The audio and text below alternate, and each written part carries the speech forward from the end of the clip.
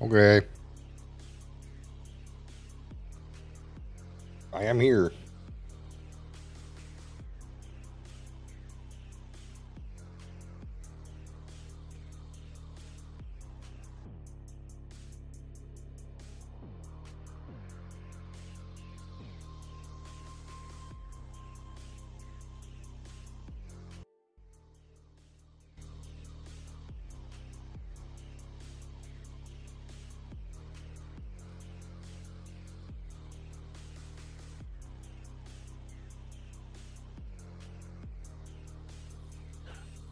We play a game, yes?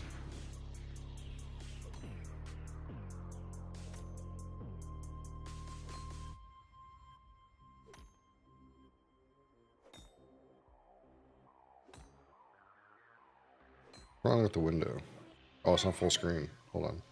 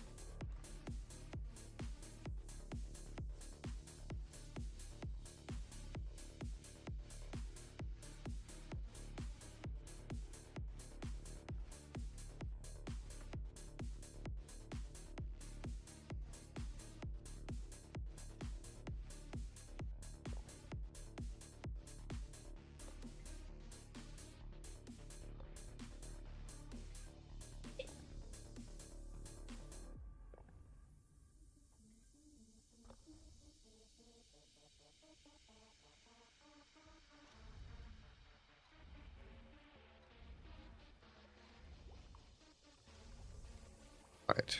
Kitten.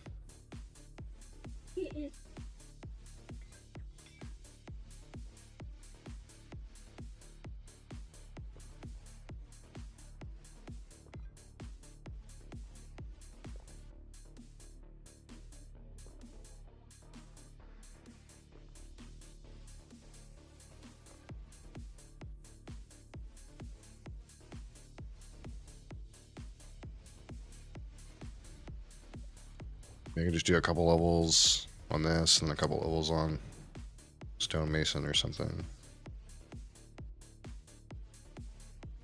I'll have enough.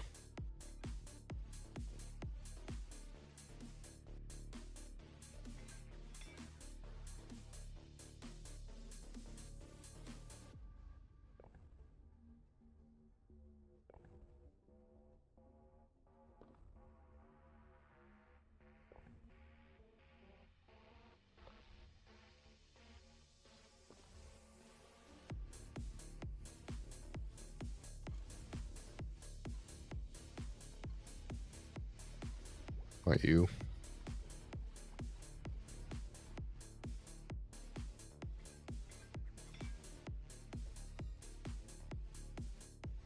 What are you doing?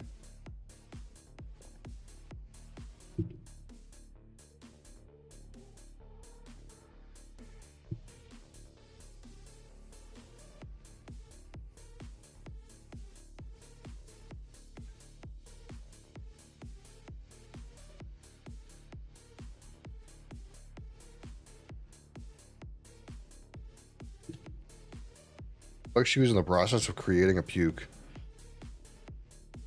I didn't want that on my desk.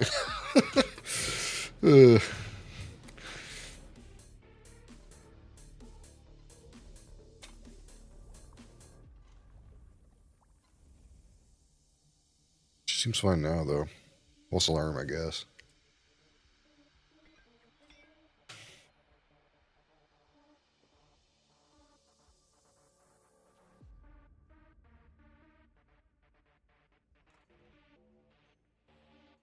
I just dump all these in here.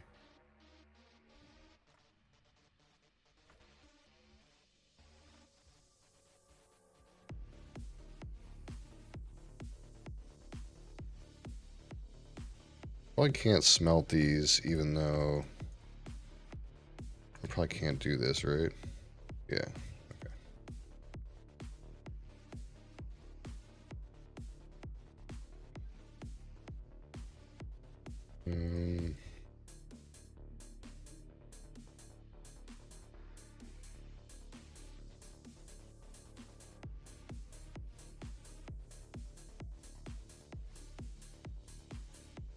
I think I'm mostly rocks.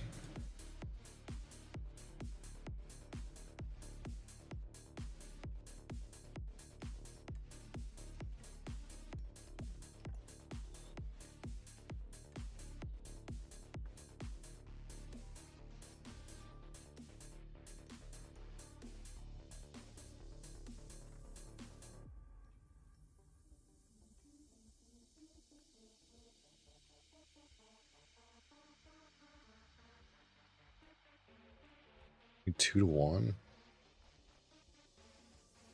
Not good enough.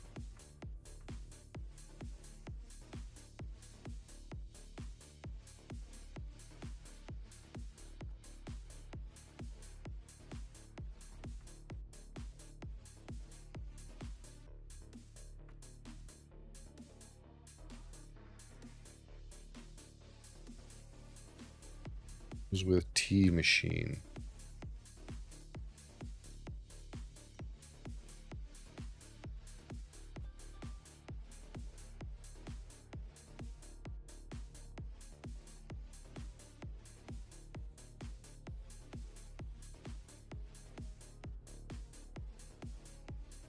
Gas.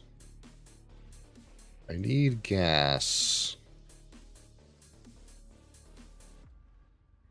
Okay, so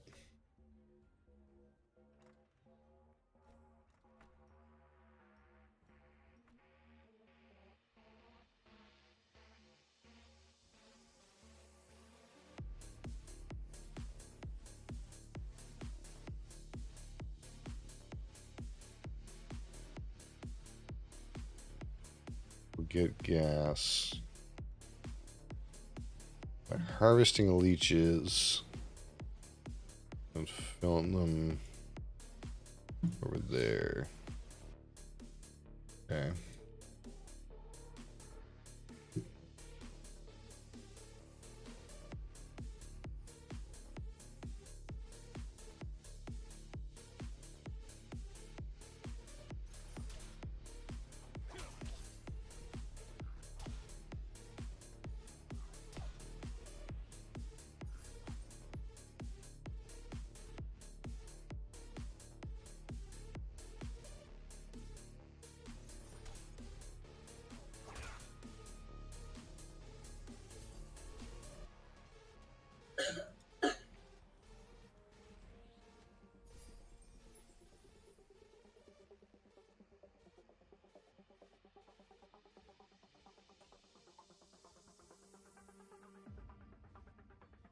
Oh, what happened?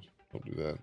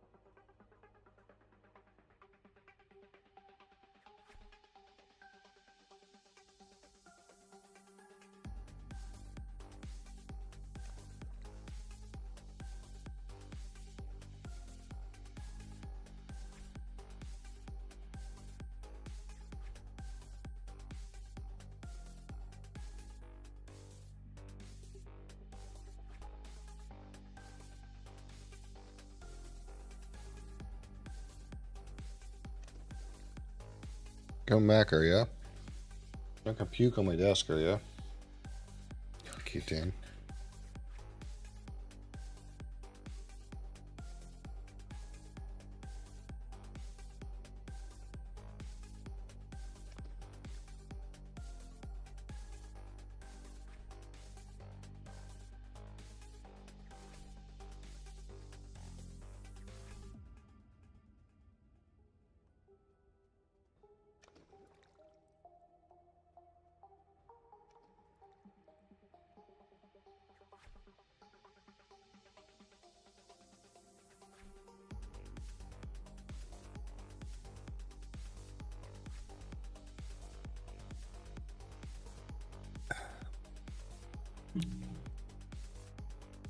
Yeah, so this way.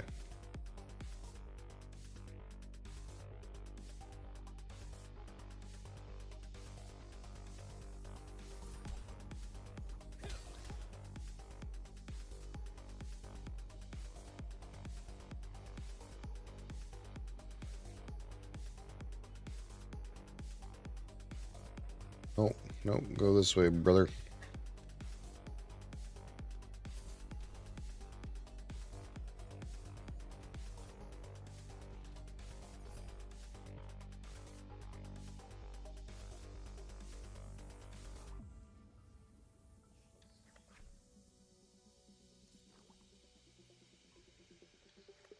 It's kind of an odd process.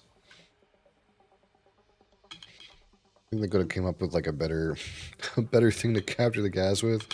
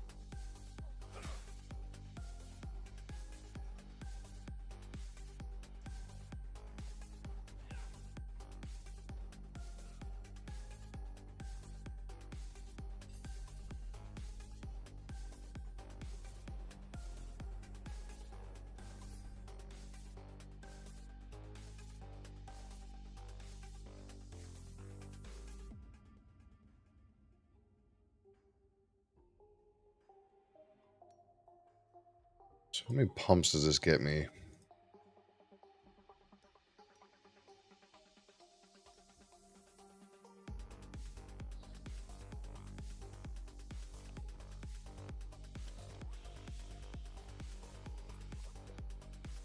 Each one of these goes 10. How much is that? Is that like 40 uses, or? I guess we'll find out.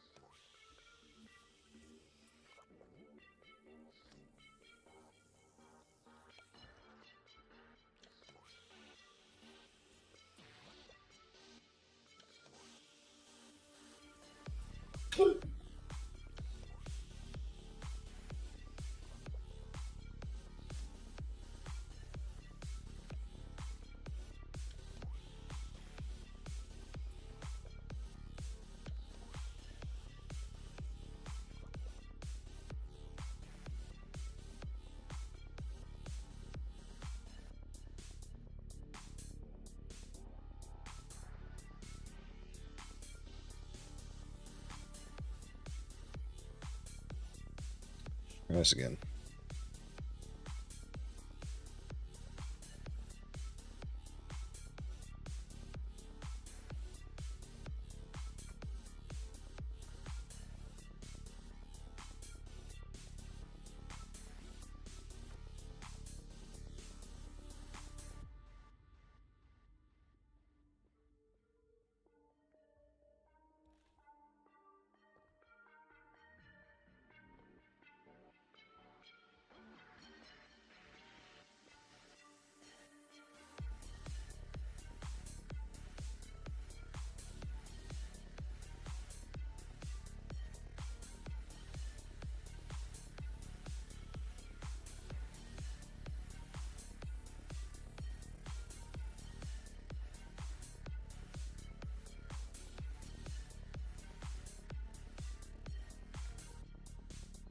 Yeah, used one use. Okay.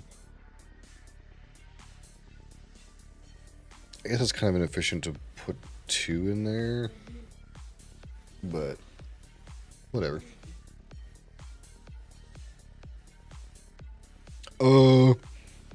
What?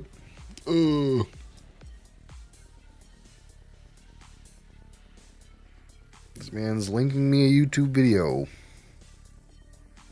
He's linking me a YouTube video.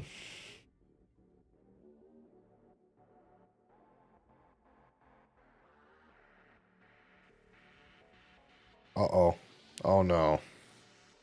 Oh, no. It's a YouTube video of him playing Path of Exile on hardcore. This just cannot end well. I already know it's bad. Bad things are going to be displayed to me. But it is our duty to see and to witness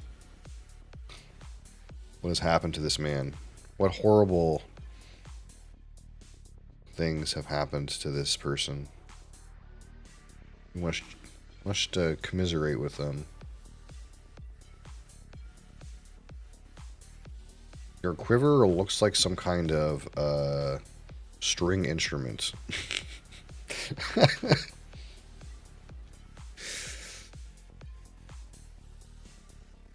Domination Spark, Feathered Sandals. Is this the source of your unfortune? Uh-oh. Oh no, not the breach. Not the breach. Oh dear God, not the breach. Everything seems fine. What the fuck is that thing? What is that giant fucking monster, dude?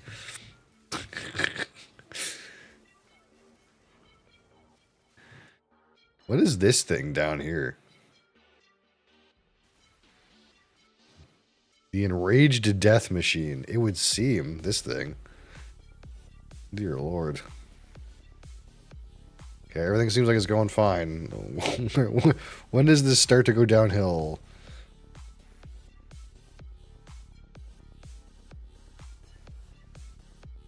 Oh, he starts to breathe poop on you. I see.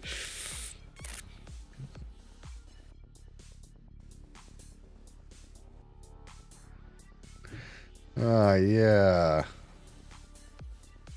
Ah, yeah, you know. Bonk, bonk, bonk, bonk, bonk, bonk. Yeah, you can see it. You can see this beam right here. That's it.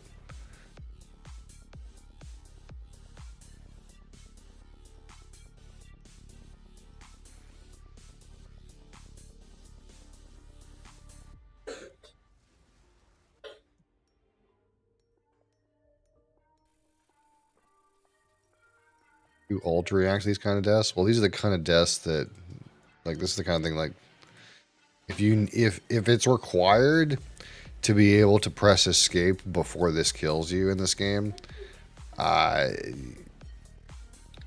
it's not a game I can play on hardcore.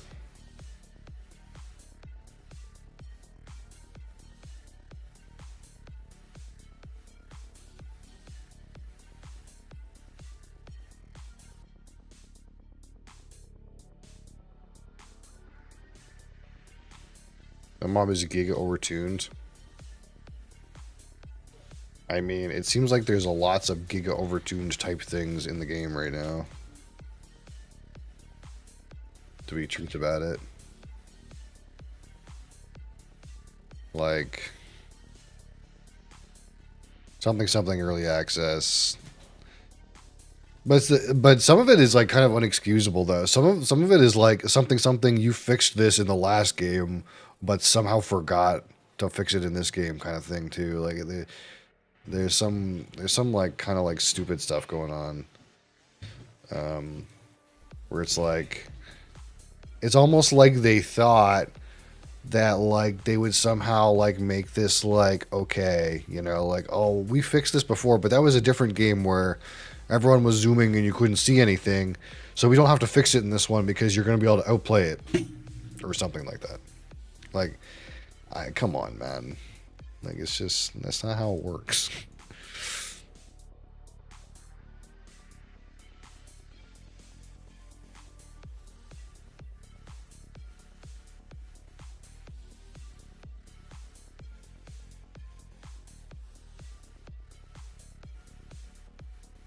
Make the game look cool direction.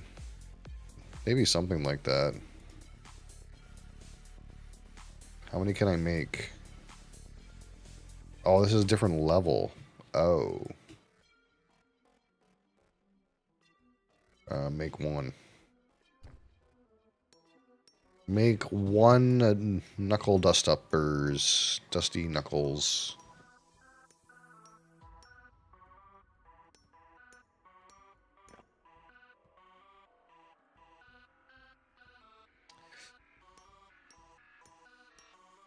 I really think like I really think they went into that game thinking like we're gonna make this like it so you can actually play around stuff. You know what I mean? I think that's what they thought. Like you can actually like expect to Dark Souls the mechanics. That's what they told us they were doing. Yeah, I think that's what they thought. I think they thought they were gonna actually make it so like it was reasonable to not get killed by stuff like that.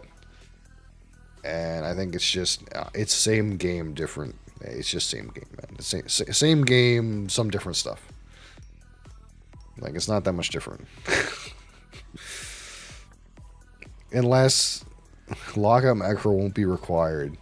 Well, that's the thing, is it's not really required, but at the same time, escape button is very much required, which is basically the same thing. This one doesn't take stick, just takes rock.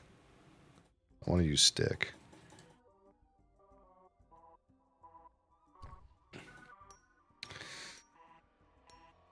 I mean, what is this? What is this that you've given me now? Oh, it's a fucking Nick death.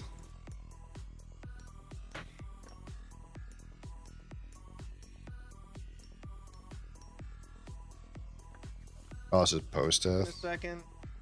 Dude, PoE 2 is literally PoE 1. It's so funny. Of course it is. Logout macro required. Character can die in less than a second.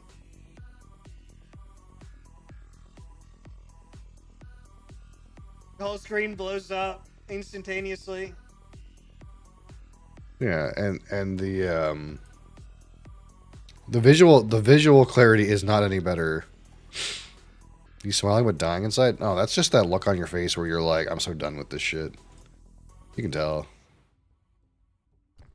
It's like one of those things where you can't be upset about it because it's not going to do anything.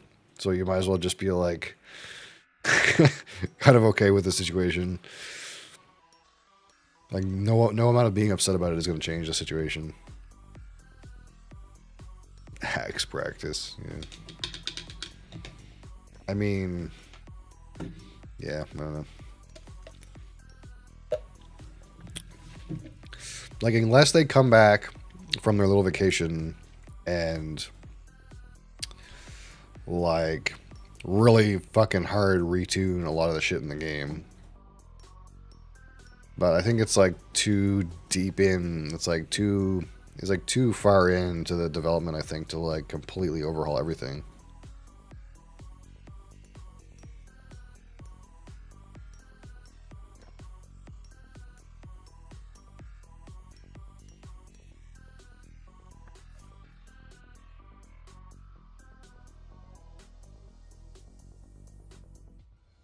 don't know.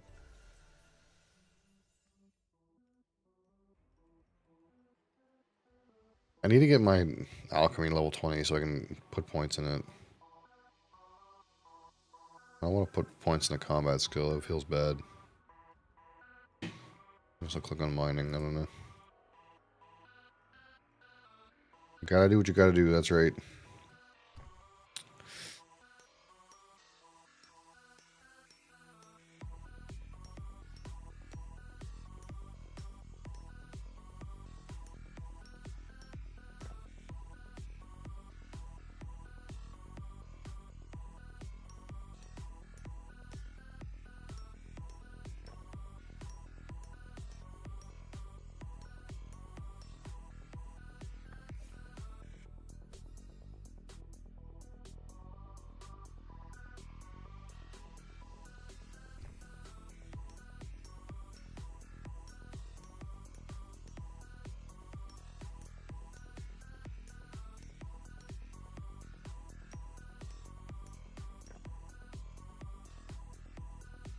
Maybe I should just go back and like dump these into the vendor and then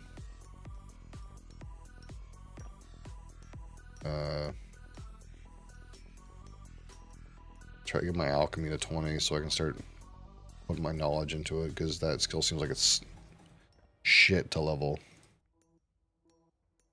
It's kind of like where I'm at.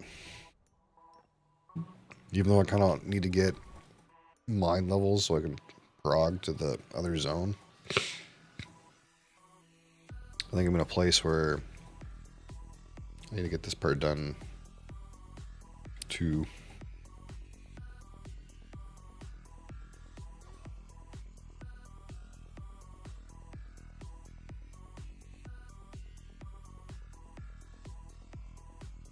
Take all my hammer fists.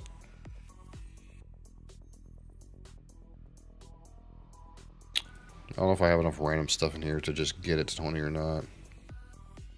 I have some stuff in here.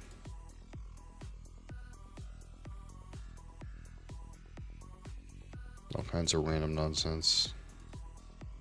I think I can just keep making these things.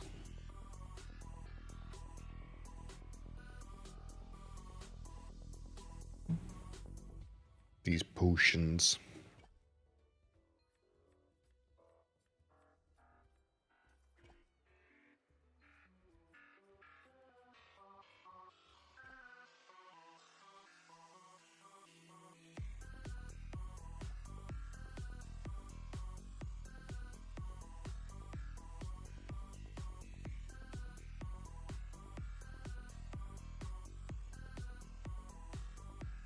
Yeah, it's like I think part of it is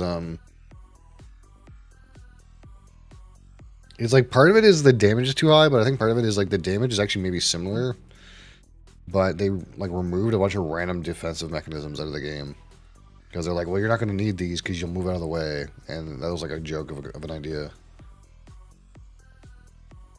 Like what a joke of an idea. Gonna move out of the way, right?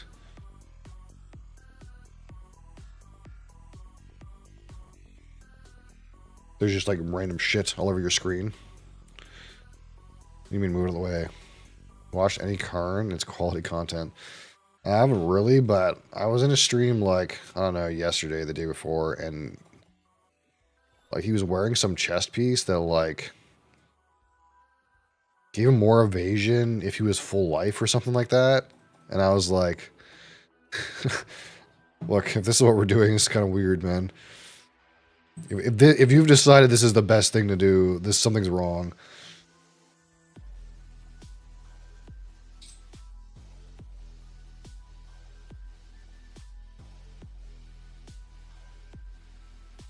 He presses Stampede and white mobs push him around and he doesn't go where he click.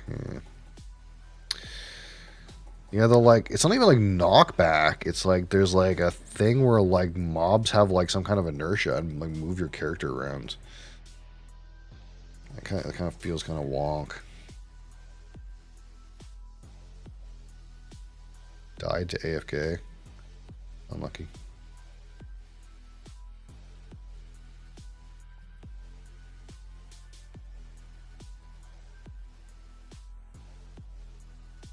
Oh, yeah.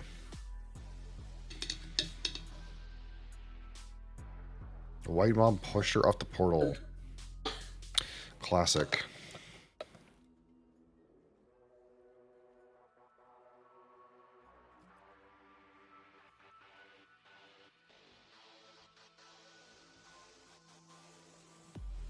Something something preventable, but something something stupid anyway.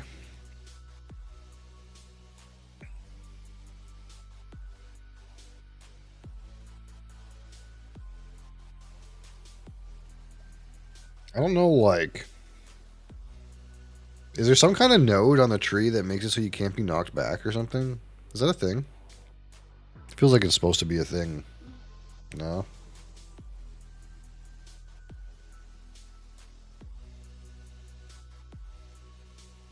Intended game design. Yeah, but you can make an intended game design, but have some fucking notable... Not notable, some kind of keystone in, like, the marauder area, like the strength area of the tree that just says, like, you can't be pushed anymore. Like, that's fair. PM Twisty. Happy New Year. How's it going? It is the new year. 2025. We'll set aside all the horrible things that happened last year and hopefully have a good one. It's actually dog shit gameplay. Every player hates it. I don't like it. But I also have the understanding that just because I don't like a mechanic doesn't mean it has to go away. So I'm kind of like open-minded to a world where it does that. But I feel like it's kind of like stun. It's like it feels like you should be able to way to counterplay it. No, we'll play melee. Melee sucks right now, absolutely. What are you grinding for? Well, I don't have very big numbers. We have some numbers, but I was grinding numbers to get here, to get into this episode. But every time I get a knowledge point, I want to put it in alchemy, but it's not high enough level to receive knowledge points. So I'm just like trying to teaspoon my alchemy up to 20 so that when I get random knowledge points, I can put them in alchemy, because alchemy seems to suck to level. That's kind of where I'm at right now. So good for money? Yeah, that's what I've been told by a few people. So, like, my idea is kind of like maybe I'll get in here and do some of that merchant slash, like, detective thing or whatever. And that'll kind of help me with, like, enchants. Because I don't have enchants on anything right now, and apparently that's a mistake, but I didn't really know they existed until someone told me. So, it's just how it is.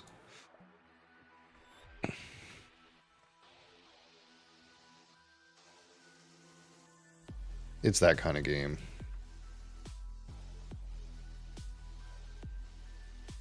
Oops.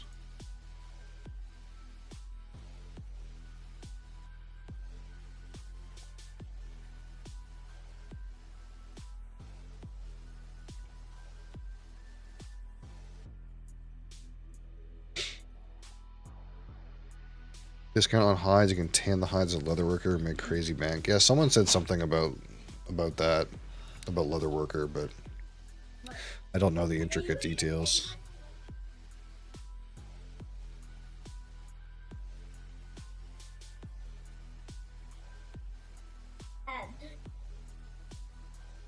But we'll figure it out and get there.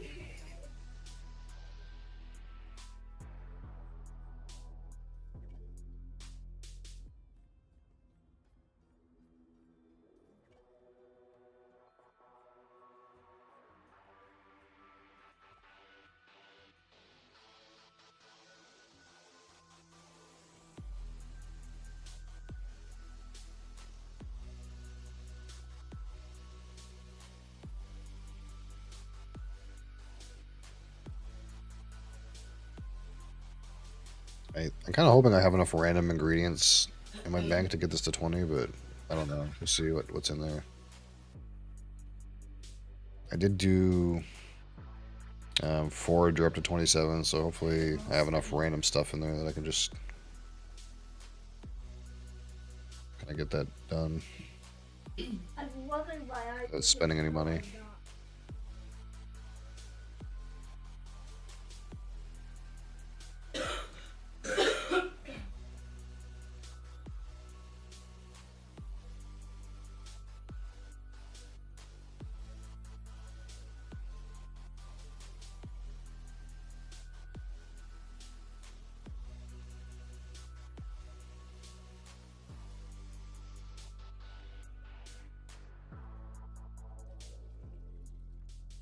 I'm not sure when you start using this more advanced one, these more advanced stations, but this system looks kind of cool.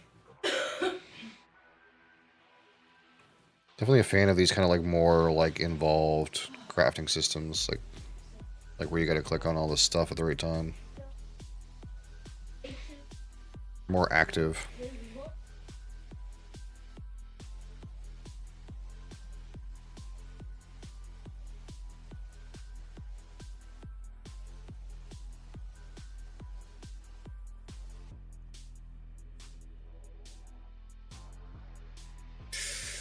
And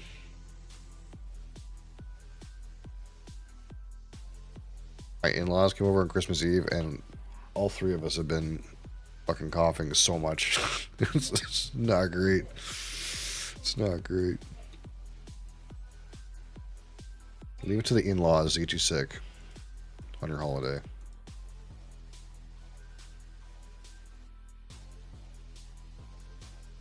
Thankfully, like, none of my senses are all clogged up. It's just that, like, I'm coughing up garbage. It's already better now than it was 2 days ago, but I just... It seems like every time I get, like, a cold these days, like, the lingering coughing part lasts, like, fucking 2 months, and I hate that shit. I can't stand it.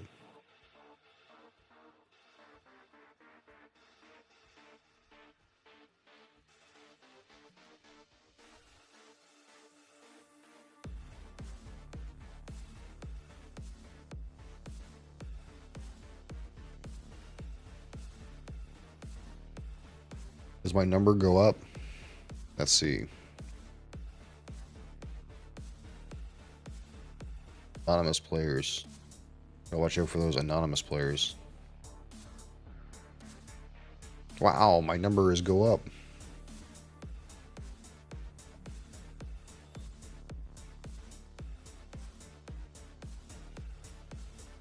Although, to be honest, I feel like not very many people passed me since I leveled this guard a million years ago, so not sure how active the population is.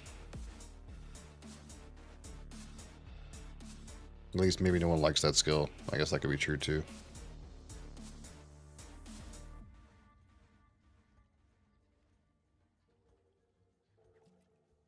We're all early adopters playing right now, to be honest.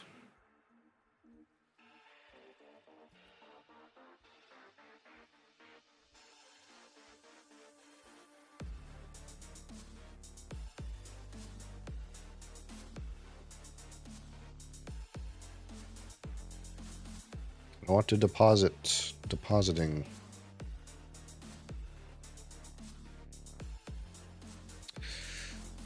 What's this left? Okay, last run of this crap.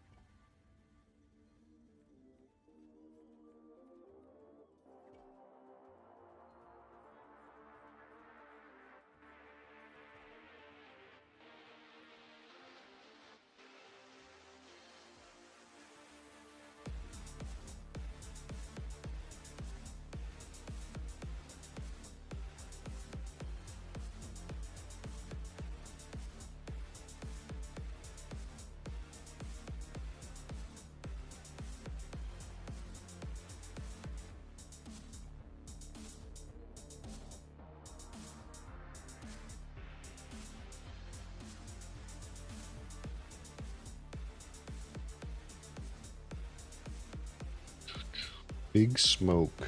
Big Smoke 50. Where's that come from? Who makes that Big Smoke 50? Big Smoke 50. Duncan Taylor.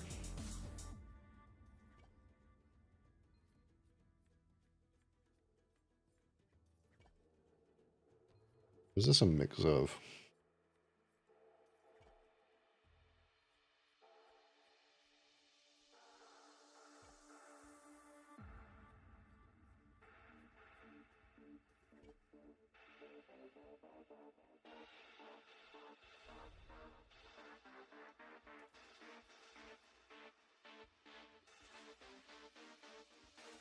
Nobody knows.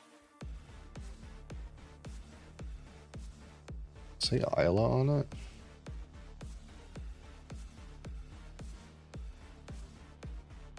No, it doesn't even say Isla on it. It just says Big Smoke. It says from the smokiest distilleries. That's not... That doesn't tell me anything.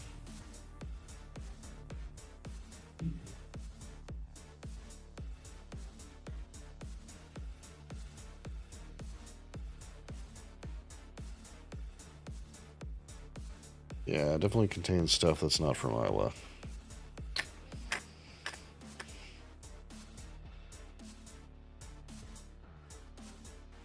What is this site? Home of Malts.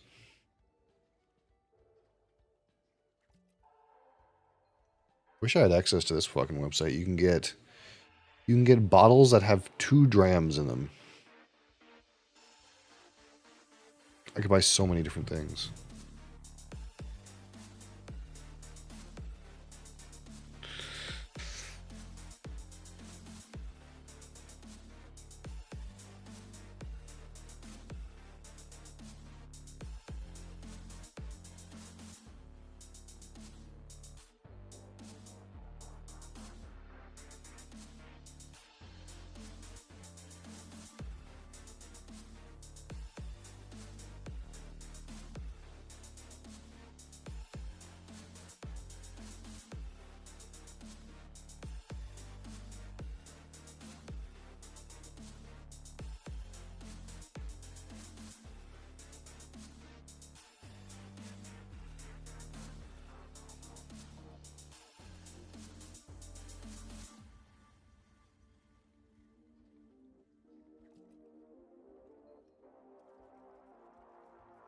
How does this game work with split screen? Split screen. Whoop.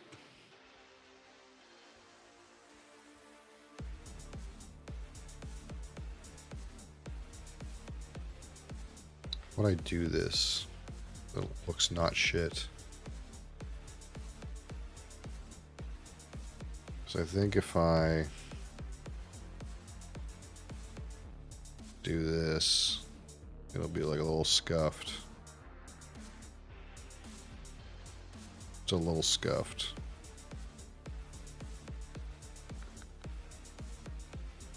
I need to like move everything around, get this to work.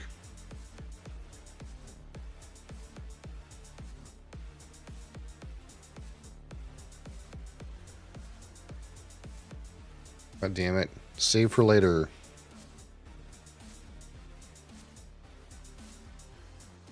Yeah, I want to save it for when I can put it in this shit.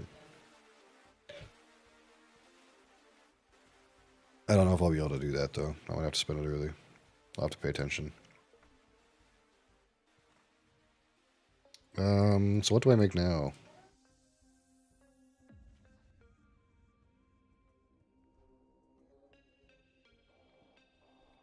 I have some periwinkle plus horn shell. Do I have that? I guess I could go into here and see what this thing. 3-minute fear potion. I have stuff for that.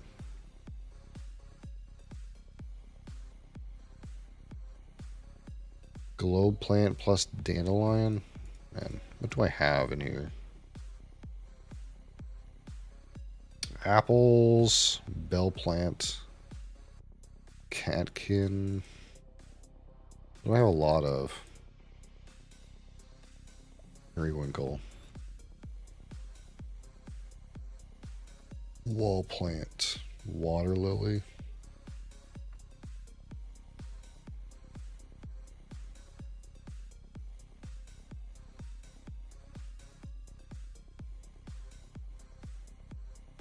I just buy stuff from you? Is that how that works? No. I gotta go to the forager, probably.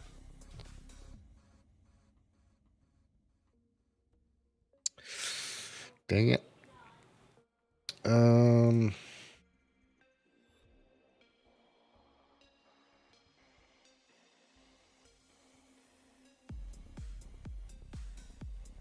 So it's this one.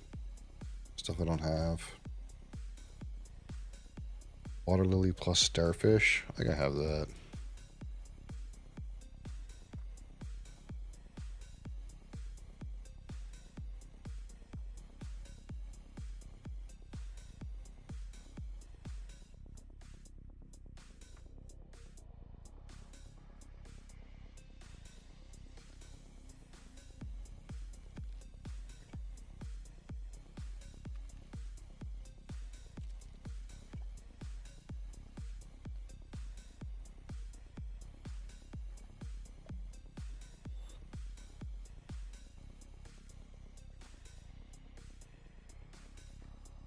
Let's see, if I move this over here, move this here, put this here,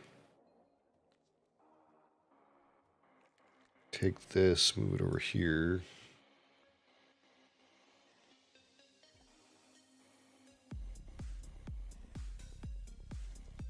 Let me get some water.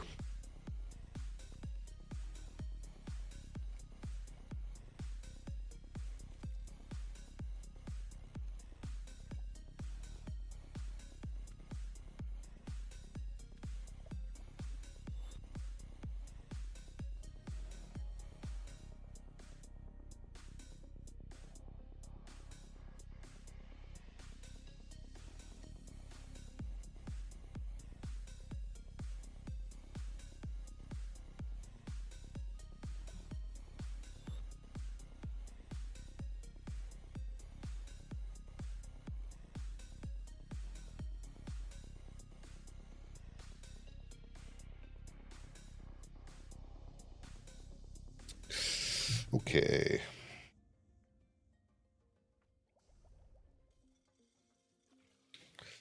Say I do this. Do this. Oh, that's got to be reset.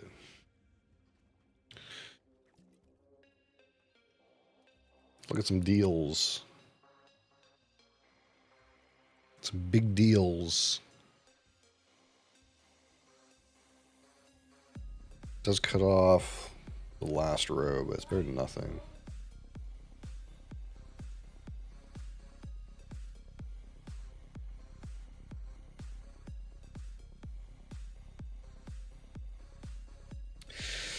It's actually a pretty good price for this.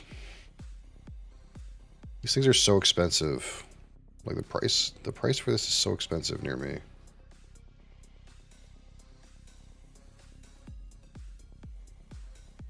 $140. 79 plus tax.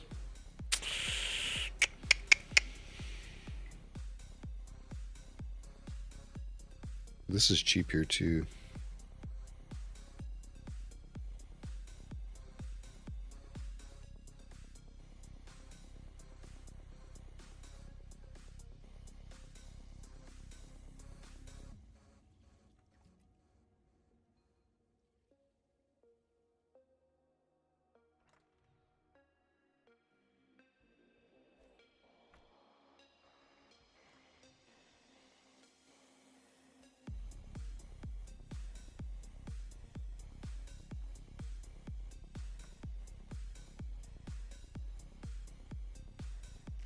Problem is, you got to pay taxes on all these, and you got to ship them.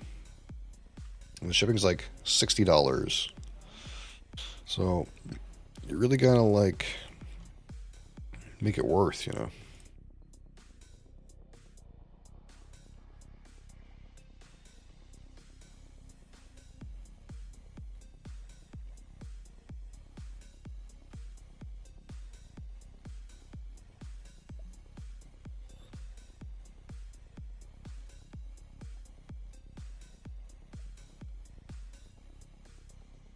Go to the rich man section. Hold on.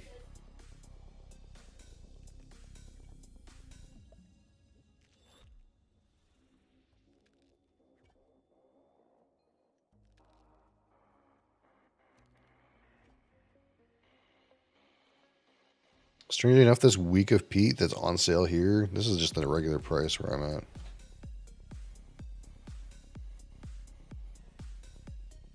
Wait, this is 4.5 liters? Hold the phone. What?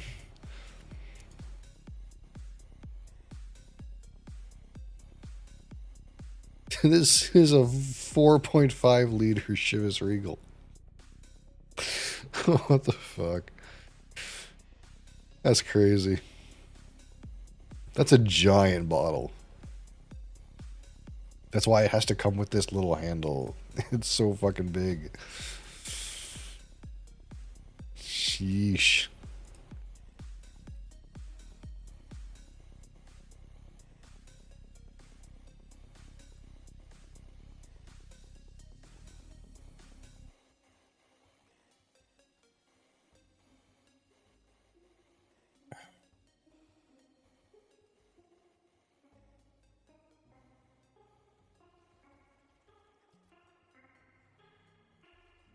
See, like if I bought this lore, the tax and shipping on this lore would be the same price as if I bought it here. But then I could put any number of other bottles in there with that shipping, and they would all kind of be like this would pay for the shipping, if you will. But it's the kind of thing where like you really want to place an order that's like at least $500, and that's like kind of rough to just swallow in one go.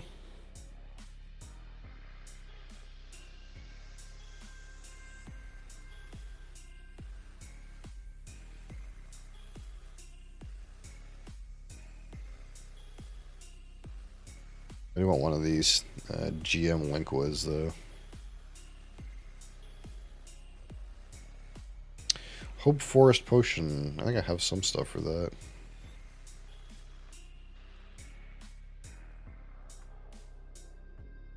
We'll finish off this other one though.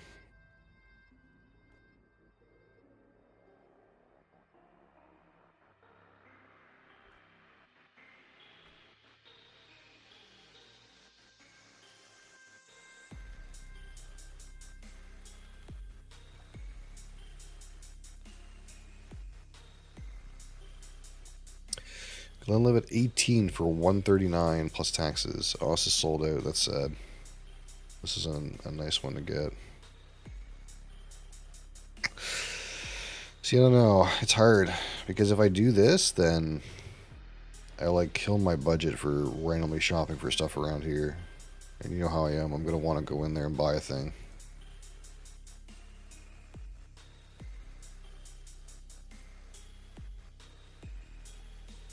This Glenfarclas 15 keeps bouncing around in price.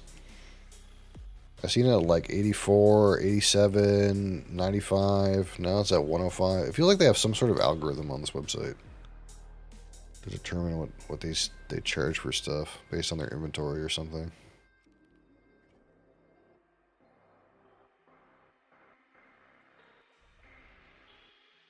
Who's to perpetually be on sale for a random amount?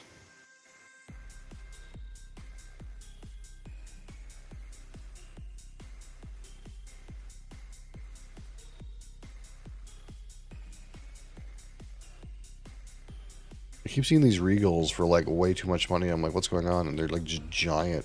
They're giant ones. Giant bottles.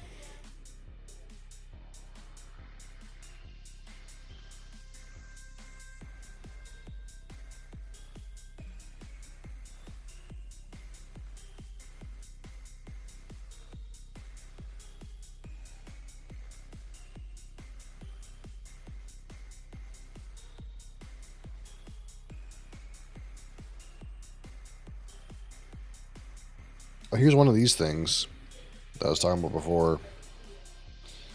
It's a half bottle of 21-year-old Dewar's for 77 bucks. But there was an older one before. There was one that was like 27 or something like that. Yeah, that one's not on sale anymore.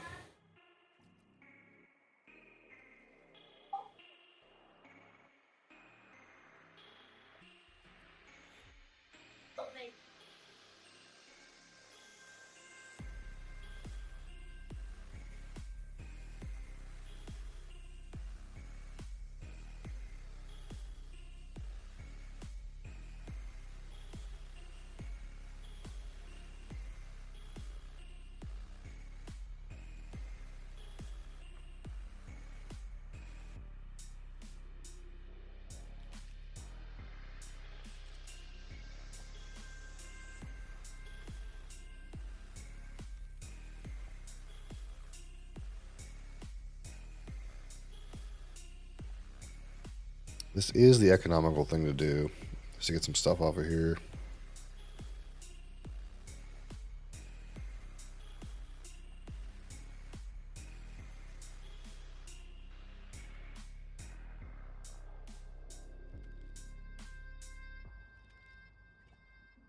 But I want to browse and pick up random things.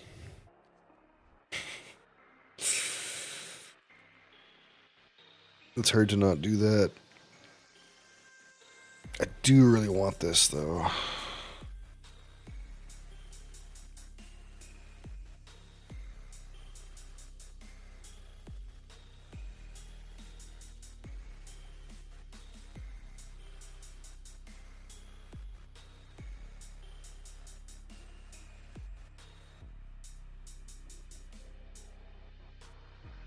There's a 25-year for twice the price.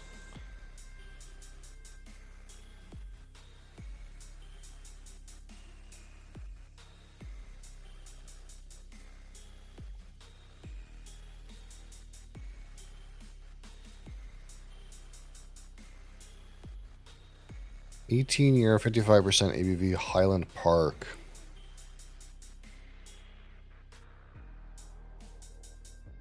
That's not a bad price for that. Oh, it's sold out. That explains a lot. That explains a lot. Cadenhead, a Tennessee distillery. I think this is Dickel. Are we going to pretend this is Jack Daniels? This is Dickel, isn't it? Undisclosed distillery in Tennessee. It's Dickel, dude. There's no way it's not Dickel. Does not talk about banana. It's Dickel.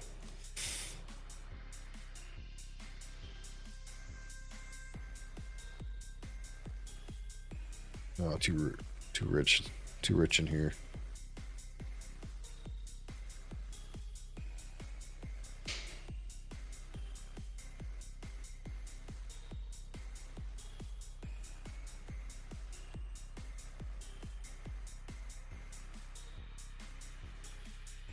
I'm done on these things, I think.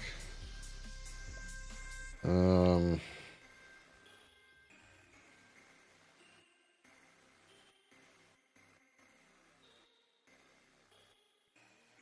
gonna do one run of these.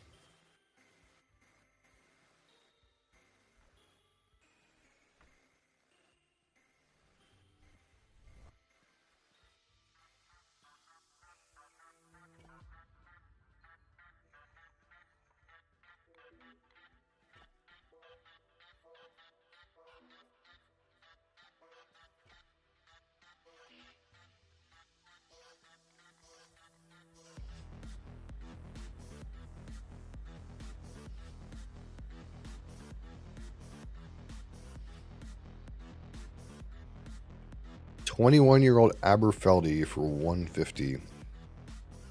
Is this 40% alcohol? Enlarge.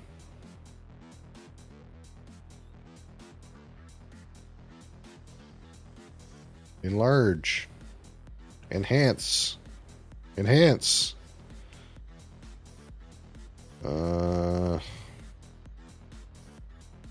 I can't tell. It looks like 40% alcohol.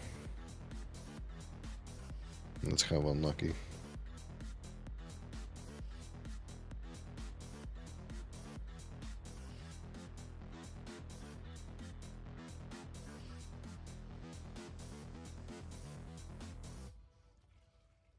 Are you going to tell me how much this is? Or how much alcohol this is? No? What the hell was that I just saw? Courvoisier l'essence Huang Zhenyang Lunar New Year Edition. Stop wasting your money on that stuff and just send me the money. What do you mean wasting my money? How is it a waste? There's no waste.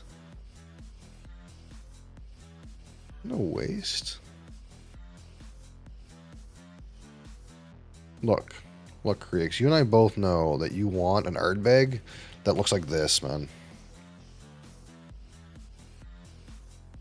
Look at it.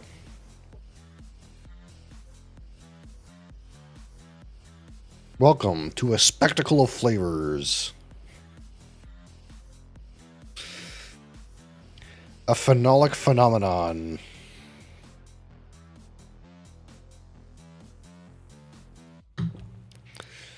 I don't know what this tastes like, but when I look at this, I feel like it should taste like candy canes.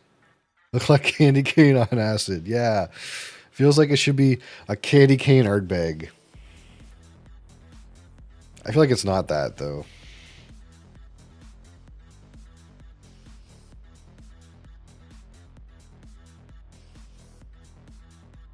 Now what?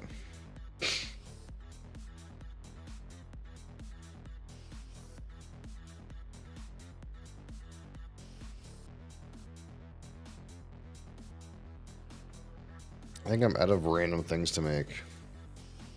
I'm not 20 yet. Hope Forest XP Potion. What do I need for that? Apple and bulged hailberries. These are gathered items. And my gathering is 0.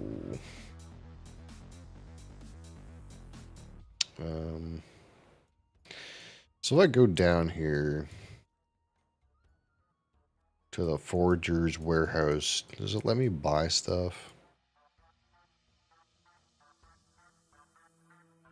To just make stuff with? What do they say? What do they say about this Ardbega? This is the distillery's first whiskey aged in port casks.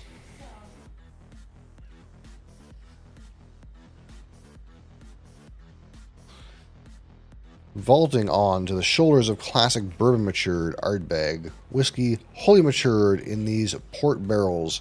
Oh, it's port barrel matured. It's not port barrel finished. That's Pog. That's Big Pog. Port barrel matured. Oh, you don't have stuff for me. Ocean reagents. Oh, they're over here.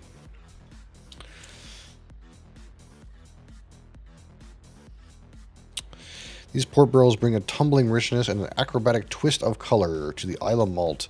Dark chocolate cartwheels across the palate. Mint walks the high wire while aromas of candied fruit, incense, candles, and smoked pecans swing by on the trapeze. This could be yours for only 139 Canadian dollars plus tax and shipping.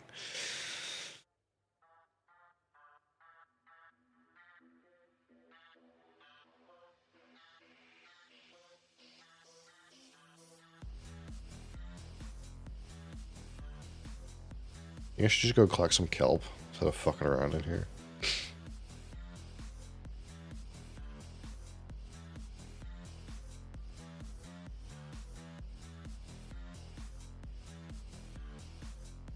don't know how much kelp I would need, but maybe we just go down here and collect a bunch of random kelp.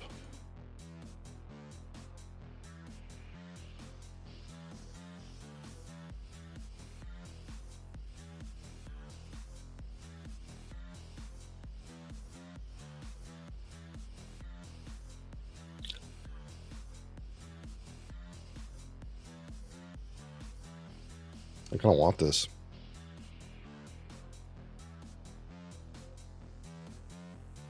It's port barrel matured. It's not an age statement, though. I hate that part. How much alcohol is it?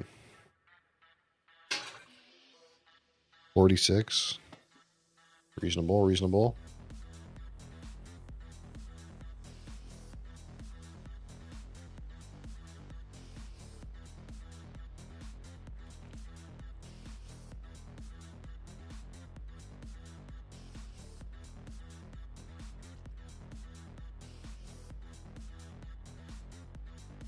Are you a restaurant? Apparently.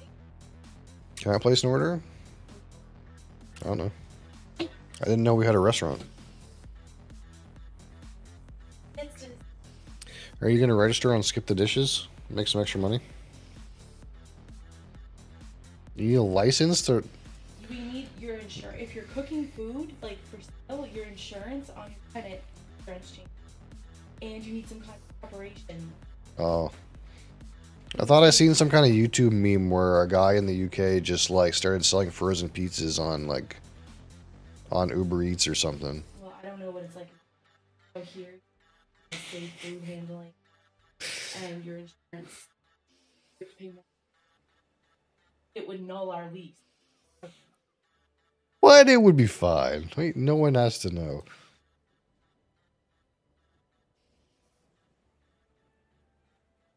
Something smoking over there. Yeah. Cheat. Here is like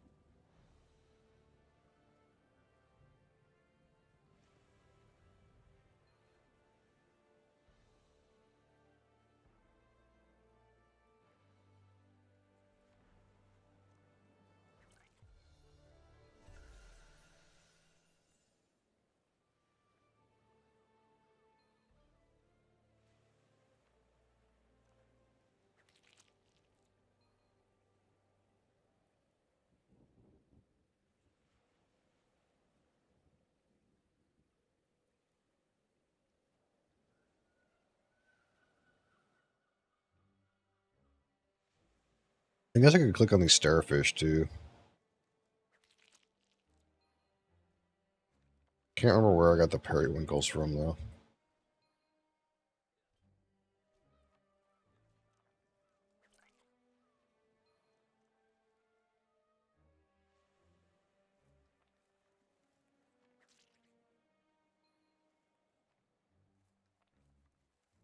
Oh, over there. That's not so bad.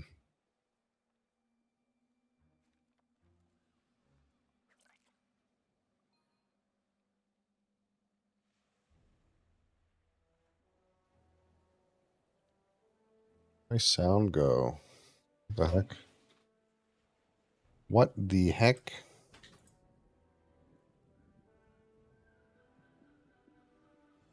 Are you still listening to this? Yes. Stop. Don't.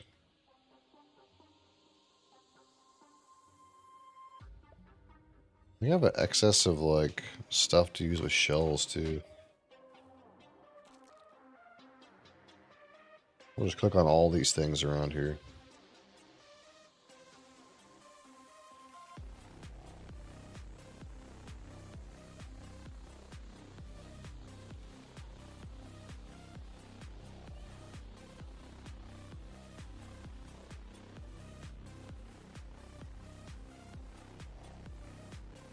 It's on craft.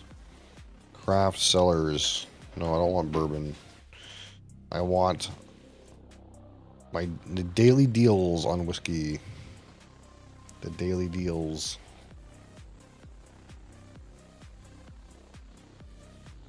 Oh yeah, that's an impulse purchase right there. You know, daily deal.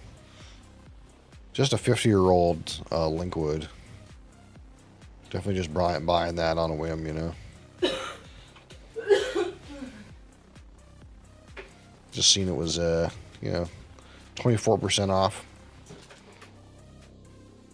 No problem. Spend the the $4,000 on it.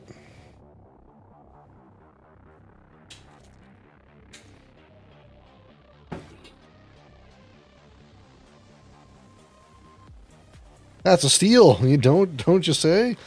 50-year-old Linkwood.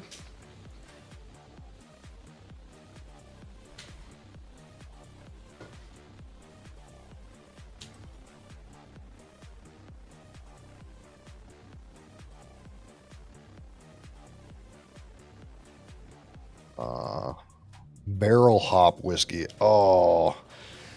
This is made 90% with 2-row barley and 10% craft IPA. What? What's going on here? Did they put an IPA in the whiskey?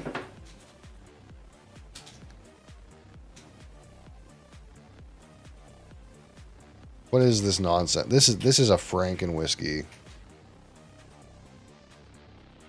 So they made a whiskey out of 2-row, and then they made a whiskey out of a craft IPA, and then mixed it together 90-10, aged in a French oak. So that's probably a cognac barrel or something for 2.5 years. It's a 3-year-old whiskey finished in Chardonnay wine. This is nonsense. What? Somebody was purposely just trying to What is this? weird. Let's try to get this from the top. Okay, look. So it's 90% malt whiskey, 10% craft beer whiskey, aged for 2.5 years in probably a cognac cask, and then finished for 6 months in a Chardonnay cask.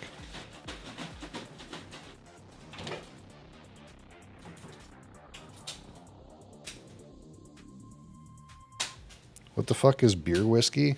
Well, I don't know if you know about the production process of whiskey critics, but basically what happens is they make a beer and then distill the beer. That's how whiskey gets made. It's just usually the kind of beer that you make to distill into whiskey is not the same kind of beer that you would drink. It usually doesn't have any hops in it. So this particular beer, this particular whiskey, 10% of it was made from a beer that had hops in it. Not only hops, but IPA level hops. So it's going to have some hops in the whiskey, which not only that, but it's only 3 years old, and it was seemingly aged in Chardonnay barrels, which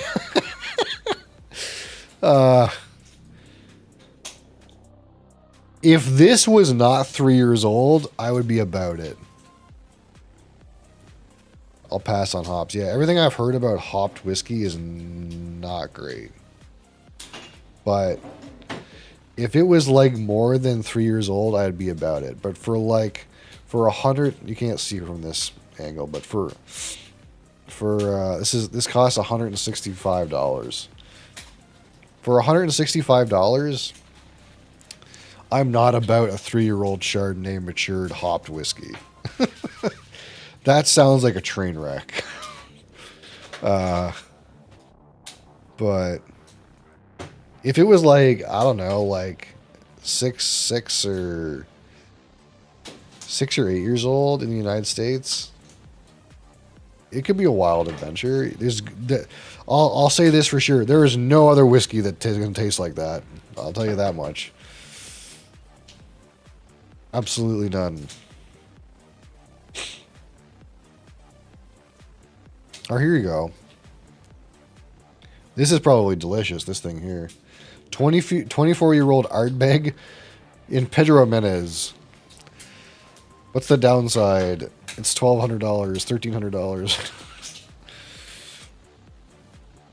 We gotta get out of the rich people section. That's probably delicious, though.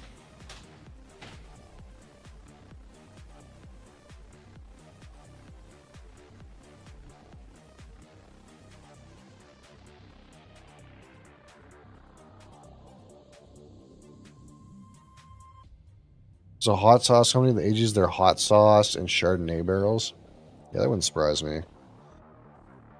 Barrel aging is a wild thing. A lot of like craft products are getting into it because it's like a way to like impart interesting flavors onto stuff without it being too overbearing. Like we were talking about that cognac, bourbon, and Scotch barrel aged maple syrup, which we never ended up buying, but we'll get some eventually and try it on stream. I'm all about some barrel aged maple syrup. But there's also like the other way around where there's some whiskeys that are aged in maple syrup barrels. Not sure how that turns out either, but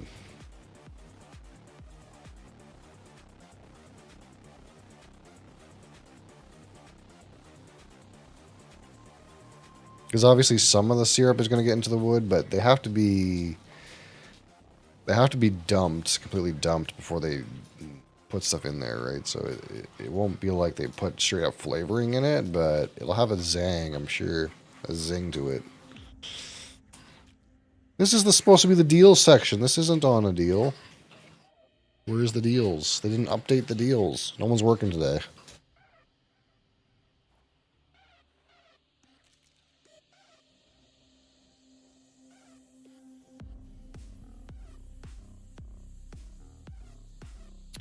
Yeah, I'm just seeing what's available in Alberta, you know. I feel like I'm supposed to be ordering from Alberta because it's cheaper. Even after you pay like $60 in shipping, it's still cheaper.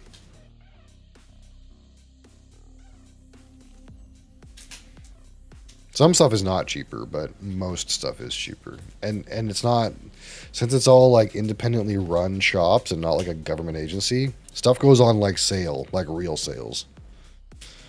Like you can pick up stuff for like dirty cheap sometimes.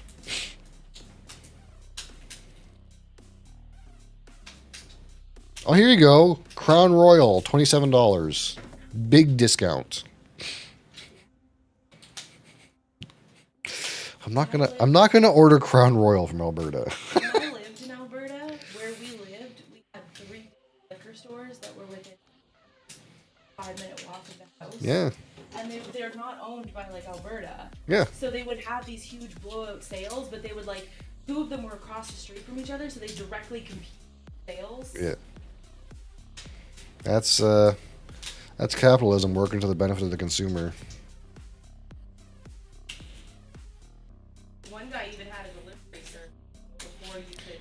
Yeah. Creeks. It's just like in the United States. It's by province up here, and we're in a province that's, like you say, communist monopoly, and Alberta is basically like free market. They can get anything from anywhere, import it anywhere, sell it for whatever price they want. The downside is like the like really expensive bottles, not really expensive, really hard to get bottles are going to be more expensive in Alberta because they can jack the price up. They did have stricter rules though. Like if you took a miner in to buy stuff, they wouldn't sell to you. And if you sent the miner outside to wait, like they still wouldn't sell to you. You had a 24-hour wait to come back. Yeah. I don't even think that's a rule. I think that's just they really don't want to get caught. I don't know. I just know that they had all the liquor stores saying that miners like aren't. Yeah, it's because that's how they would get you. I think not necessarily because it's a law, but like these, like if they sent, probably if the liquor board sent like a bait child in there, and something happened, like they would probably like lose so much money that it might be financially ruining, because they basically would get shut down probably on first warning. They'd probably get shut down for a whole month.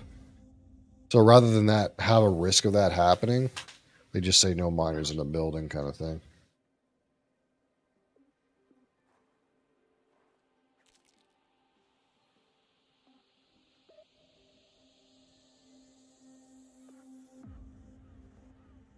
Individual seller get charged as well. I don't know how it is in Alberta. The only reference I know is in New Brunswick. if you sell a lottery to a minor, it's 100% on the store. And basically the idea is the same as if like your till was short or something like that. Like, for example, a company in, I don't know how it is in other provinces, but in this province, for example, if you're a cashier and your till is short money, they cannot recover the loss from your paycheck. Like, the idea is like you weren't trained properly, and since you weren't trained properly, it's 100% on the establishment. So I don't know how it is other places, but that's the way it is in New Brunswick. But there's no non-government liquor sales in New Brunswick, right? Except for like whatever's at the grocery store or whatever. But I'm almost certain that if you fucked up, like if you're working at Sobeys, and you fucked up on a bottle of wine and sold it to a minor, it would probably be 100% on Sobeys, I would assume.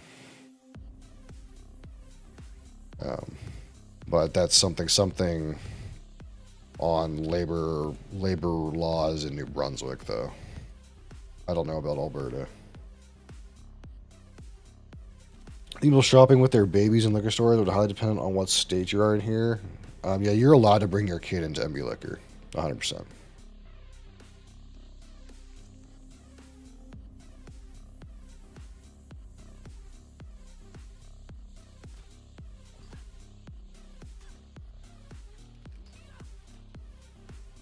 I mean, we've literally brought our son into MB Liquor.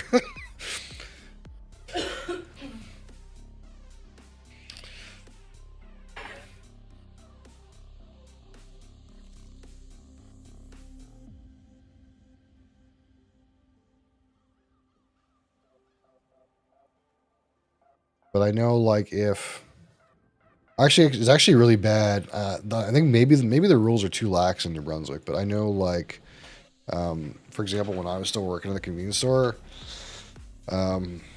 basically the statistics were like the what's it called, Atlantic Lotto, like, baited, like, they did bait rounds for pretty much every store that sold lottery, like, in the province, and like something like 50% of the stores failed the bait child. But all that happens on the first warning is like, you get a fine, and that's it. You get a fine of like $100 or something like that. But if you do it again, to buy lottery tickets, yeah. But if you do it again, they like shut you down for a whole month. You like can't sell it for a whole month.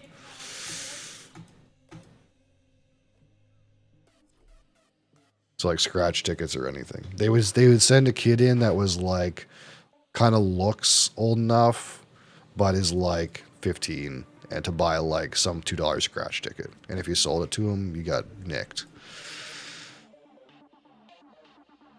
That's basically how it worked. They have vending machines for lottery tickets here too, but you have to scan your government ID to be able to use them. That being said, there isn't, in theory, anything stopping me from scanning my ID and then having my child buy a lottery ticket. But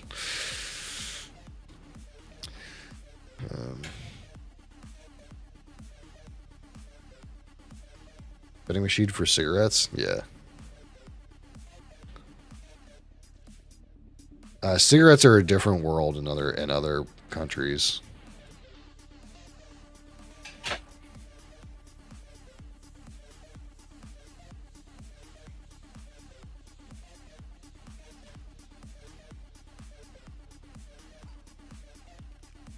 I don't know the numbers, but like, for example, I think like the amount of people that smoke in France is like crazy high. Like, it's like really, really high. Like, you would think that everyone's on the vape these days, but like, I think in Europe, cigarettes are still like really, really, really common. I don't know the numbers, but for some reason in my brain, it's telling me that like I received information that like the smoking rates in Europe are like really still really high. You never been ID'd for Tabasco? Well, I mean, tobacco. Sir, this is too hot. You must be at least 21. We could never sell Tabasco to a child.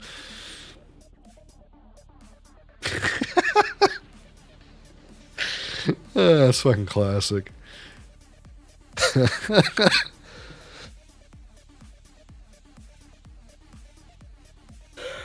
That's fucking classic. I've just been collecting random things on this beach. I don't know if I have stuff to make it or not. I'll just do one more run and then I'll start pounding my alchemy again. I just want to get it to 20. That's all this is about.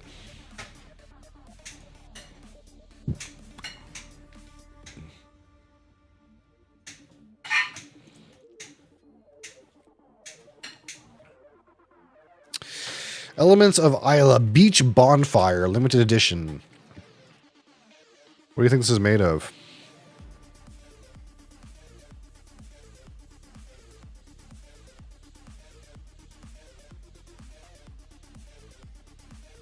New oak, bourbon refill, and sherry casks. From some Isla distillery. Which one do you think? Anyone's guess.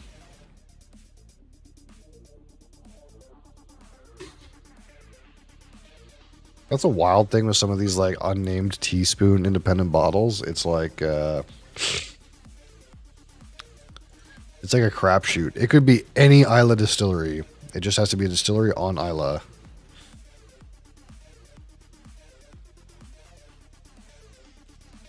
And you kind of want to assume, oh, it's one of the ones that I like, but maybe it's not. Maybe it's Bunnahabhain. You know, maybe it's not even smoky. It does say bonfire smoke on it, though, so it's probably not Bunnahabhain. I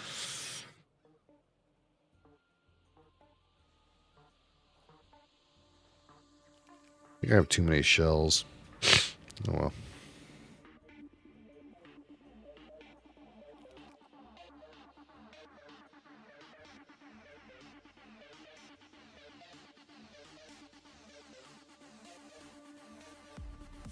Forty Creek Fox Heart.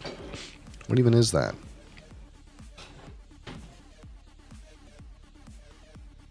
There's a picture of a dog on it.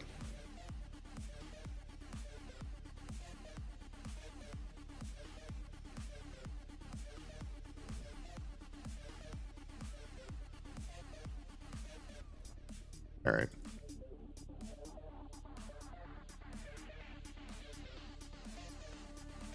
We're out of maple syrup. No, you got a little mini bottle there. Which I did. Whatever is taken of that, I used for coffee, so that's why there's some missing. Yeah, we have emergency maple syrup, a little tiny one. I hope you have your emergency maple syrup, Crassus. Just in case. You might need it.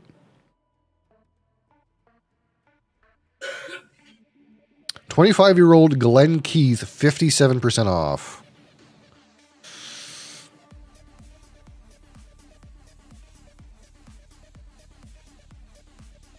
I've never heard of anyone ever drinking this distillery.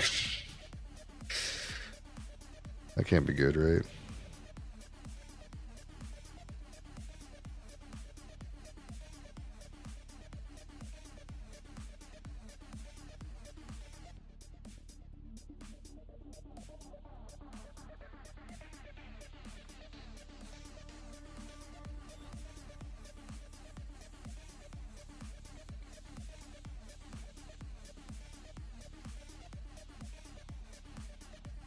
Oh, here we go. Glenfarclas 15, 36% off.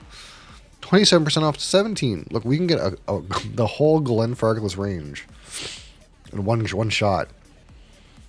8, 12, 15, 17. One order. Quadruple neck pour comparison.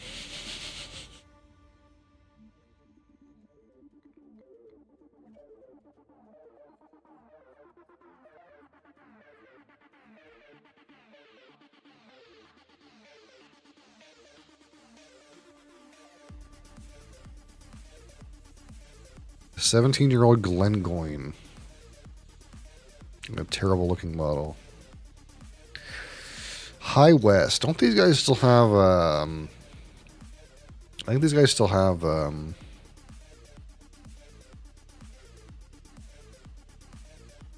do these guys still have what do you call it?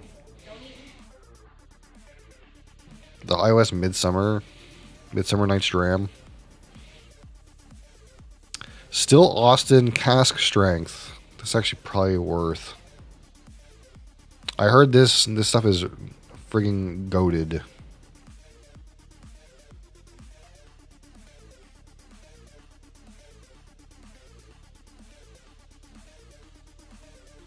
Texas bourbon.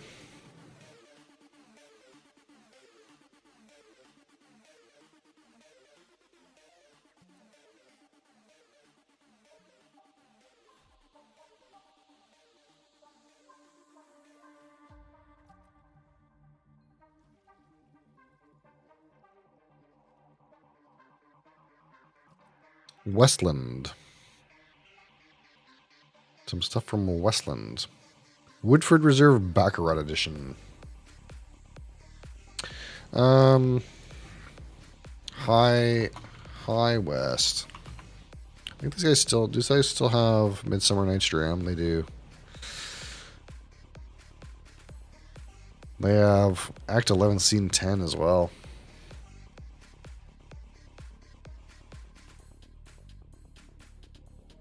Are these bad batches? This stuff is usually like pretty allocated. It says 1 per household, online only.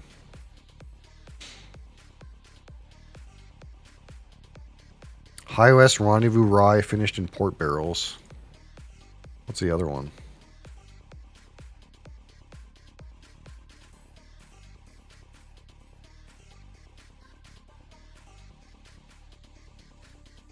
Same thing.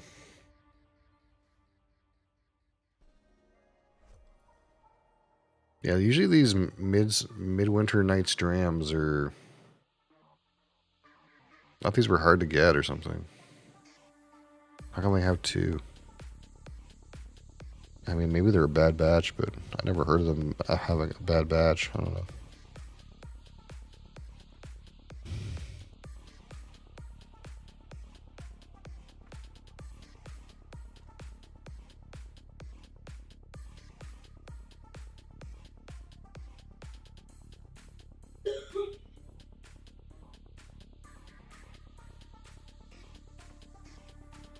Maybe. Thing is, I wasn't very inspired by the deals on here. What do they have for stuff that's not whiskey? Holy shit! Look at the price on this fucking XO Courvoisier. Fucking holy shit! That's some cheap fucking shit right there. 200 bones for that.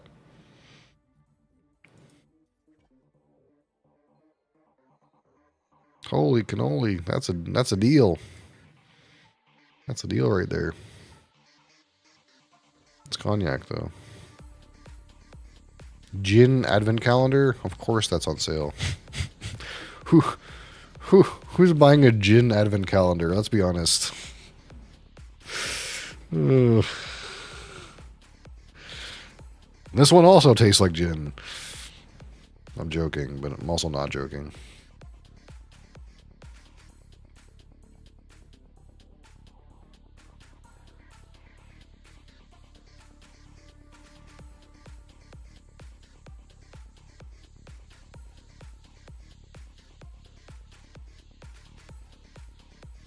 Nothing here, man.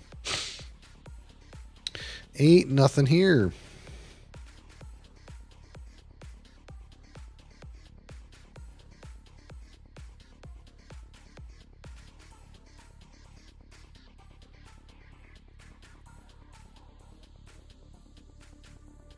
They still have copies of this bottles of the Spaniard.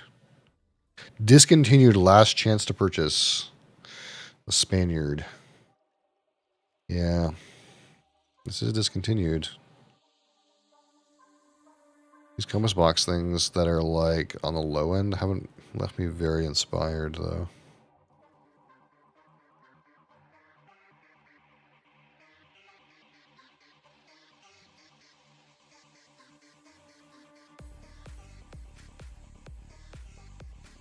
$40-year warehouse edition Glenfarclas. Yeah, okay. I see these bottles and they're like, hey, do you want to spend $2,000 on a bottle of juice? No. Talking about. Do you have vials for me?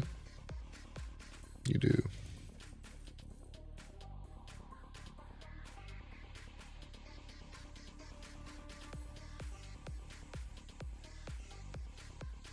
Explore by region.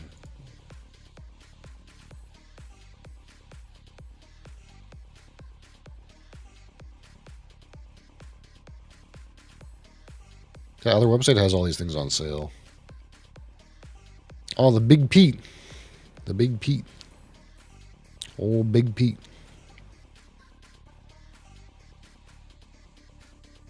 Yeah, so this is interesting. Would you spend $20 more to get one that's entirely sherried? Interesting concept.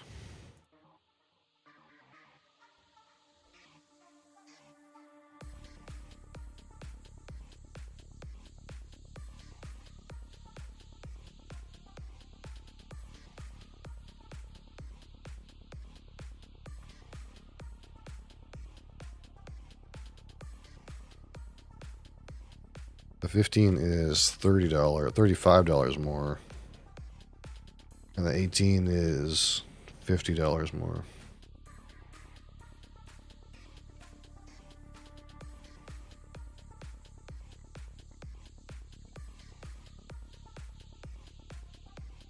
Brooklotti Black Art. Too much money. Sick bottle though.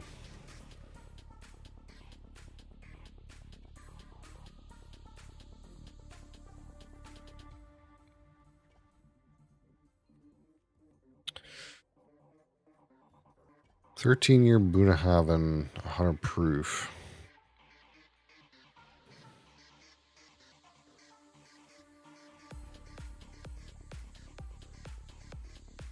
Cadenhead Enigma Isla single malt, 15 years old. $226, excuse me. What?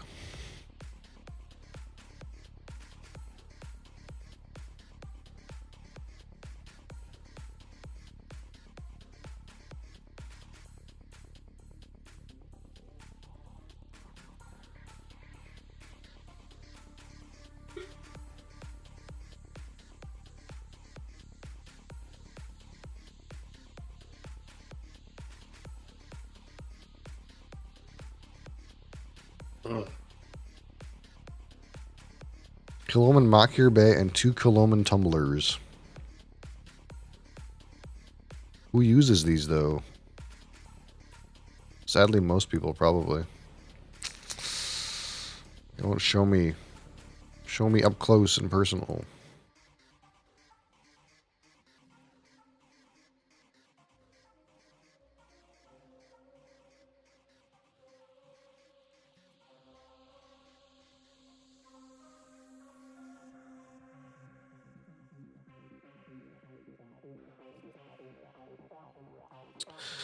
Sautern's cask matured. That could be tasty.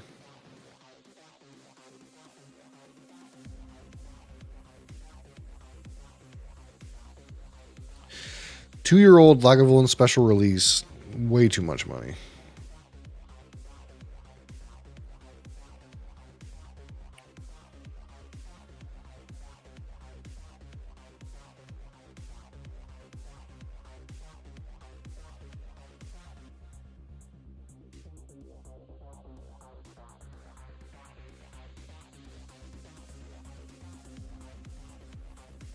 Carnmore.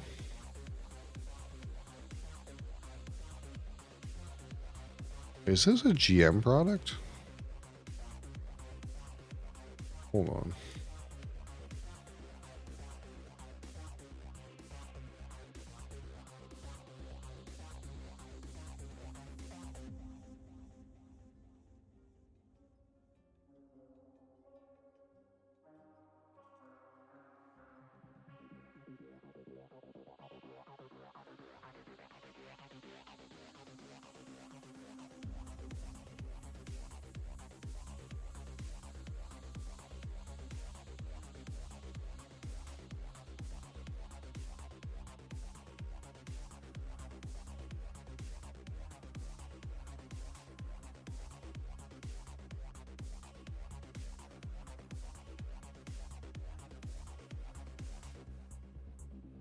Not sure.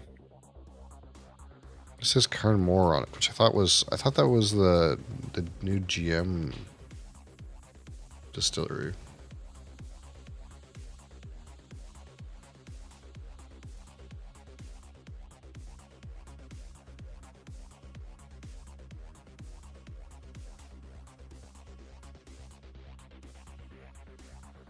Didn't say anything about GM.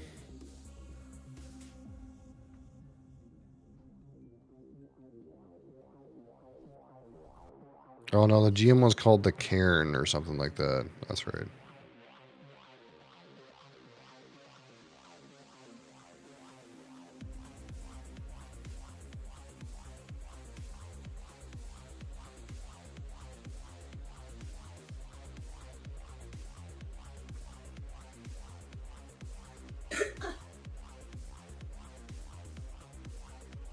Old Particular Big Pete's Finest 2016 single malt, 7 years old.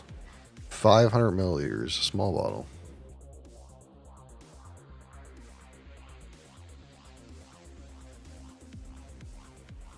Pete's Beast. Match strength Pedro Menez wood. Out of stock. Oh, okay.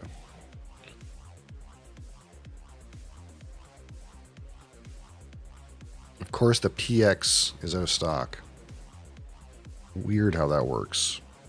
I still got some smoke heads over here.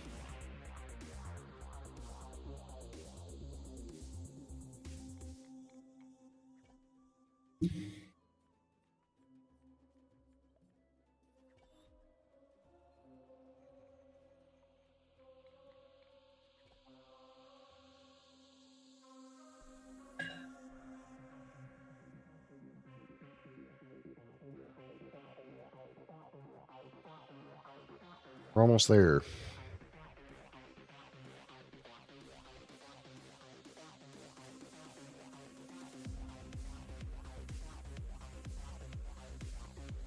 Never mind. Only 17. Surely they have some something from Springbank. Just kidding. Of course they don't.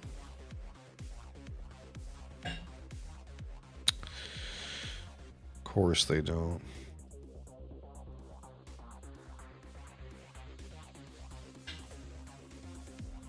What do they have for Canadian? You know what I mean? Wait, hold on. What is Dutch whiskey? What Dutch whiskey? Millstone? This is Dutch whiskey? Are these guys burning cards off the top of my deck?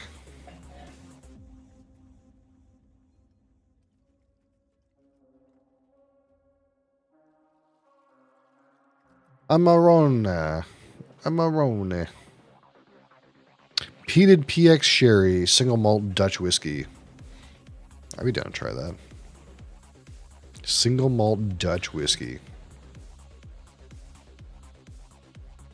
Millstone single malt whiskey, peated Palo Cortado.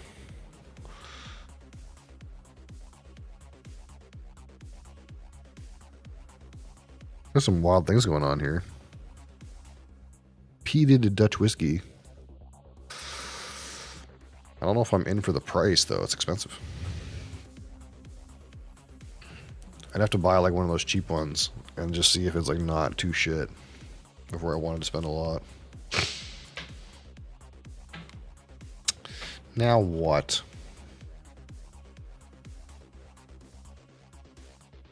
Make some of these, I guess. Oh shit, I can take more. Hold on. Hold your horses.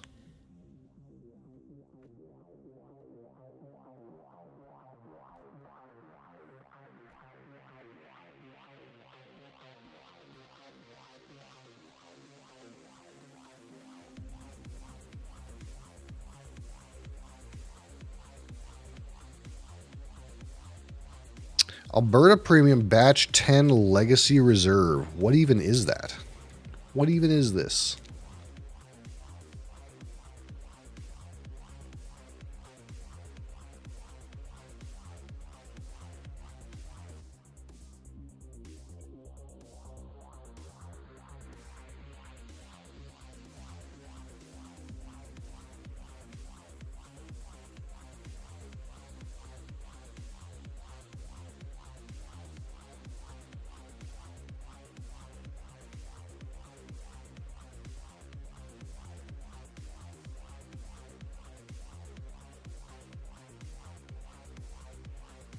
Not really sure.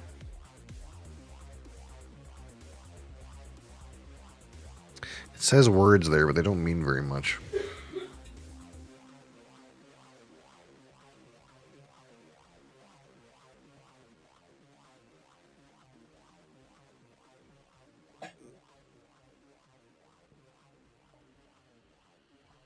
This Crown has a 12-year age statement. Do you think that makes it better?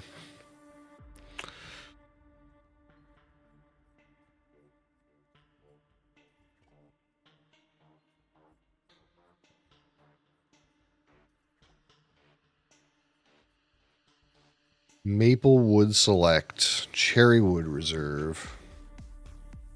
Gibson's 18. Weiser's 15.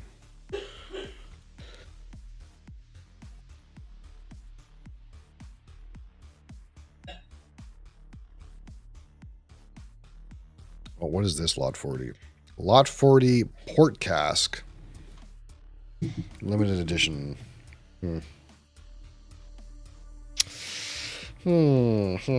Port Cask. Eh?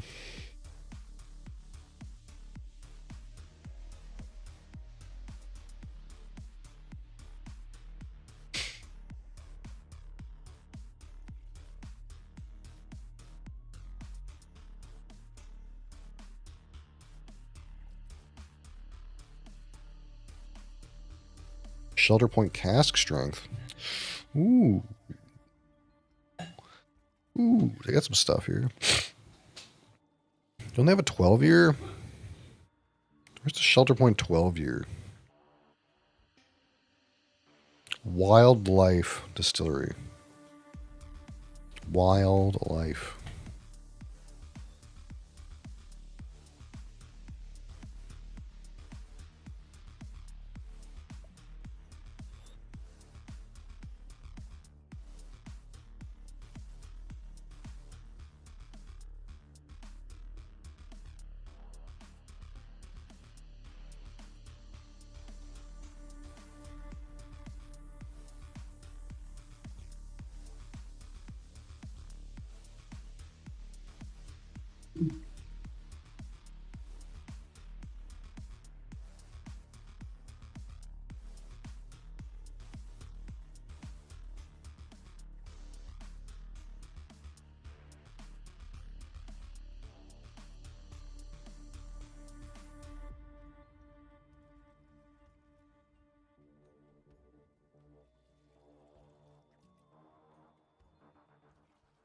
Well, I got some Waterford. Should I buy these Waterfords? This distillery might be dead. They might be going under. The word on the street is they're bankrupt and they need someone to turn it around. Single farm whiskey.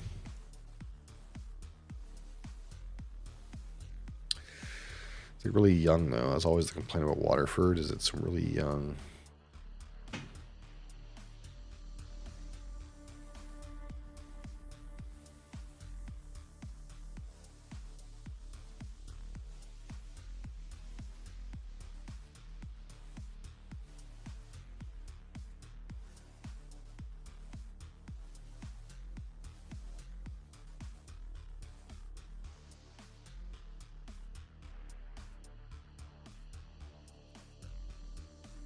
Black Bull.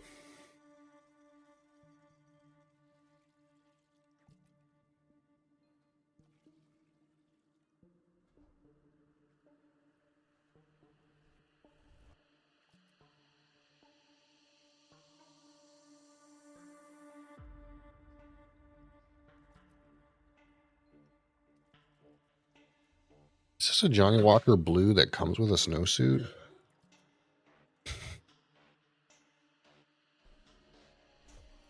What the fuck?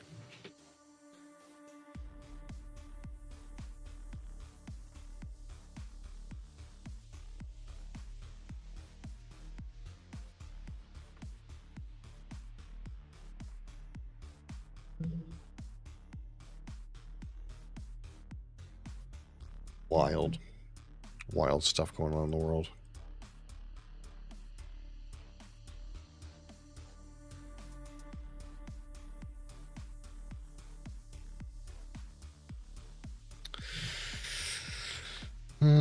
Du-du-du-du-du-du.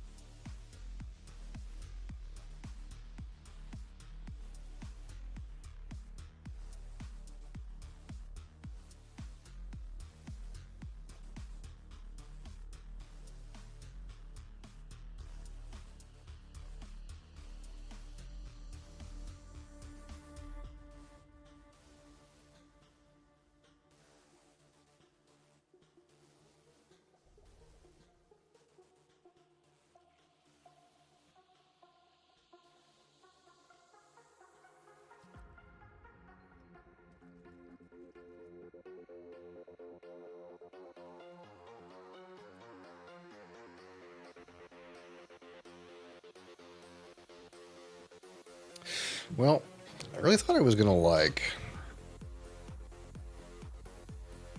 get this done real quick, but it's not gonna be taking a while. But that's this game in a nutshell, I guess.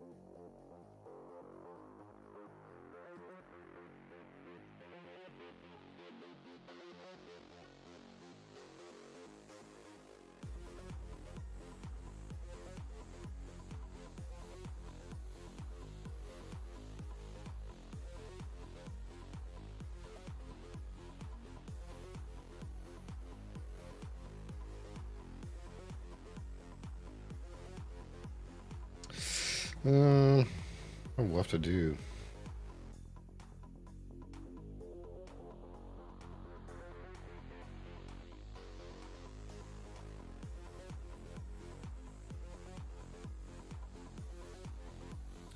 Starfishy.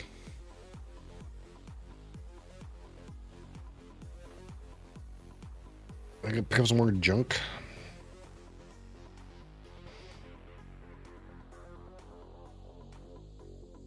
All these two together? Tooth and other thing? I think I have both of those, some amount of them. Maybe at least enough for one go.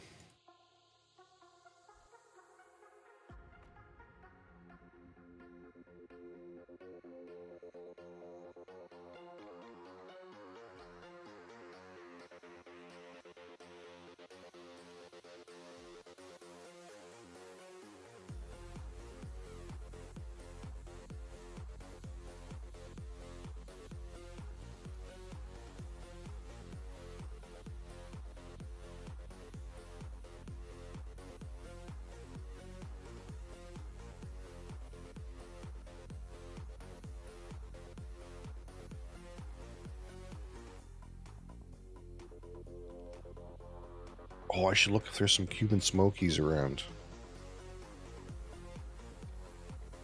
I want a bottle of Cuban Smoky. Cuban Smoky.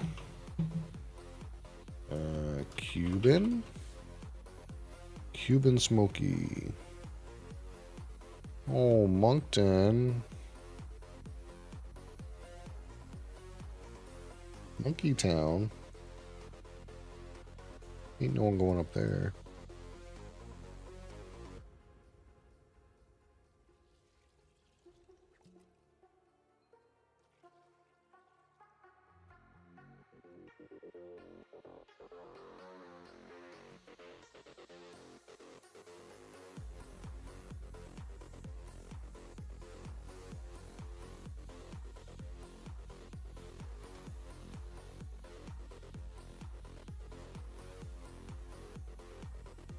Getting there.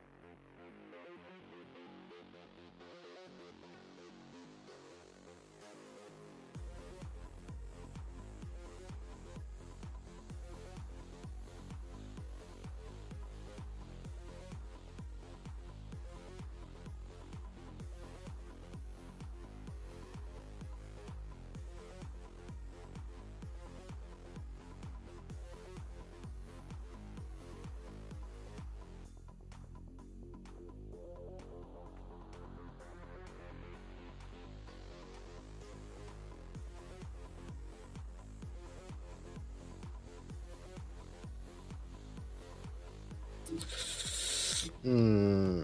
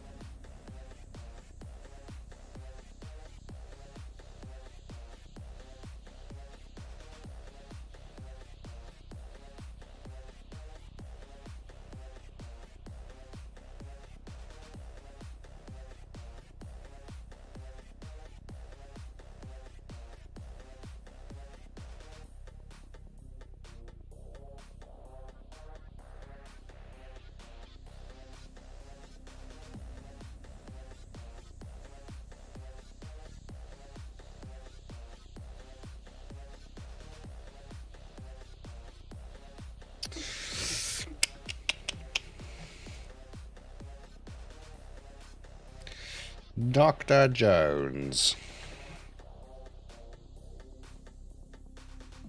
Good evening, Dr. Jones. Doctor. No, Dr. Jones. No, we don't need a dog to. We don't have any dogs.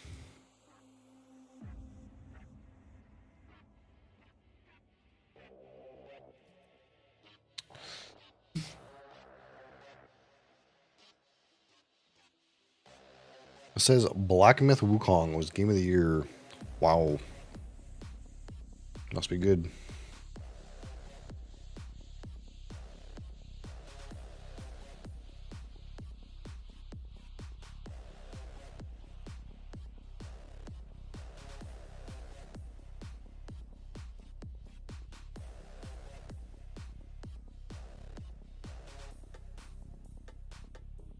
No deal, though. Where's the deal?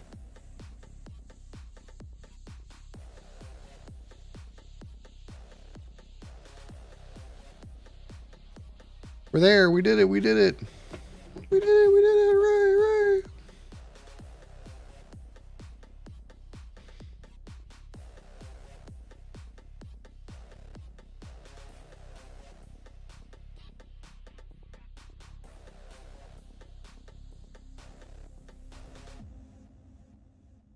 Now we can go fuck around with rocks again. Fun with rocks.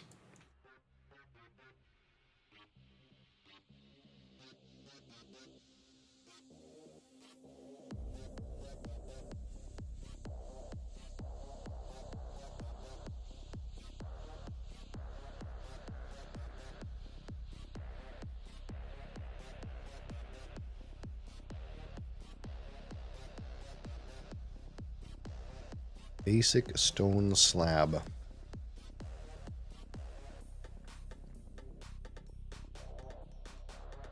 Coarse flint. Still coarse flint.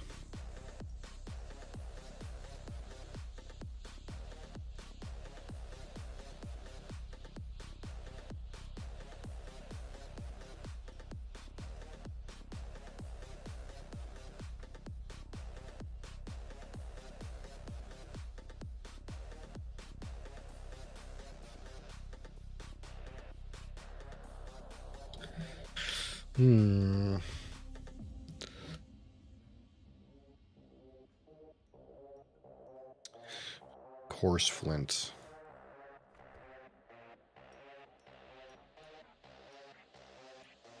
I have rugged flint.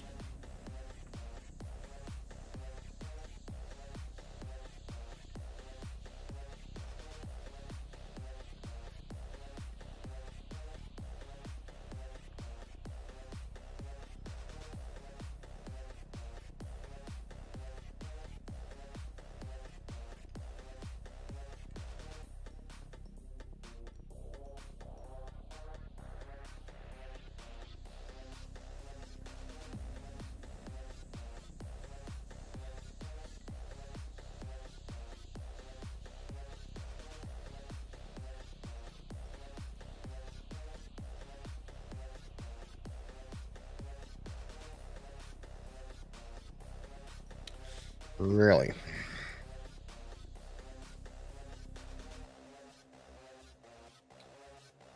I'm just gonna buy coarse flint over here, probably, right? Right.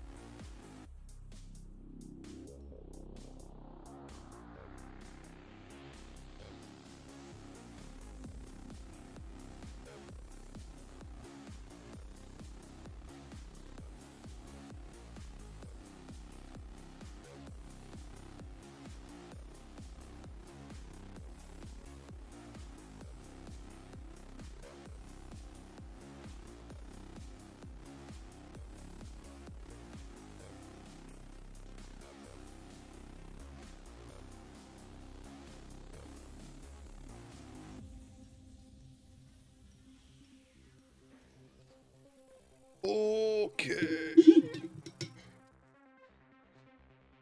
Fun with rocks.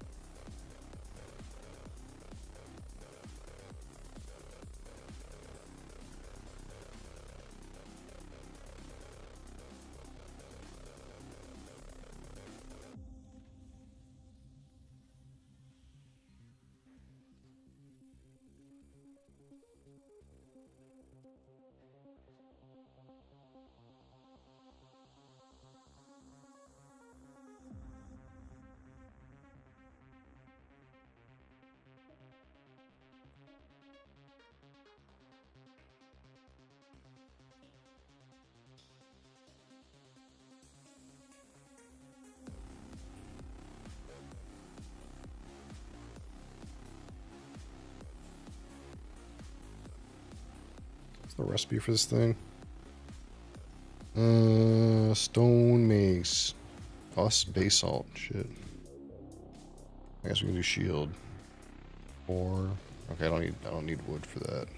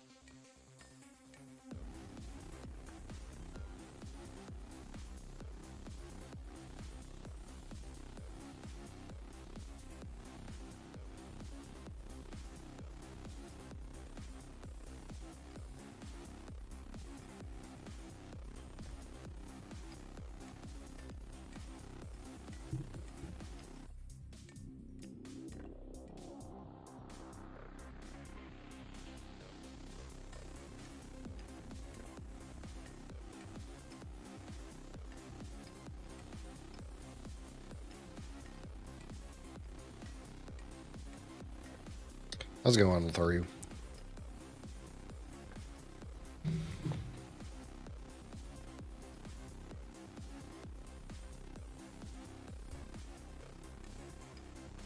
Hope you had a great New Year and all that.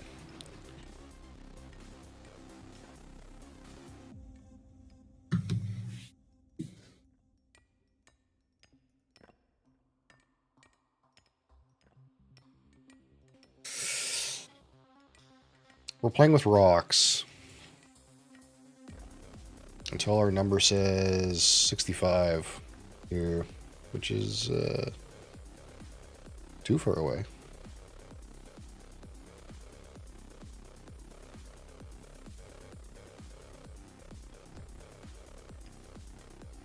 Although we're going to open some whiskey here in about 20 minutes.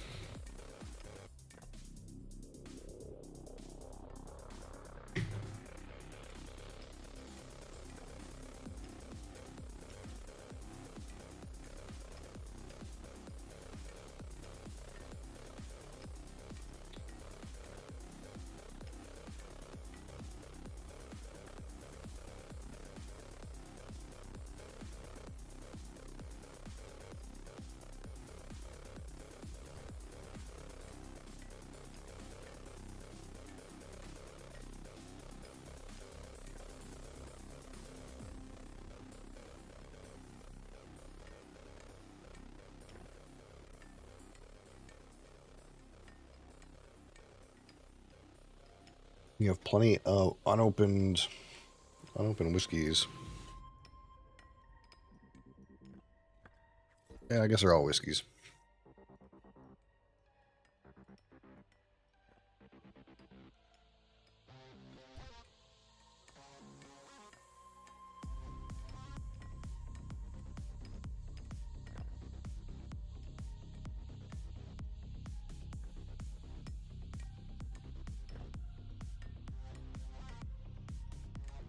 Didn't really get much in for rum this year. It's actually surprising. I was expecting them to have like more, like limited release, like plant array or anything, but there's nothing. Just nothing.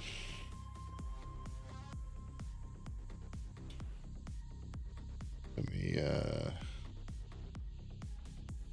dump this shit.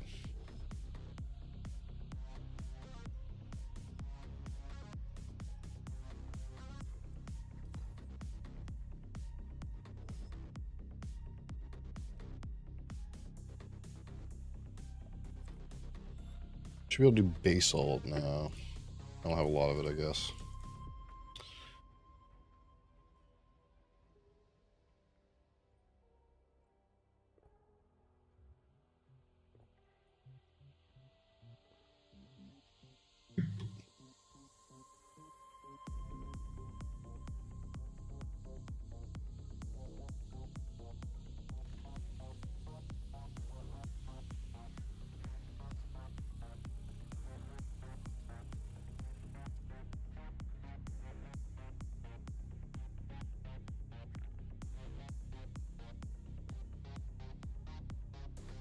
Things are going.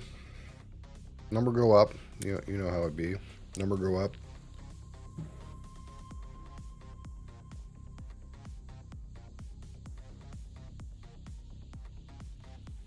Still trying to crack into the 4th episode. Not quite there. Not quite there. 124, nice.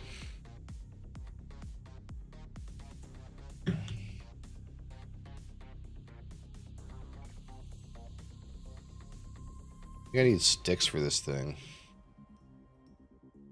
Or can I do discs instead?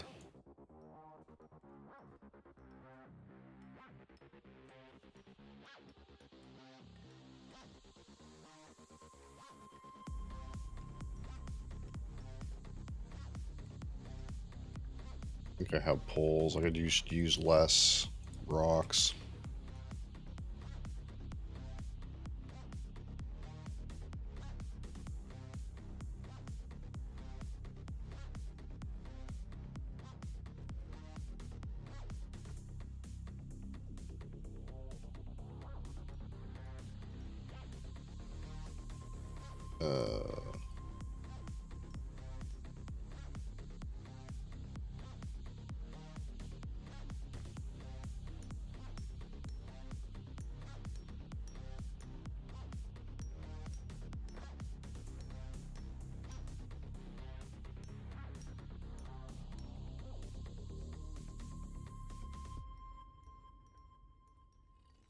Suppose none of these guys here will buy my random junk, eh? To go all the way back.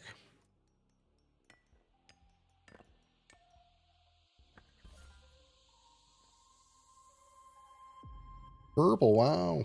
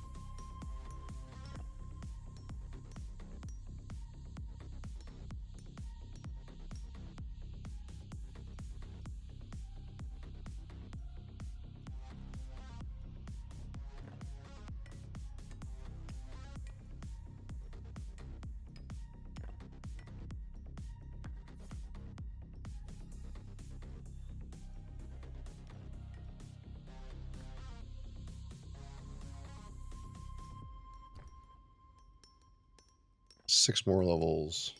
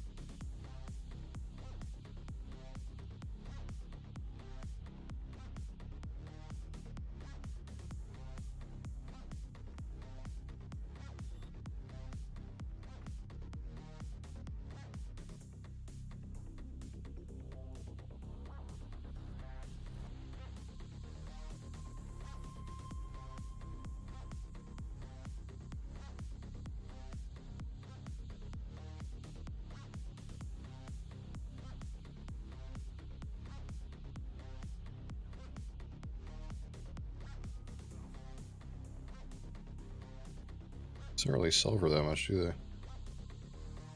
Bunch of junk.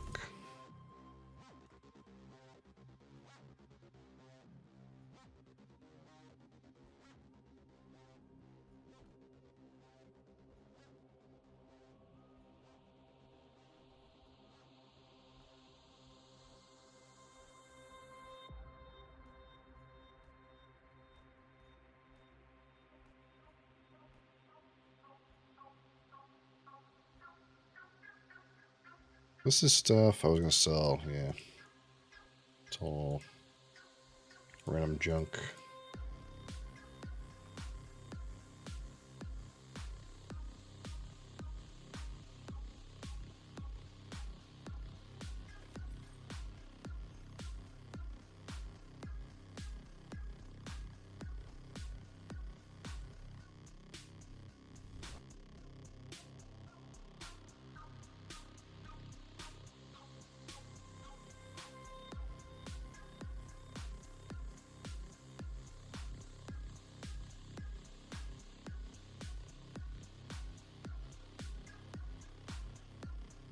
to buy basalt, I guess. I think I have the most rugged flint, but I don't know how deep that is.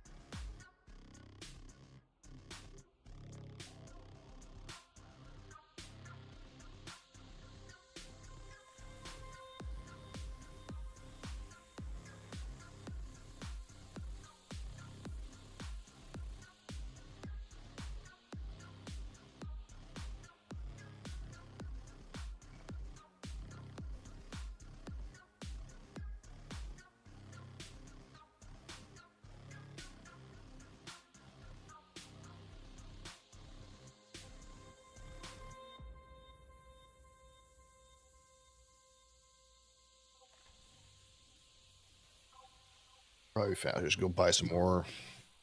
Get that blacksmith up. Probably be faster.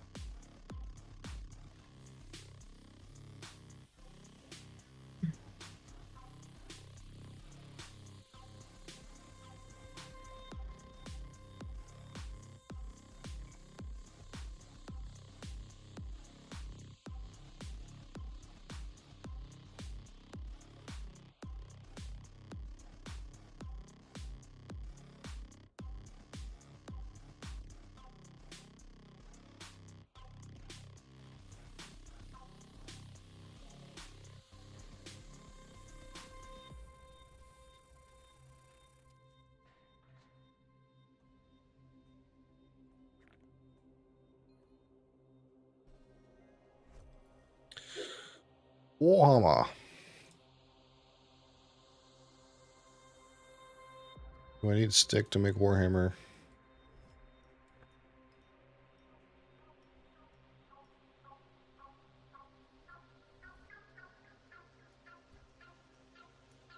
course, hickory pole. Of course. Of course, hickory pole.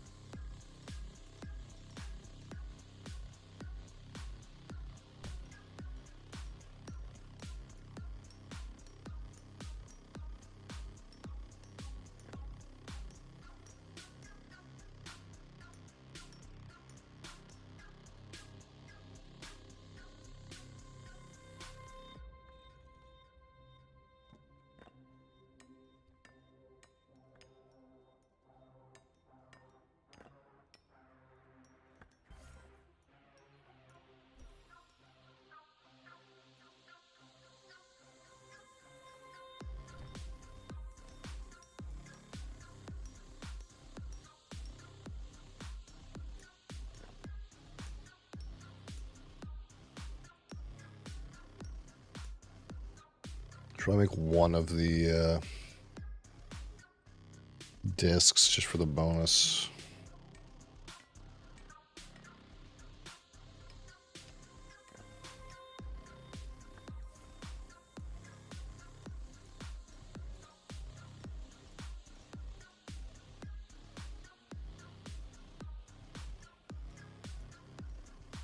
Is that here?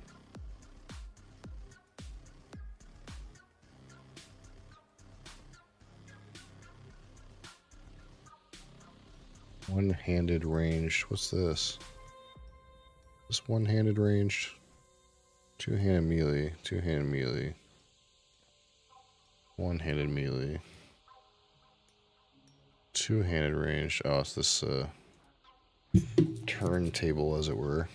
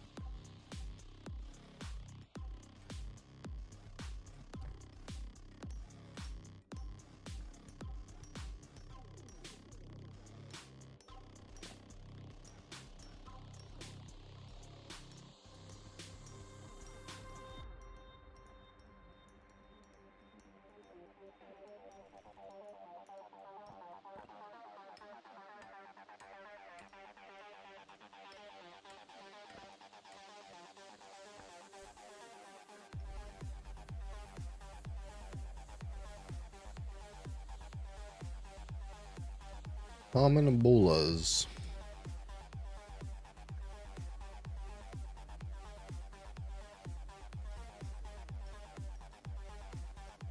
This.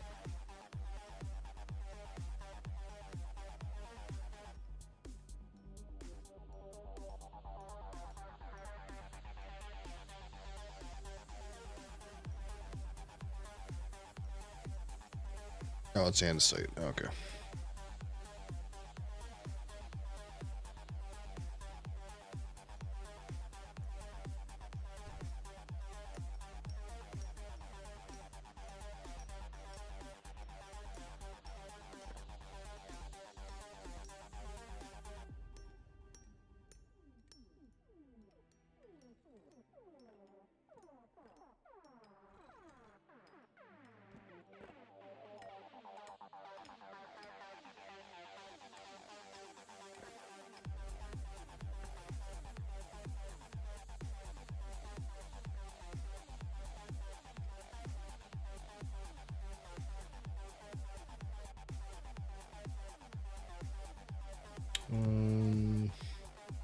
Dump these.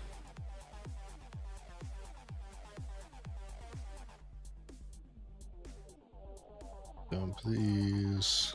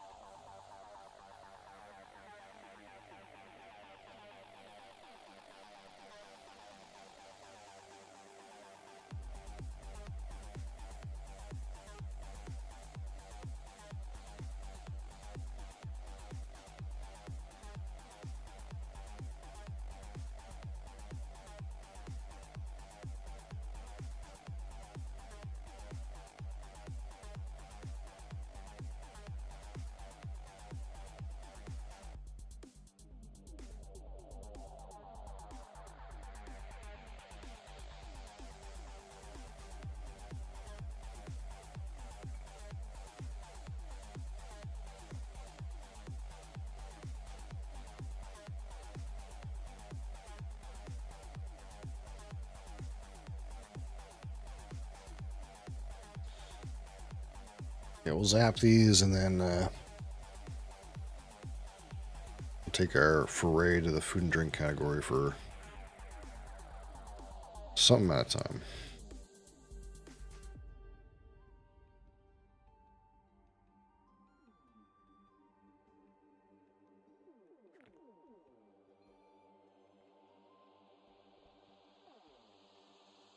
really clear how much experience this actually gives. It like just like slides into the bar so fast. It's like 300 and some.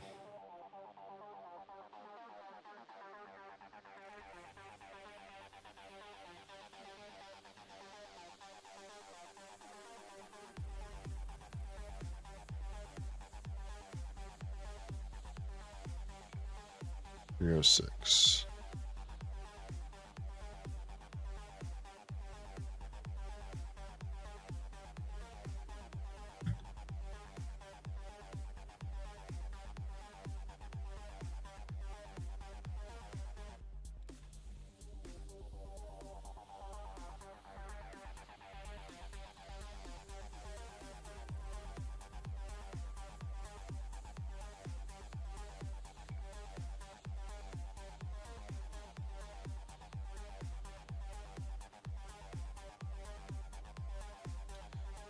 I'm gonna deposit these.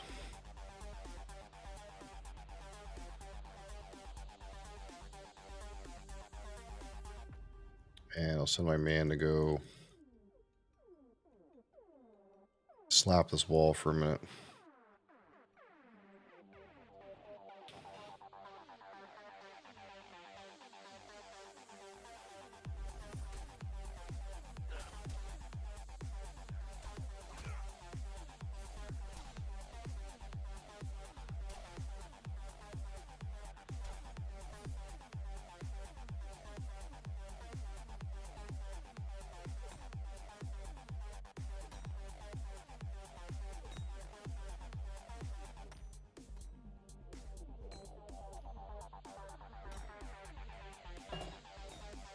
Okay.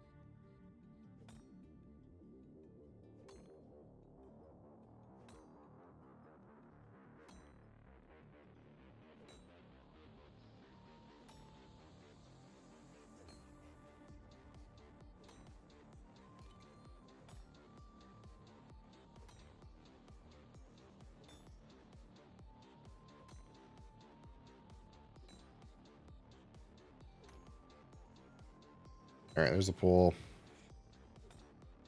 If anyone wants to have a say what we crack, you know, place a vote in there. Otherwise, we'll just do a random one, and we'll get right into it.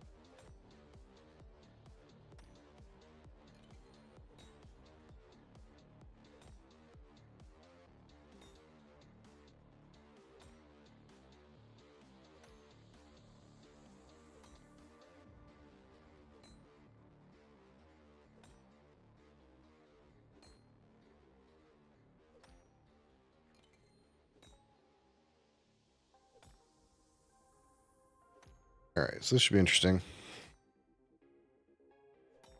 At the very least, it should be interesting. Oh, I need to keep this one. This one needs to stay up here.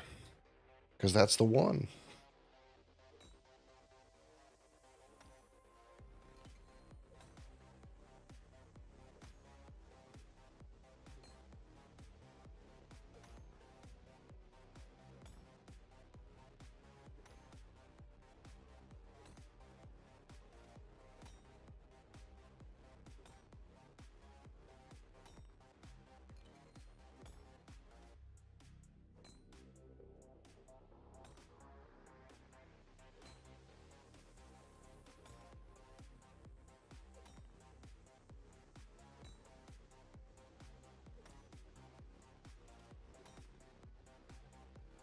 All right.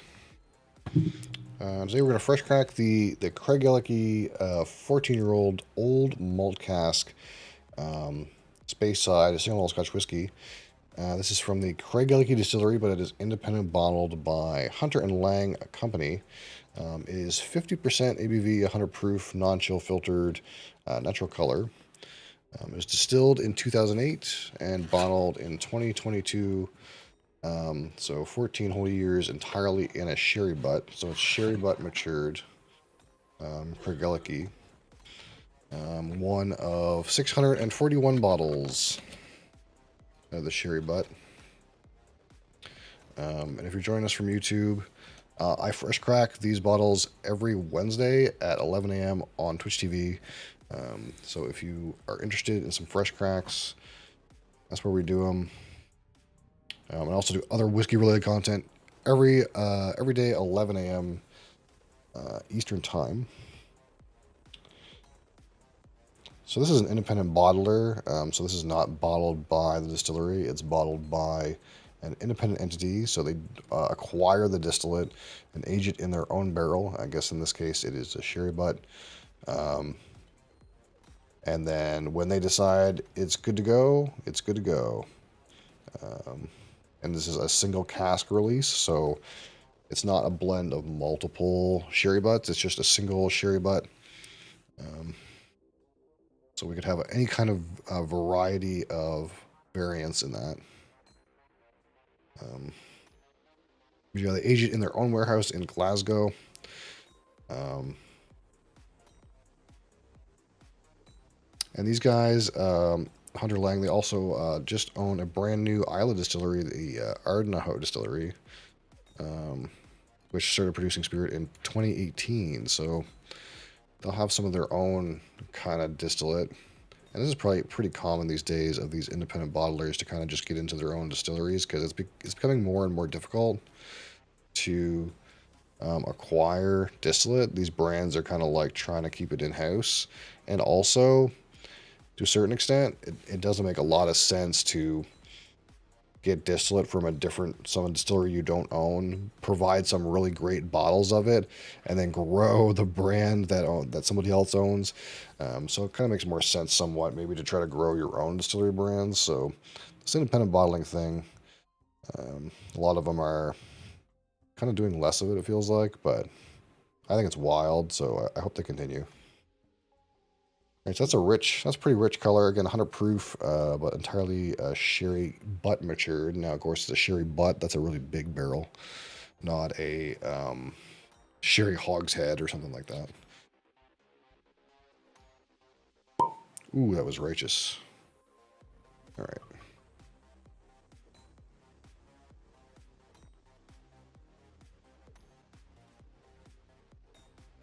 So we'll give that a little bit to kind of sort itself out there. Let that initial ethanol kind of play out. Now, of course, Craig Ellicky Distillery is known for having quite oily and robust distillate. They do use worm tubs, and they kind of distill in a way that there's lots of oil involved, very little copper contact, and it's kind of sulfury. So with a spirit this sulfury, there's a weird kind of note that comes with it, which I've in the past described as floor cleaner. I've described as windshield wash.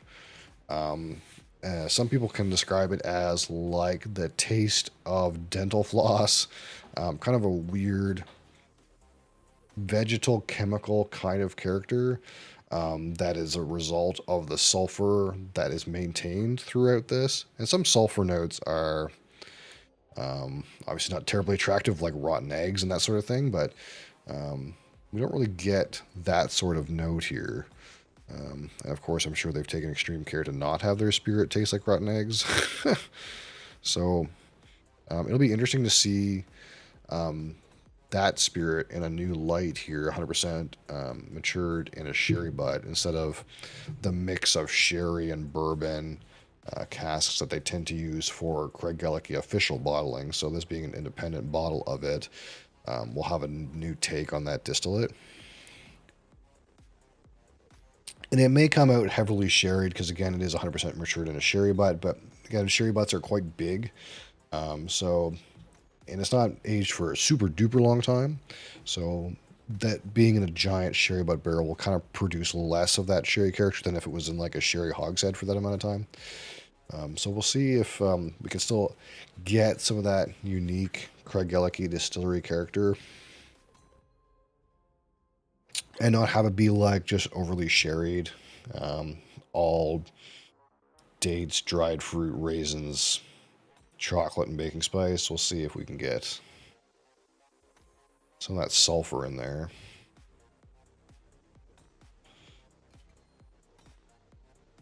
And we're just waiting for a minute just so that it's a fresh crack.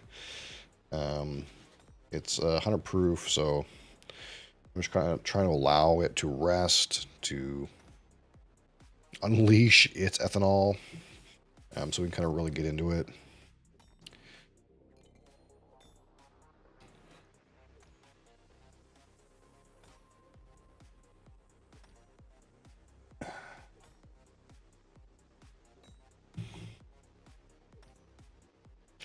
So this is a natural color for this. It's quite dark, so we know this is since we know this is natural color, we can kind of know that this sherry butt has had a good impact on the color on 14 years. Bourbon at 14 years is not nearly as dark as this, so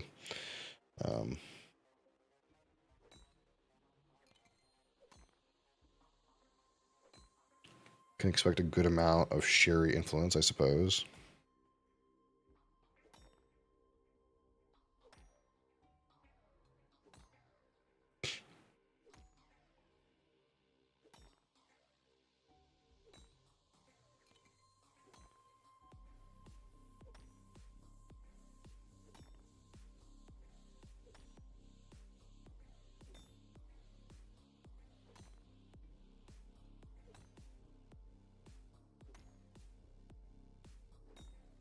All right.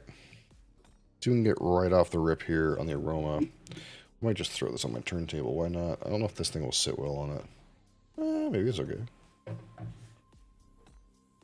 This box is like kind of weird. It's a hexagon, so it kind of like it's like weirdly shaped on the bottom, so it doesn't sometimes sit even. We'll just put it here. Let this guy flow.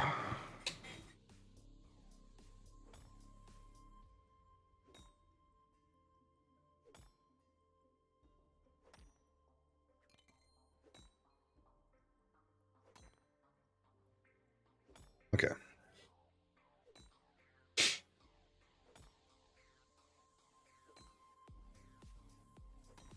Oh, it's kind of funky. I think you can really tell this is Craig Gallagher, though. Oh, that's kind of weird. So it's not nearly as dried fruit raisin kind of plummy as you might expect. It's kind of come across more like a cocoa. Kind of like a cocoa spice right out the gate, but it also has kind of a little funkiness, like kind of that Craig Gallagher funky kind of cleaning chemical kind of character is in play here. You definitely get some of that like windshield wash kind of note on the nose.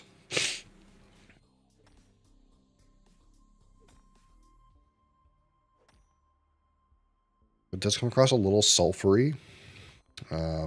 Sulfury, windshield wash, cocoa powder.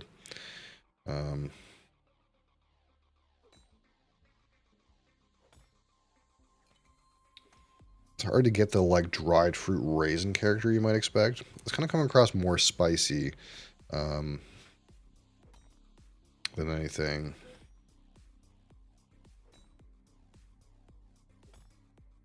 Maybe a little bit. Maybe a little bit floral. Yeah, there's like a floral essence here.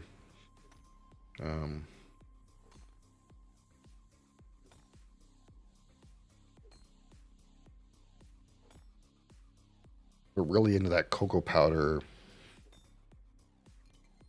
Definitely define a character, the cocoa powder. A little bit floral, a little bit windshield wash, kind of sulfuriness.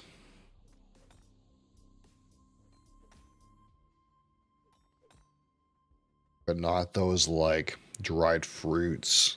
Maybe a little bit nutty.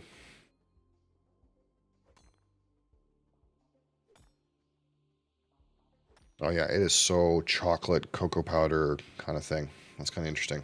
All right. Let's give this a shot on the palate. Slancheva.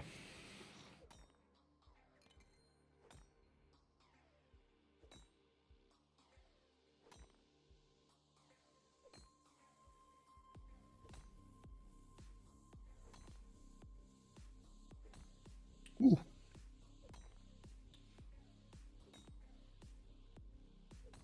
Wow.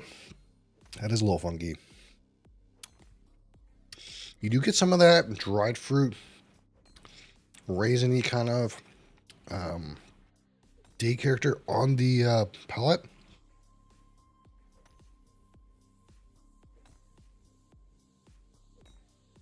It is also backed up by like a kind of funky vegetal note in there.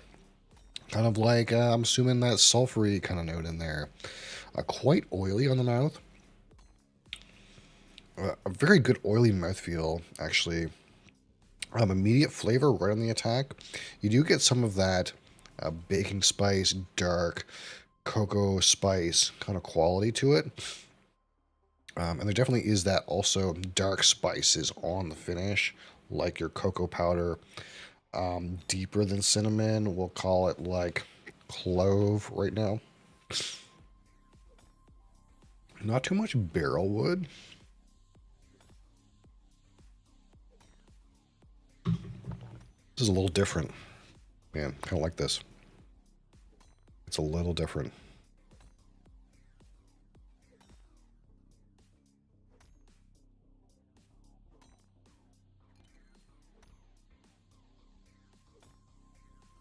Yeah, in with that, like again, cocoa powder, sulfur, windshield wash, a little floral. That's just a weird combination of notes, man, and I'm all about it. What a wacky dram.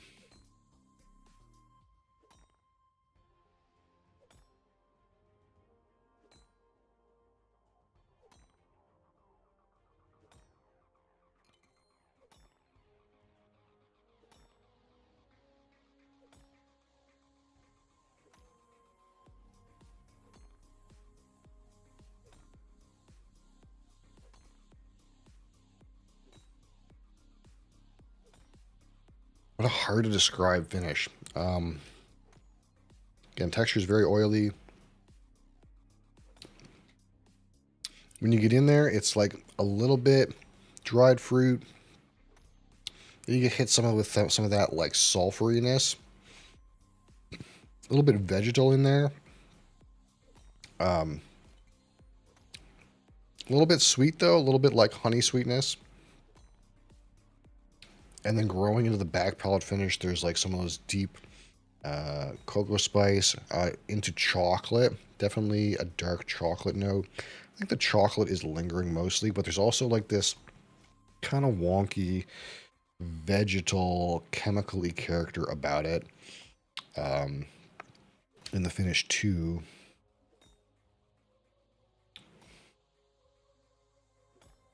Man, that's so interesting. A bottle like this is everything that whiskey can be, honestly. There's so many weird, funky characters here that I don't know if you could get without a weird combination of like something like Craigellachie, this weird distillate, entirely matured in a sherry butt, which is kind of a slightly bigger sherry barrel.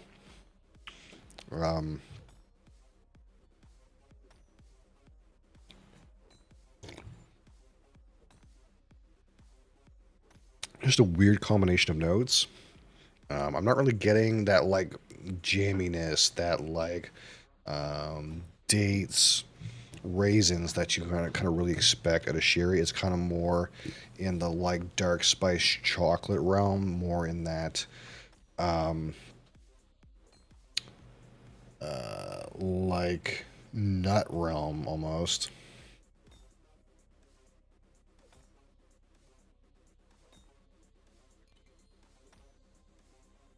Get some of that like honey sweetness kind of developing on the nose. A little bit of malt character in there. We're kind of getting through that chocolate sherry essence and getting into more of that distillate now.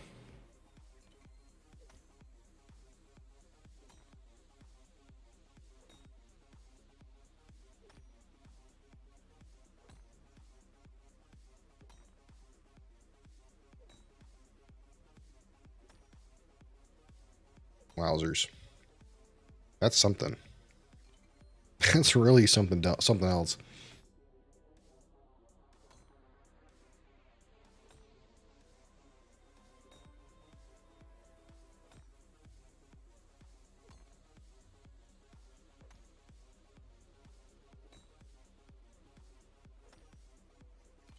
Yeah, really rich, dark chocolate on the finish. It's not terribly woody. And a little bit of that vegetal kind of chemically note. Not terribly long. Finish is like medium in length. The chocolate and the like weird vegetal note linger, but that's pretty much all there is to the finish.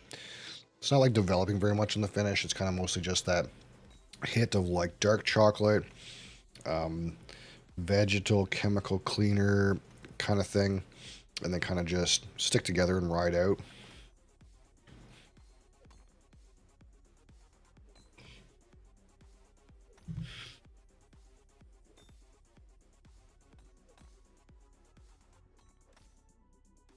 What do we get here? What is Hunter Lang give us for notes on this?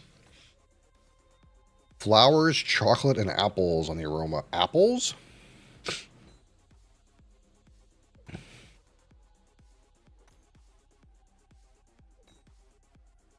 I mean, if you wanted to say there was apple skin on this nose, I wouldn't call it wrong. It's like the skin of a peeled apple. Maybe you could call it that. Palette herbal with caramel and red berries. Ooh, that's a stretch. I don't know if I get that.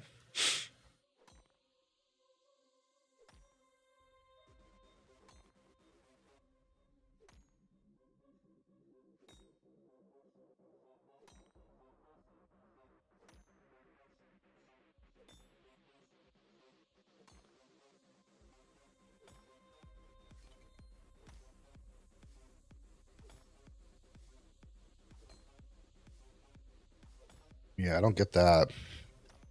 I do get it kind of like a sulfuriness. And I do get a sweetness, but for me, I'd call it more of a honey sweetness. I don't get this red berry thing at all. There's a little bit of like a dried fruit character in the palate right on the entry. but it's more like a raisin date, kind of typical sherry note. And I do get some like nuttiness in there too, some general nuttiness. Doesn't say much about the finish other than long with a hint of spice. But to me, it's very much like a dark chocolate note, sweet enough to be called dark chocolate and not baker's chocolate or sweetened chocolate. It's like a dark chocolate, like still got some sugar in it, but it's like 70% cocoa kind of thing.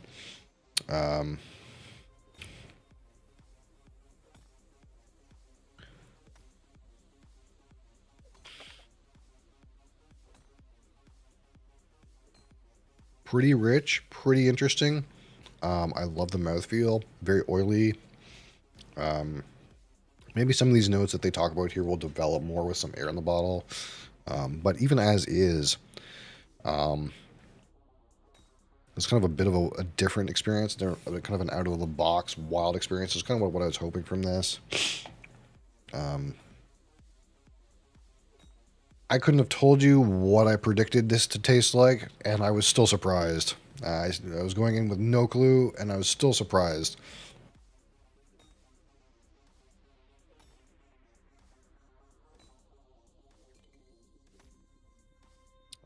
Yeah, stuff like this, man, it's everything whiskey can be. Weird, funky distillate. It's kind of a different maturation. In a single cask, too. Again, it's not blended barrels. It's a single barrel product, if you will. So that makes it even more interesting because you get that raw individual character of whatever happened with this particular sherry butt.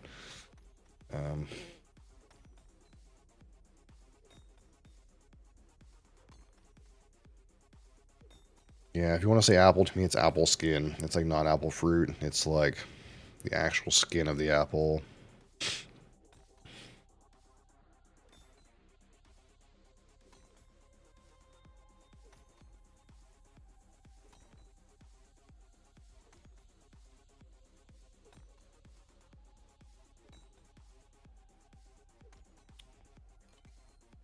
I could not tell you where the red berries are supposed to be, though. Those do not exist, as far as I can tell.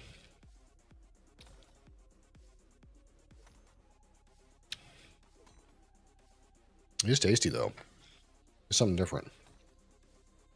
It's just enough different than anything else I've ever had that it's exciting. It's a whole new world.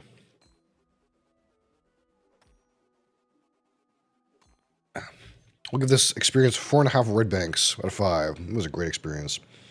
Dang. I'm so glad I got this, actually. I'm kind of interested at this point to try to see if I can get more of these kind of 100 proof single cask offerings here. It doesn't necessarily have to be from Hunter Lang, but wow, I enjoyed this for sure. New and interesting. Absolutely.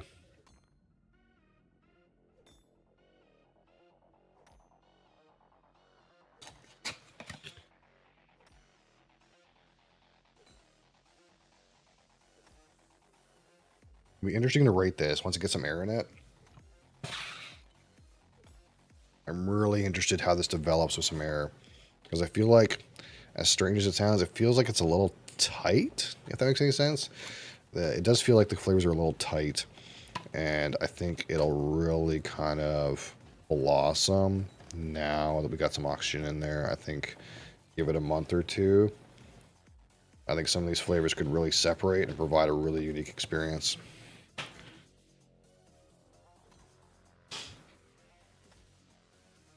So that's one down. We still got 1, 2, 3, 4, 5, 6. We still got 6. We still got 6 bottles, 6 unopened bottles, sitting around to add to our repertoire eventually. And also, if you guys ever want to feel like you want to open bottles early and not wait for Wednesday, I can give you my take on fresh cracks. All you got to do is spend 25k channel points, or if you want to pay for a dram out of it, I'll also open it. Just for you. Just for you.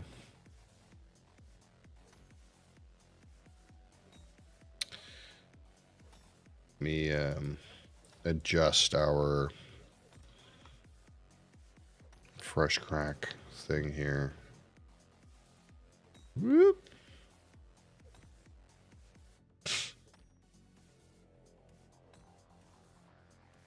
Yep, six left. We might fresh crack this Chivas Regal at some point anyways, just because technically that was gifted to me, so it's kind of already paid for.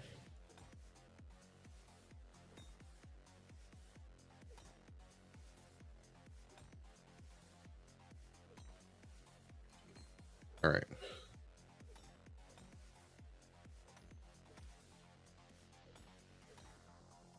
Let's go back to British Shores for a bit.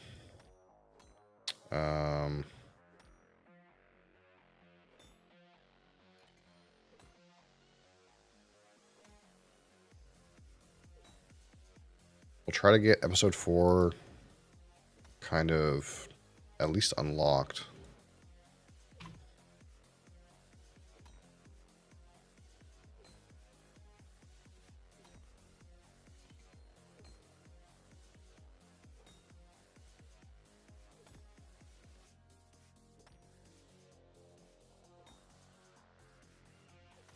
Man has just been toiling away here.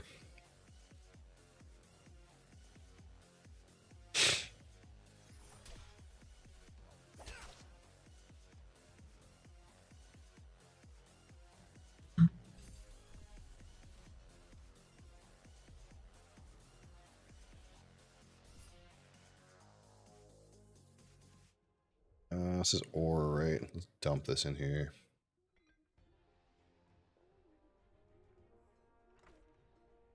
I think I have some rocks ready, so maybe we'll use up all these rocks, and then if we're not quite at 65, then we'll do some blacksmith. We'll just buy some more.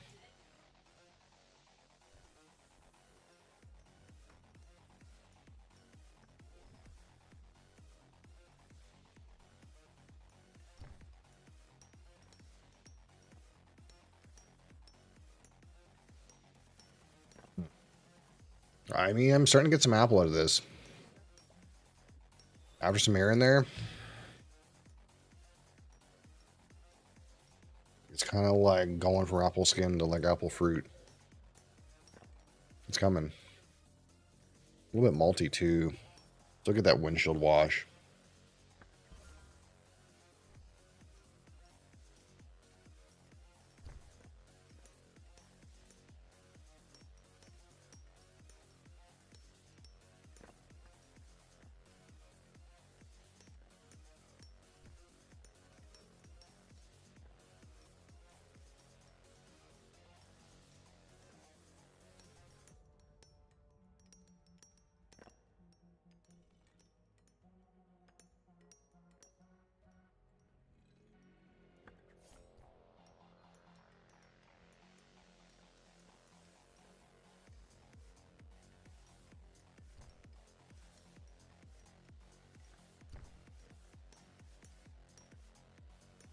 My hands are unhappy with the weather state.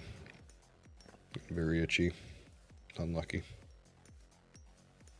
Unlucky, my boy.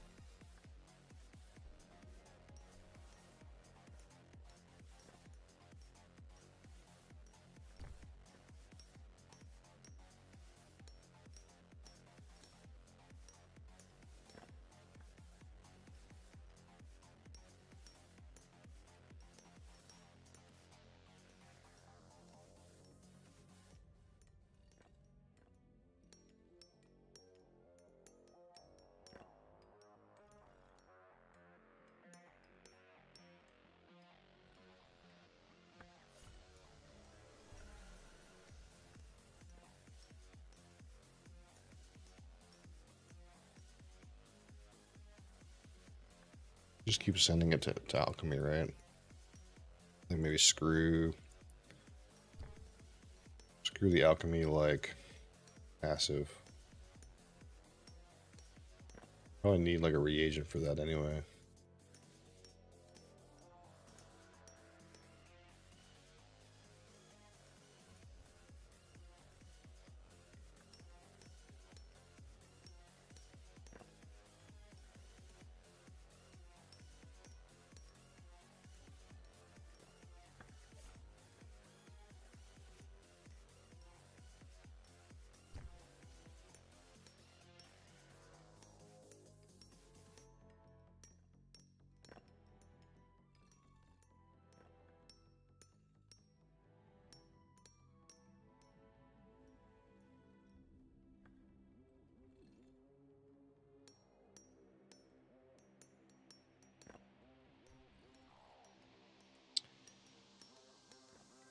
Good evening, Dr. Jones.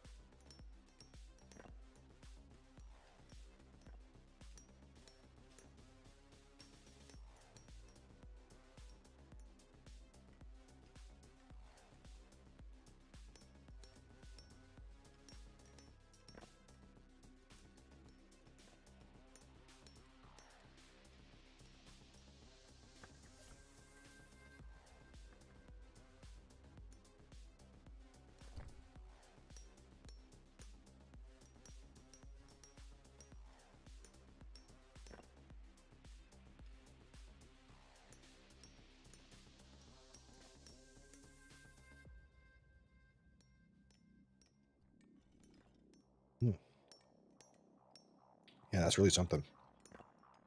I love that. I really do. It's kind of wild.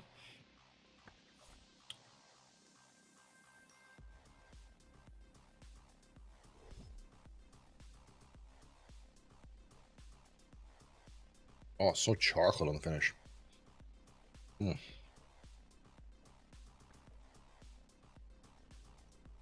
That sherry bite, really chocolatey.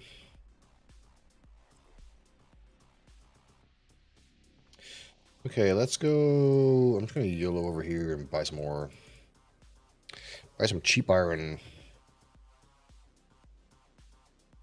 Cheap, cheap, cheap.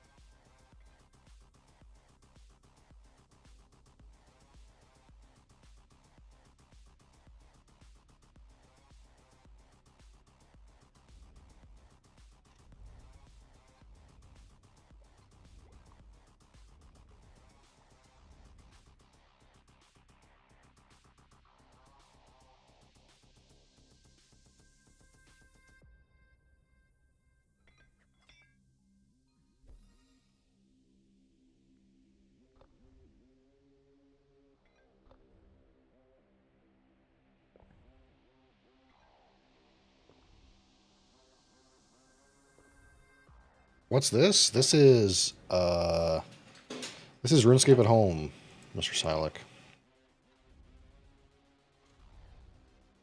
It's RuneScape at home.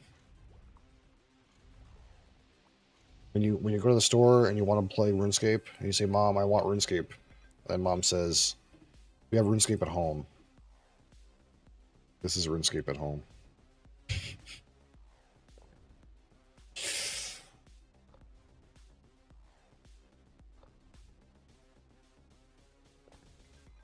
Is it better than OSRS? I don't know. I like it so far. The content's limited because it's like brand new, basically, so it doesn't have nearly as much content as OSRS does. Basically, the synopsis is the guy who made RuneScape, like the guy who founded Jagex, like eventually he sold the company and made lots of money.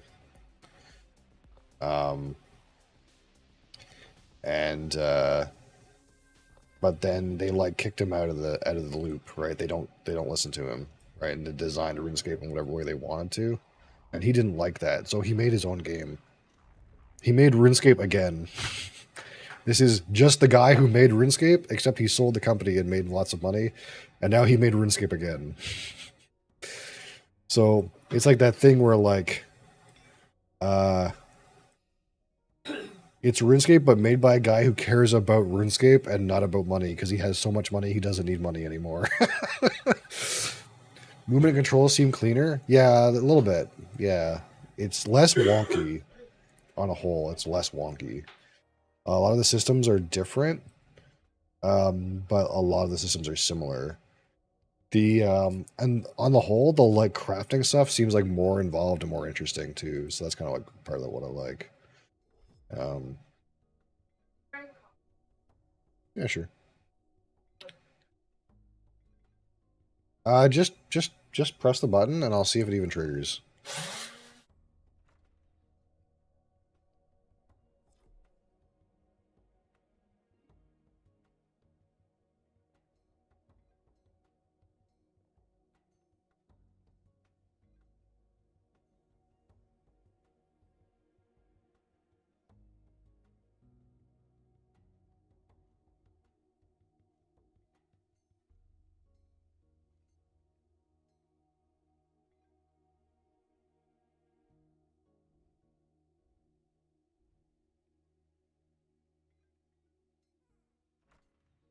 Is it almost empty?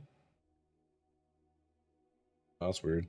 Yeah, it filters that whole thing out so long as I don't talk. If I talk, it might like they might be able to hear it, but it just filters the whole thing if I don't say anything. Firm sale of Jagex to RuneScape. Yeah, so RuneScape got sold again, but that's not he's not involved in that. That was he sold it the first time, like originally. Like he made original RuneScape and then sold it like the first time. That's a different. That's just Megacorp's passing hands around. That's all that is. It wasn't that much money, but I think he had shares in the company and eventually sold them all. I think he's like $200 million. I think it's his net worth, something like that. But he like made a whole brand new engine and designed the game the way he wanted to, I guess. I guess that's maybe what it is. But yeah, it's like the skills are like separated into like chapters. So I just got enough level in this chapter that I can go to the next chapter. But it's it's still like pretty grindy. It's a grindy game. Where do I go? I gotta like see where the fuck I gotta go now. Because I was told on the grapevine that if you get into this last chapter and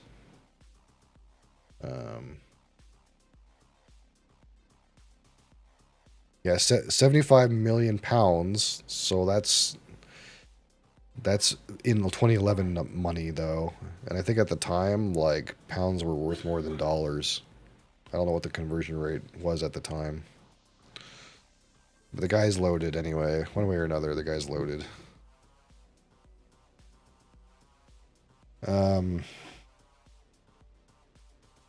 It's most valuable, yeah, but I think like the pound was worth more like in 2011 against the dollar than it is now. I think it's probably closer to parity now because USA, USA, USA. You know what I mean? Where do I gotta go?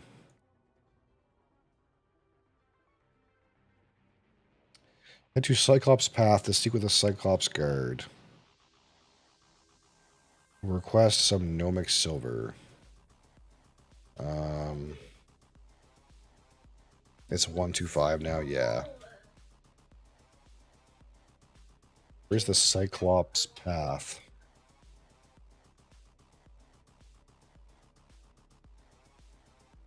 It's up there.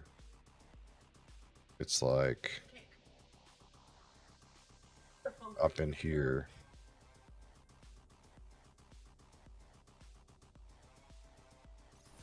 One of the weird things is like the combat's a little bit different. So like instead of like your character like having health and like it's like each combat is its own self-contained encounter. So like you can fight a guy and then fight another guy and your health is just full again. It's like you just have to be able to beat things in 1v1. It's kind of interesting like that. Kuwait dinar. Yeah, but how much of those are floating around though? There's something to be said for like the number of units in a system too, right?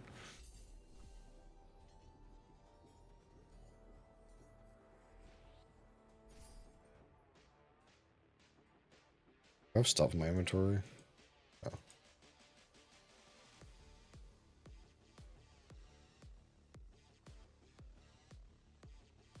Yeah, those are like tiny countries though.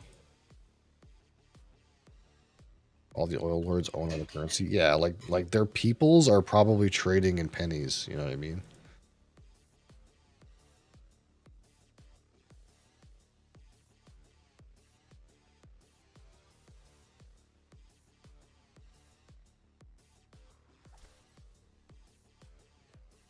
How do I get through this door? Oh, just open it. Of course.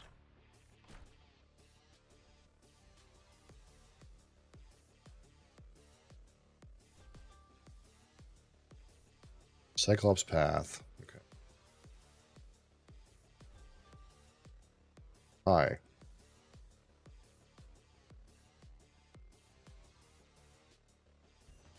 Okay. He's telling me I need a gnomic silver.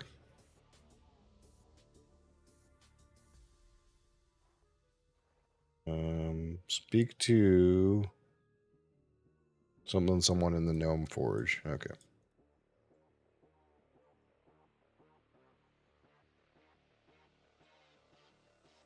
You know, one thing with RuneScape is I think the way RuneScape is in the guts is it's made up with like tiles too. It's just that they're not visible. The tiles are all like visible here, so it kind of feels a little cleaner.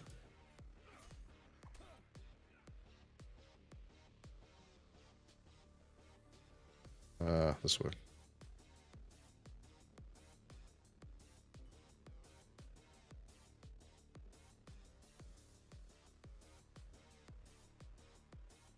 How much of Kuwait though? How much of Kuwait's economy is subsidized by the United States though?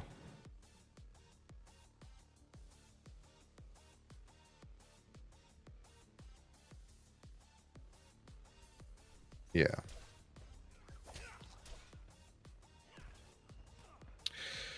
Which one was it?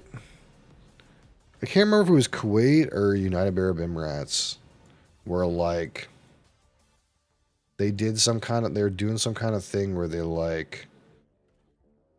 have some kind of like fund or something where they're making so much money on oil, but they like put a bunch of it like away in like savings basically, so that when oil is down, they still have all kinds of money.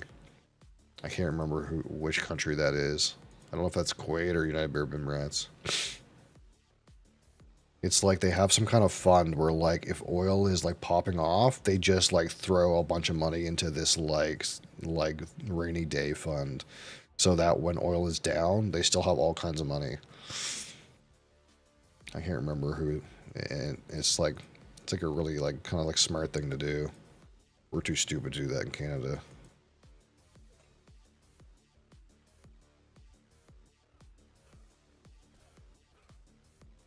Yeah, maybe it's Kuwait. Yeah.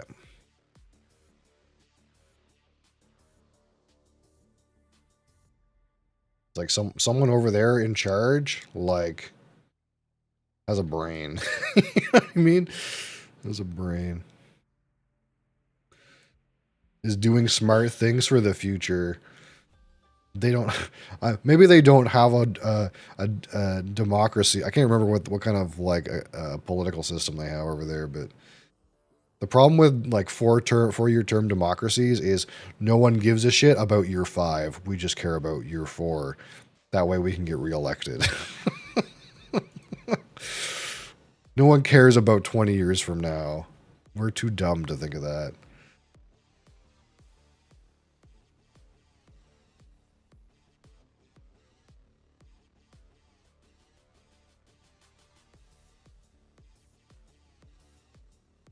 Yeah, I already have that. Okay.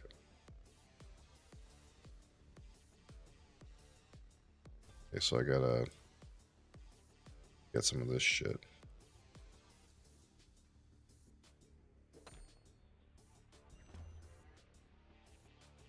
That's kind of like one of those weird things about dictatorships is like when you're a dictator, you have to think about like what your situation is going to be like 30 years from now if you plan to be a dictator for that long.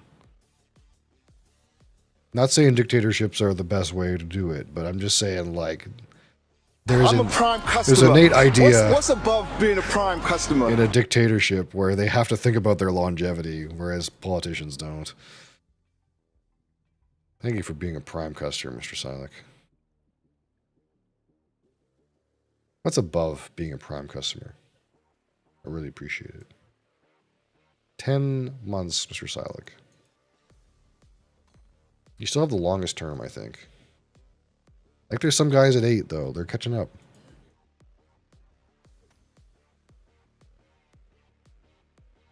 Anyway, you have the option. I'll always give you the option. Oh, God. I know you don't give a shit, but you always have the option of contributing a whiskey to our community infinity bottle if you want to. You always have the option. Ugh.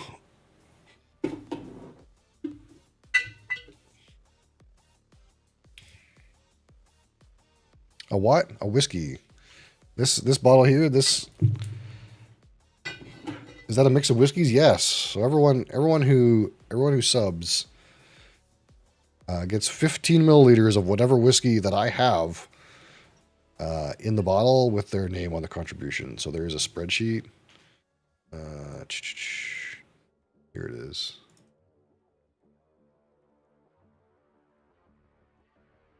So that's what's in there right now. That is what's currently in this thing.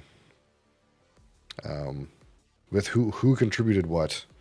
So if you want to put one in, every time you sub, we'll add your mark on the bottle if you want.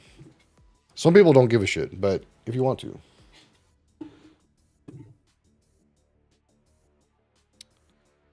Because the way infinity bottles work, your contribution will be in that bottle in some proportion forever. That's kind of the wild part about alcohol. Doesn't go bad.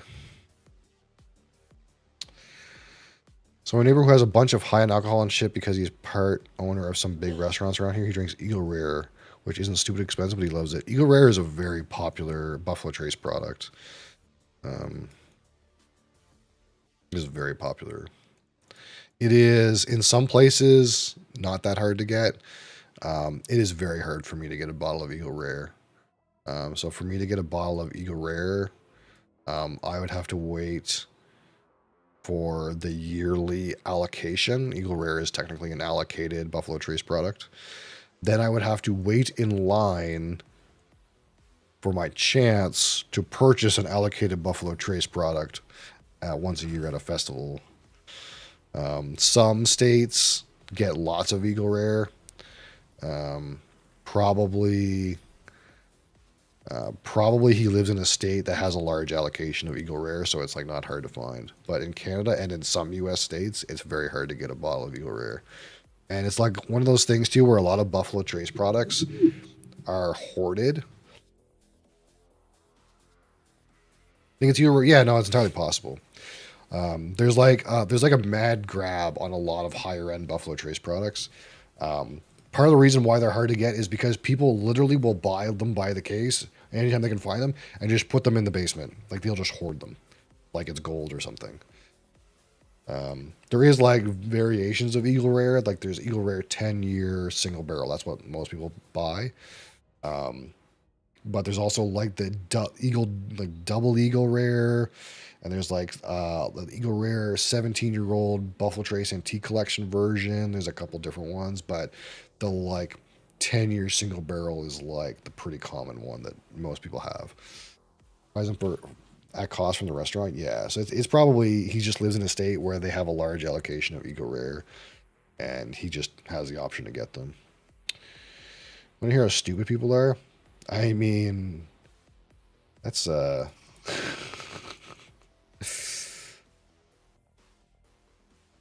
of his restaurants. Okay, I'm following. Pause champ.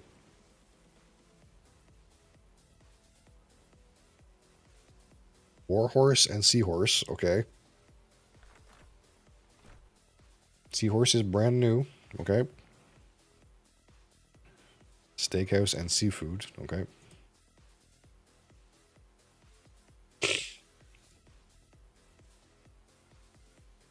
$20K. Okay. Okay. So he's got a market for that. People pay it. I just have to assume the people paying that are the kind of people where that's not a lot of money. Or is the kind of thing where like they work in like a field where they need to meet expensive clients and the money is subsidized by their company. That's the only way. That's like way too much. That's silly money. But if people are paying, then you can't say it's a bad idea. It's working.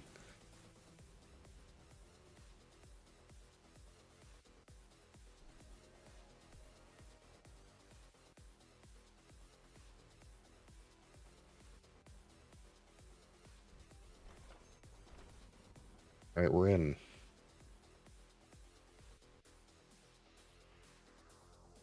Yeah, it's exclusive. You gotta pay to get in, bud. It's rich men's only.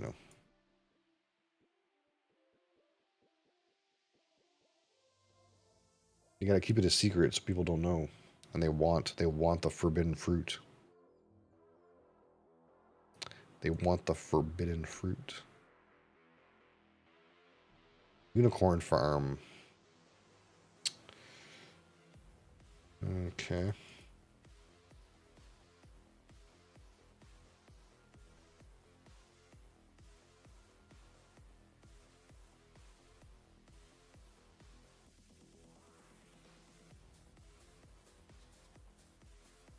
Well, sure up they're paying they're paying a good price for the people who make the food if it's gonna be high quality.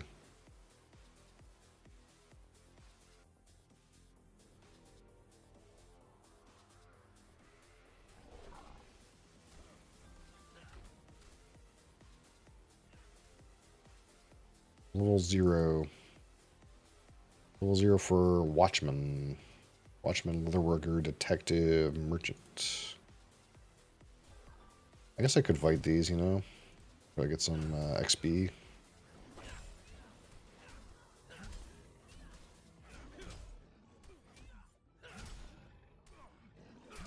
$87 an hour? Okay. This is not working. These guys are immune to cold, and I didn't really... I have cold weapons, it's not great.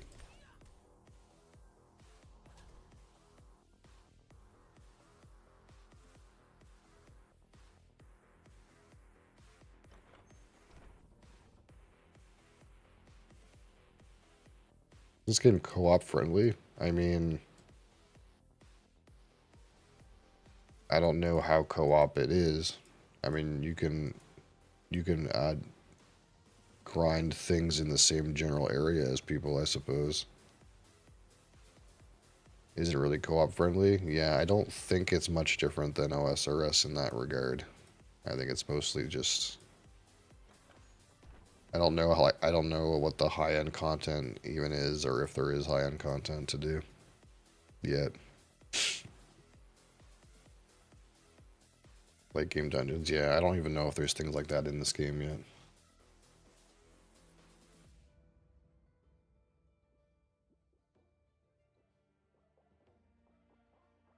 I think there's like not, they're like not at that point yet. I could be wrong, but I think it's mostly just like your grind stuff.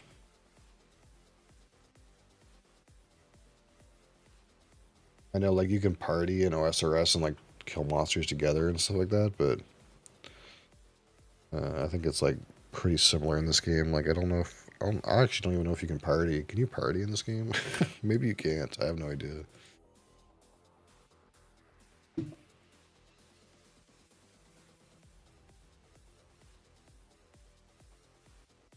I try to invite this person. Is there a thing to do? I can join the same server as them. That's all I can do. Yeah. I think it's not very co-op friendly. I think it's RuneScape. What am I looking for? I'm looking for Captain Waltain's office. It's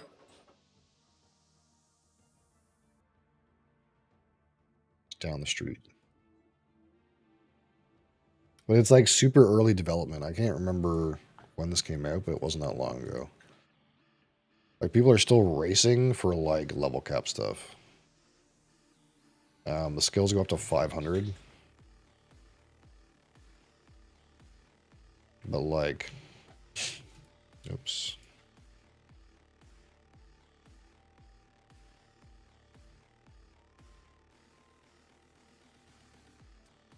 Like these guys are not even close, I think.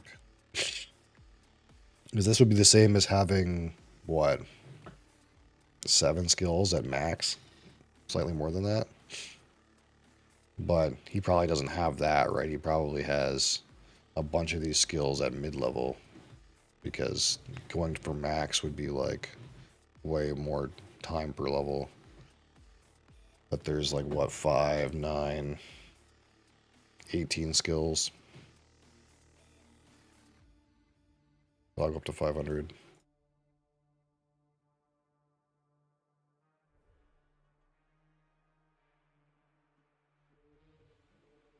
I imagine like eventually they'll add that kind of thing, but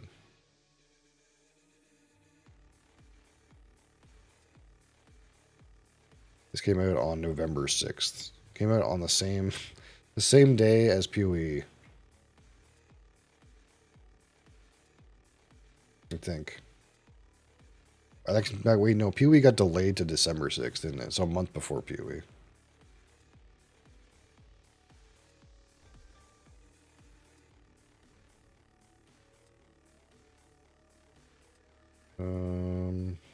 I gotta go back. It's up here.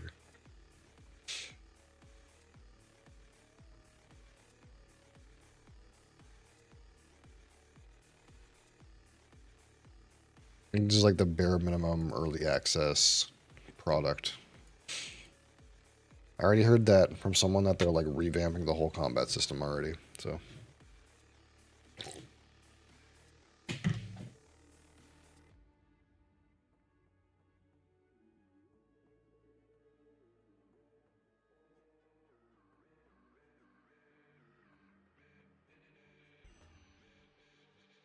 Now what? In the guardhouse lobby east, purchase a pair of handcuffs from the sergeant for 36 silver. Over here.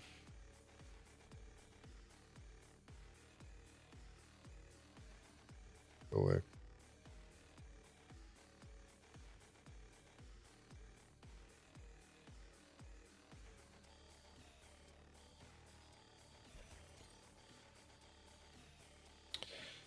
I do the waterfront and talk to Sergeant Fowler.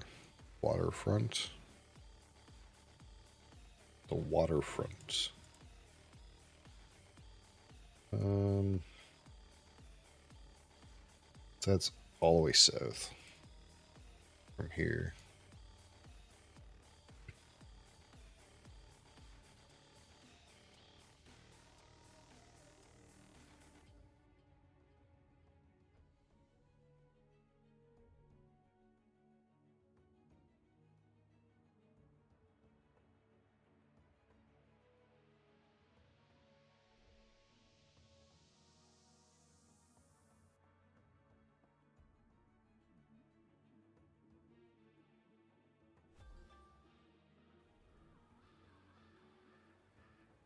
Sergeant Fowler, hello. Fowler. I'm ready. I'm ready to do something. This man might be an ordinary customer, or he might be a thief. See how he glances around furtively?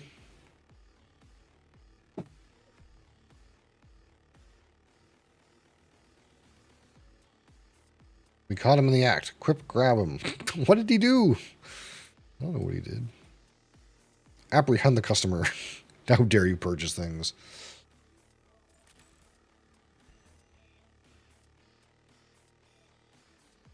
Nice.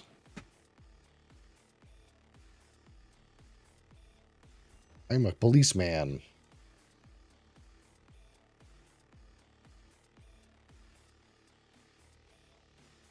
Continue catching thieves until Captain Waltane arrives. Okay, I gotta catch thieves. Any thieves around here?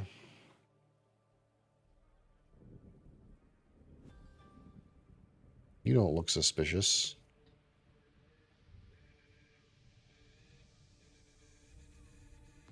A fisherman. Anyone looking suspicious around here?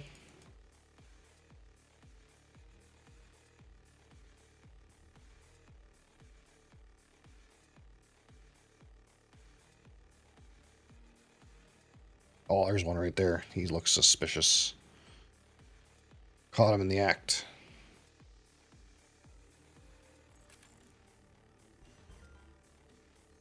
Nice, we're getting detective experience. We're a detective. You, sir. That's illegal. Stop right there, criminal scum. Stop right there. Stop right there, criminal scum. Stop right there.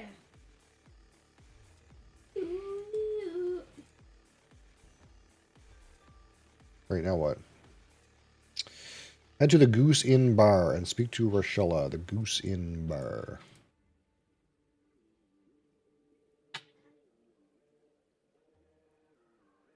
Stop right there, criminal scum.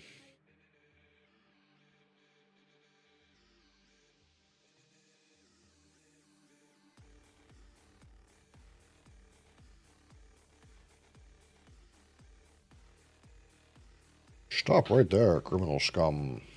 Are there more criminals in here? Any criminals? Criminals? Stop. Speak to Rochella. Hi, or Rochella.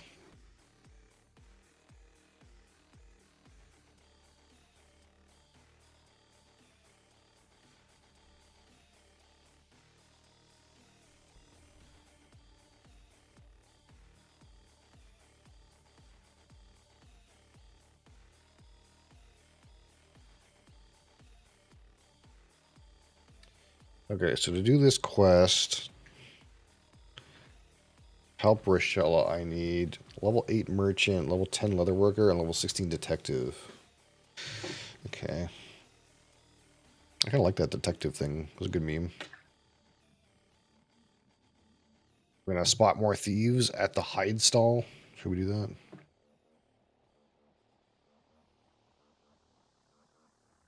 Although merchanting is what I was told I should do for cash. Big cash. Big money. I kind of like this detective thing, though.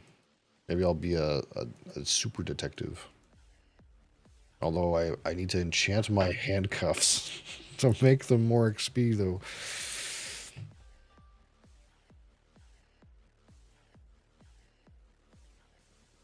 This is all we do. This is how we grind it. We just sit here and catch thieves trying to steal hides. Any unsuspecting hide stealers?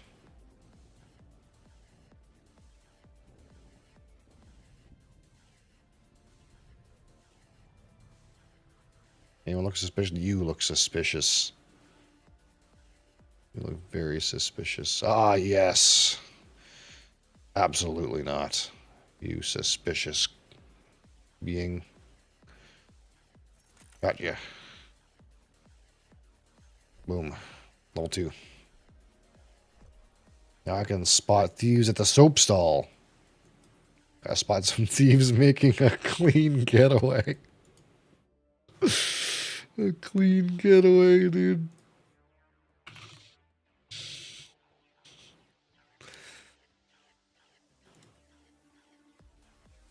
What's this?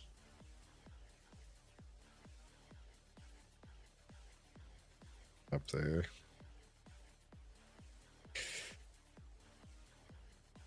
Let them make a clean getaway, dude.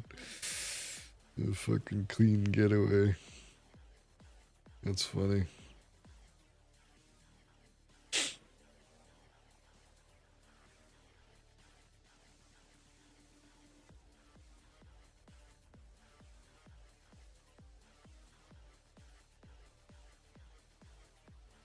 Why can't I go in here?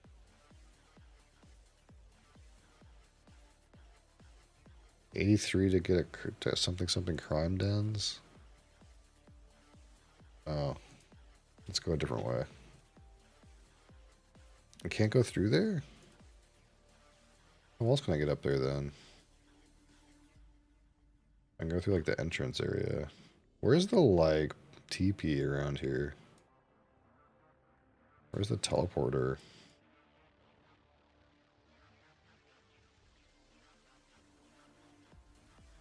Antorius, how are you?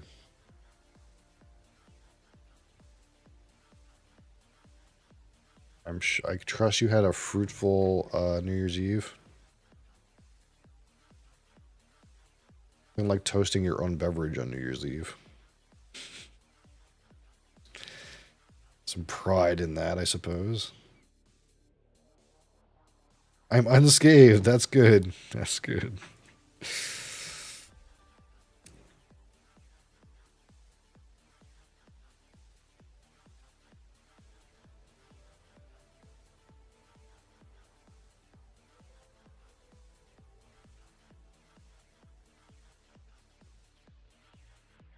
I identified with that Ticketmaster meme that got posted. That was me.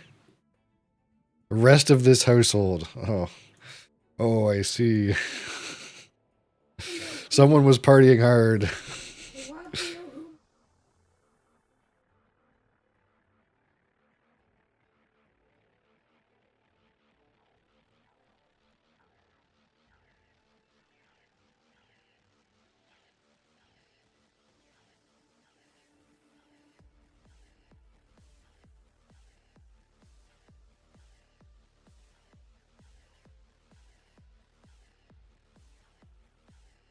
Yeah, I consumed way less alcohol than I thought I was going to. It was like the classic, like, I had some intentions, and then it was like, oh, it's already 10:30. Well, I guess it's time for bed. Peace. Oh, shit. Peace. Where is this? Forensics lab? I need to go up through this way.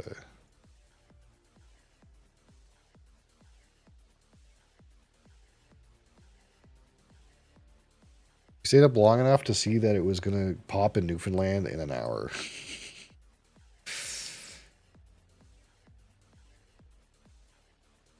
It's not, I don't know. We put on the old CBC broadcast there, and I was like, man, this shit is boring as hell. And that was a consensus.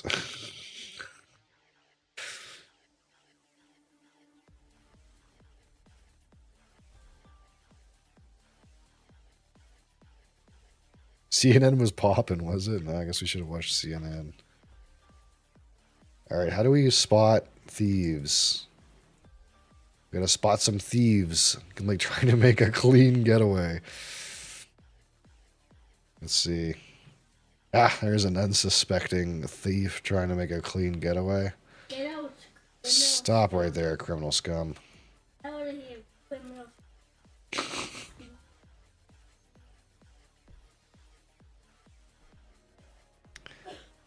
I don't know what was on there initially, but it was like some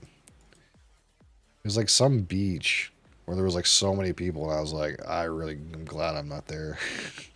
And then they showed like some other thing where like a bunch of people watching the Canada US, it must have been juniors Canada US hockey game, and like the people on the like that were getting interviewed by CBC were like hype, and then like they turned the camera towards like the people watching this this hockey game on the big screen, and they all looked like they were just bored out of their mind. That or they were hammered. I couldn't tell, but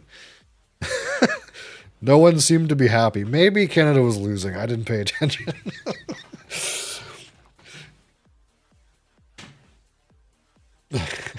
What a nightmare. Yeah, I don't know. That stuff's not for me.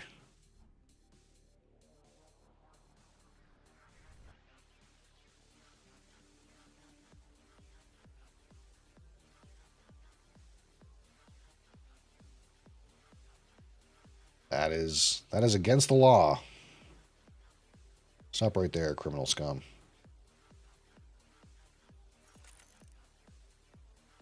If only retail establishments in real life had this amount of policing, it'd be a different world.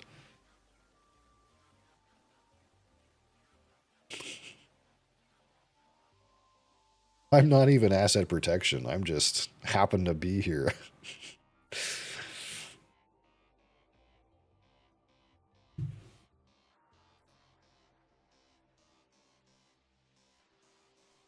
Aha. A daring criminal.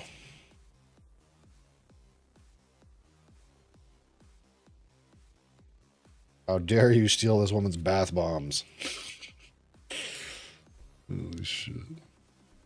Okay, now I can raid crime dens. Put a stop to their evil smuggling ways. Okay, let's do that. Where can I do that at? Smugglers.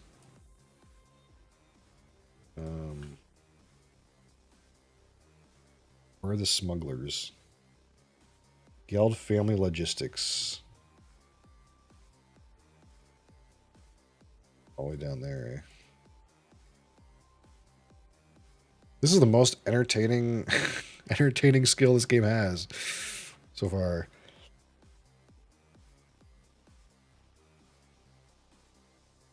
Why would I sit there and chop trees when I can arrest criminals that are making a clean getaway at the soap stall? It's like reverse thieving.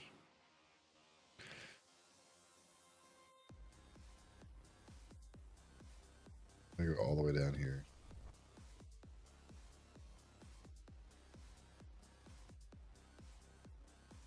Yeah, like I plan to drink that like that other Innocent Gun Caribbean rum cask stout, and I never did that. I have that. I still have that Lafroig strong red ale, quarter cask barrel aged or 10-year barrel aged, and I didn't drink that. I'll have to make that sacrifice another time. Down in here. Any smugglers in here? Oh my. Oh. Oh. Oh, I see. I'll be back later. I didn't consider I would have to fight the smugglers with a different skill. I'm sorry. I wasn't thinking this through. I'll see you guys later. Exhilarating attack animations. So in order to catch smugglers, I'm gonna have to level up my combat, my watchman skill. The problem is these fucking tigers are like immune to frost damage, and I have frost damage weapons. Somebody spoiled me that these flea-ridden street hags slap. Like they do fat damage. I don't know what I'm supposed to do actually. I guess I could go to the dogs and just punch them. I could take my weapon off and just punch them. Maybe that'll work.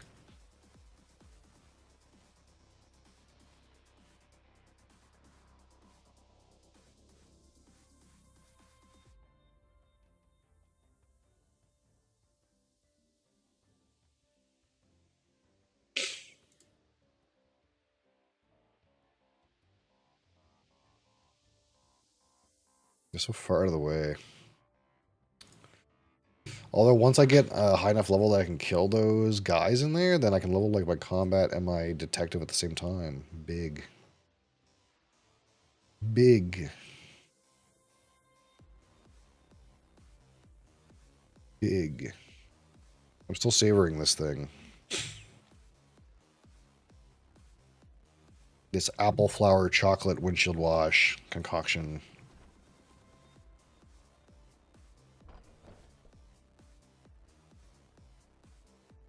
All right, let's unequip. Let's unequip our sword and find some dogs to punch. I guess maybe if I was smart, I would have done blacksmithing for a weapon, and like then I would have had a weapon to attune to this zone. That would have been smart to do. I think I should still do that. Hiya!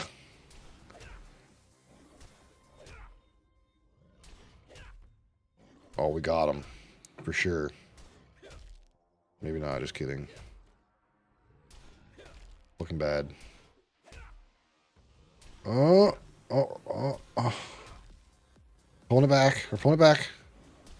Fuck. God damn it. Okay, I have an idea. I have an idea. Okay. Have a plan. First, let's stick our sword in the bank. Then let's withdraw all this junk and sell it. Because I happen to be here anyway. And then I think we're going to go to the blacksmith and try to blacksmith a level 0 weapon that I could use to attune to the other zone so I can just like get a head start on this shit rather than get murdered by wolves until I happen to drop a weapon.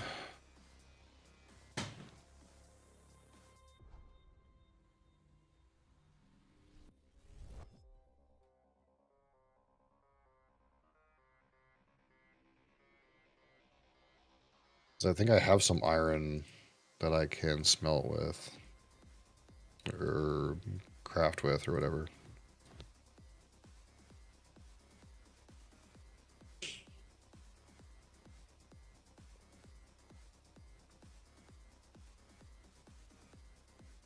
I'll make a rapier with 4 iron.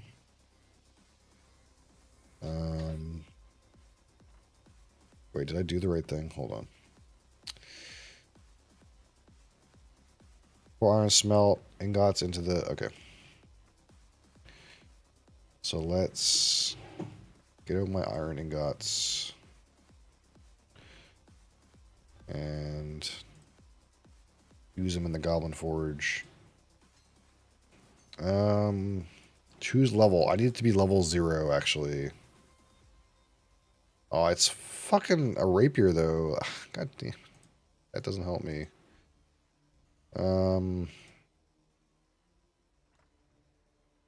Actually, I guess what I have to do is I have to level up my blacksmith enough that I can get a different weapon. Level 6, I can get a phalange mace. Okay. Alright, make me the highest level thing.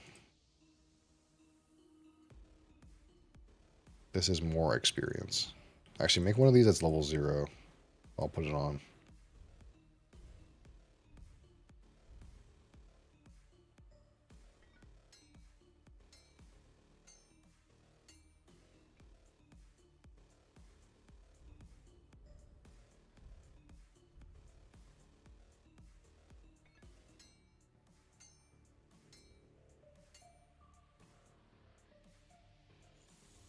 Yeah, see, doing the trade skills is so much more interesting and involved in this game than it is on RuneScape.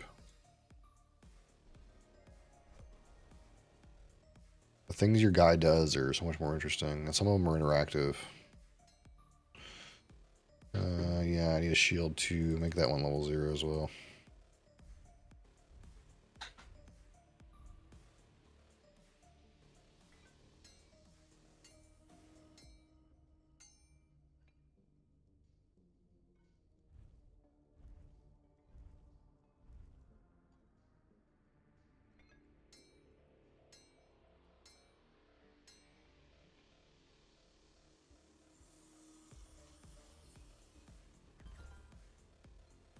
It's shit, but that's okay. I guess I could make another shield. And just like trying to make a less shit one.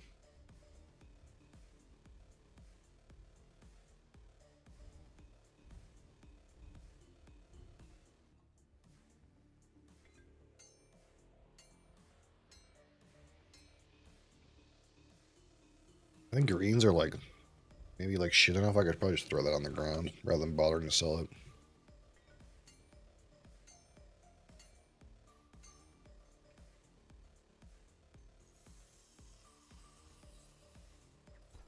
Blue. Alright. Let's just drop that on the ground. And we should be able to... Oh no, we can't quite make... Can't quite make a mace yet.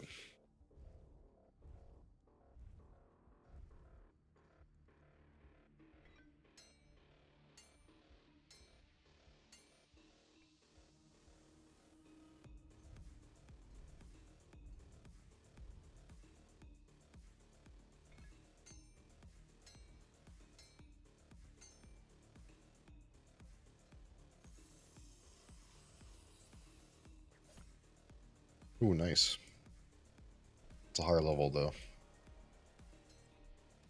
I just gotta make a level 0 mace. I need a stick of some kind. What stick do I need? Probably like coarse ash.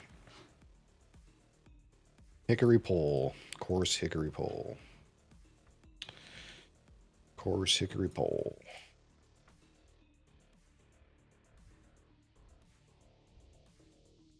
Zero.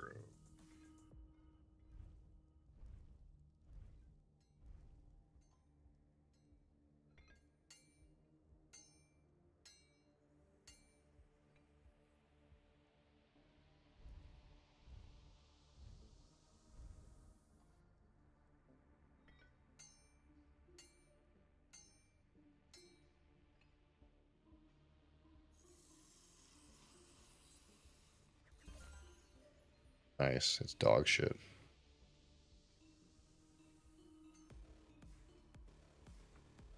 Put that back in there. Good enough. Alright, now let's TP back over there.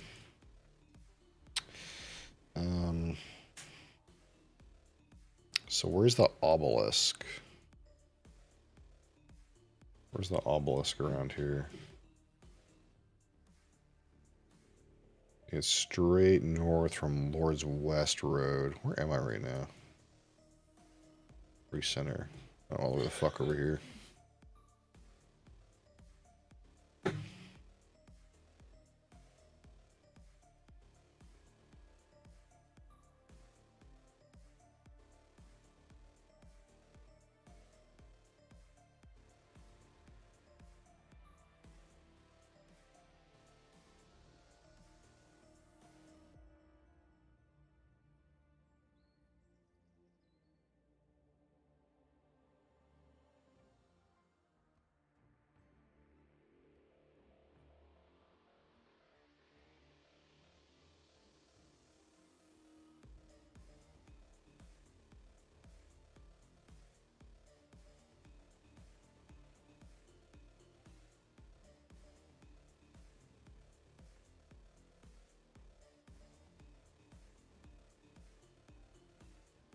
should be right in here.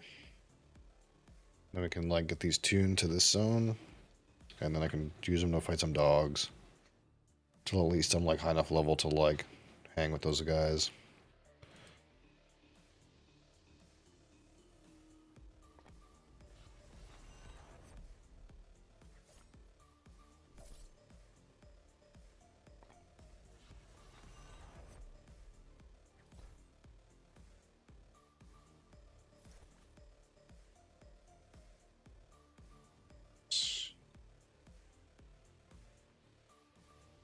I'll just hoard this ranged throwing knives until I can put them on at level 5.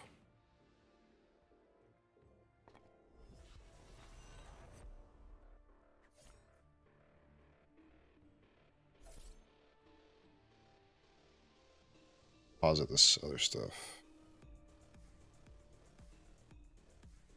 Okay. We should try to kill Street Hag. Why not? Let's go over here and see if we can kill a Street Hag. I was told they slap though.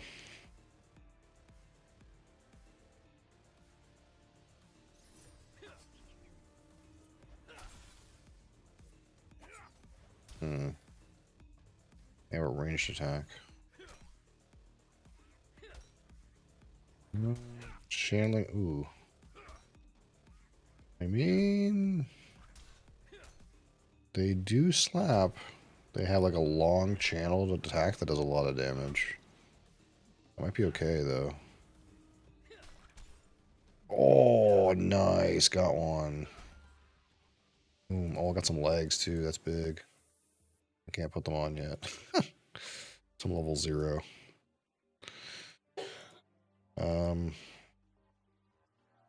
Probably hitting with the ranged attack first is probably still right, because it seems like their ranged attack isn't nearly as bad as their other thing. Oh god, that hurt. God damn. Guys, slapping me bad.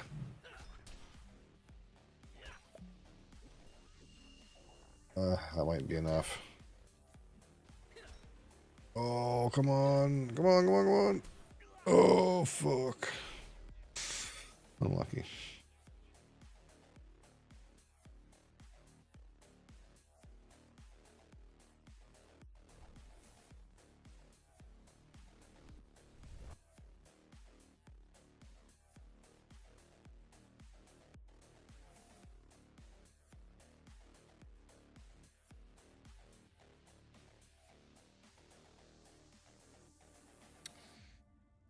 Level will have to be like beat up those like level 4 smugglers. Probably like, I don't know,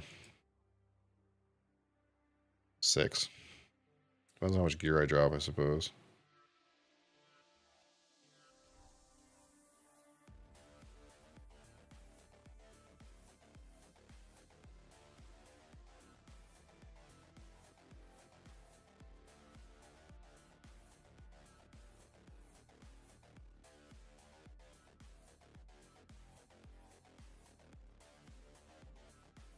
Donkey boy. Wow.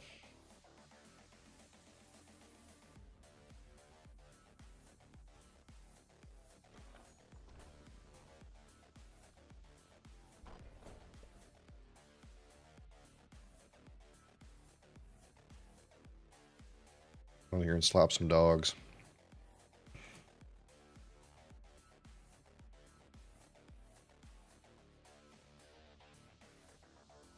No, go through door.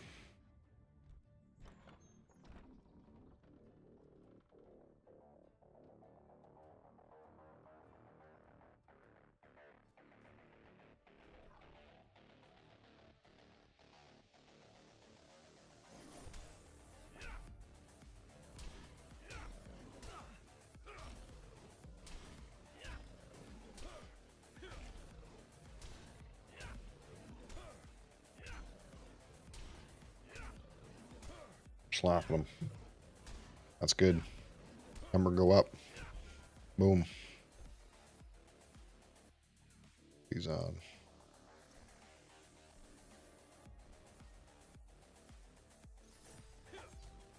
Hiya.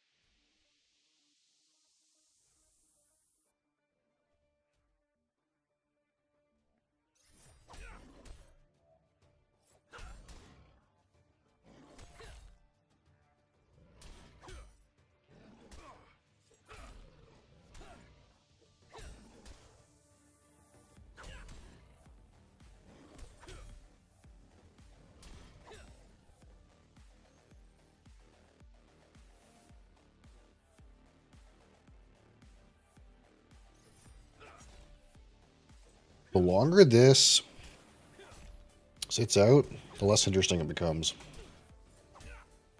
It's kind of weird. It's gonna become more, becoming more like generic Space ID. The more it's like in the air.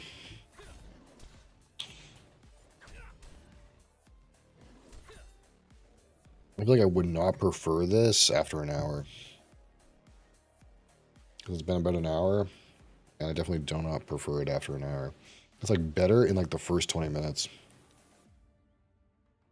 Which is kind of weird. All the funky character is like right up front and like kind of like fades with air exposure.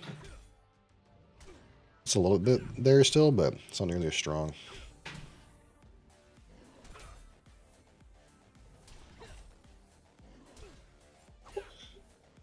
Plate torso. Boom. We're in.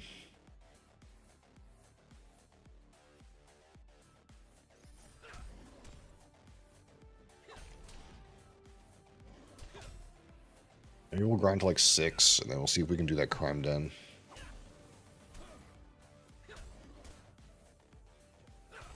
Although really I should be doing the merch stuff, because I think that's where the money is.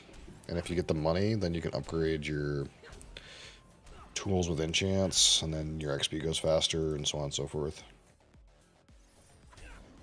Something, long-term experience, efficiency, something.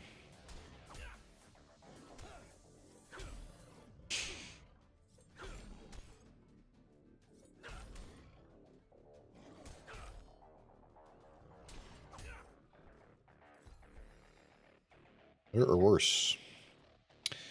Plus 10, minus 3, minus 7, break even. Better in the other spots. No temp stay, but that's okay.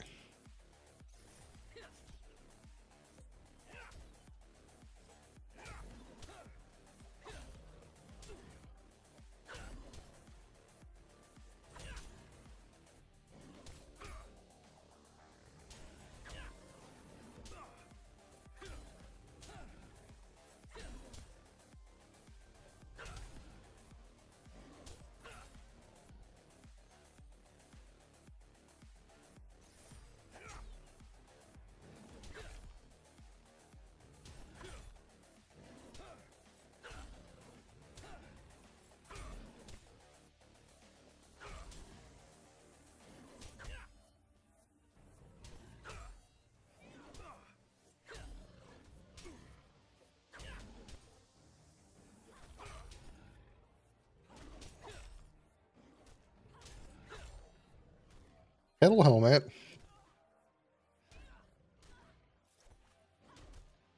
I'm not level 5 yet, am I? Oh, almost.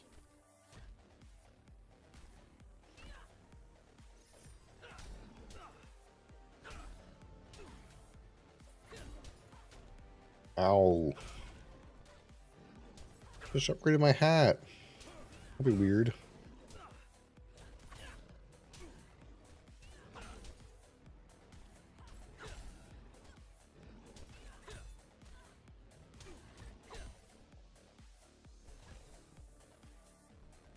Nice. Boom.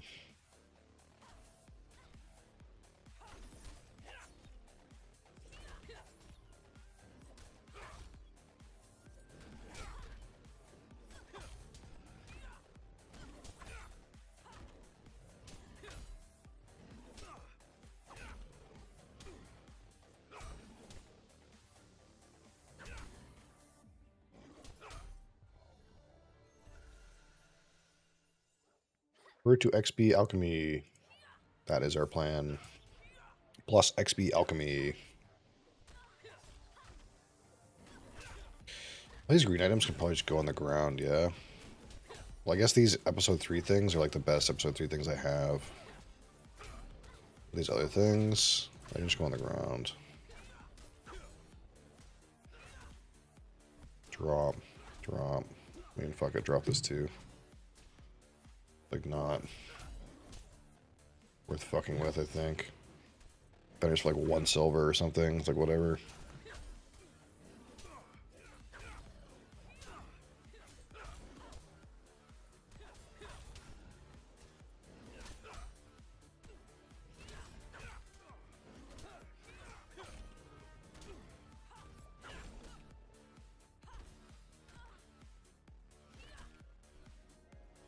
They're level 6. Let's see if we can go kill those watchmen now.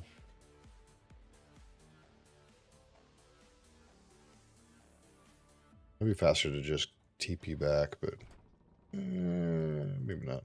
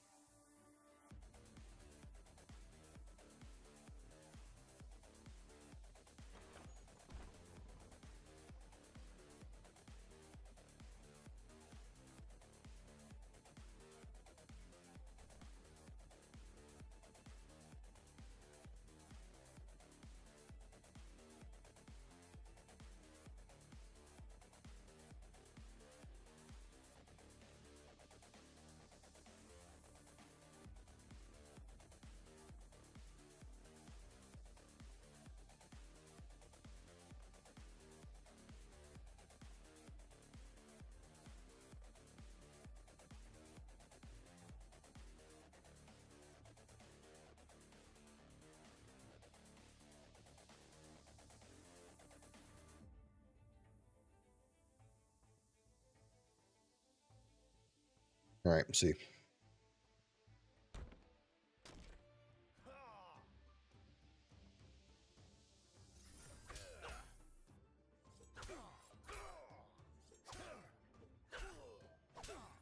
Normal smuggler.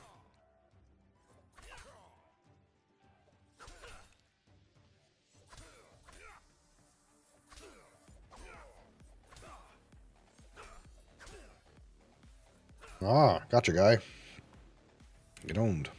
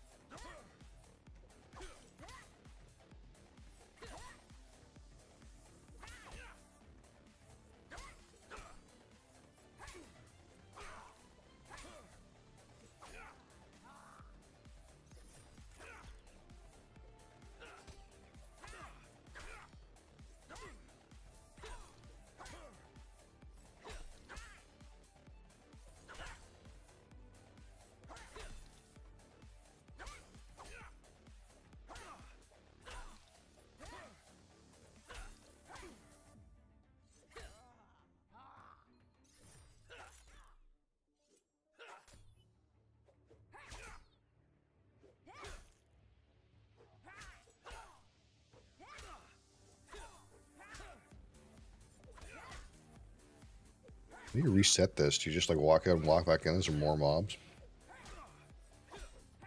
Seems like pretty good. Like, you get to level both skills. I wonder how much XP for detective it actually is, though.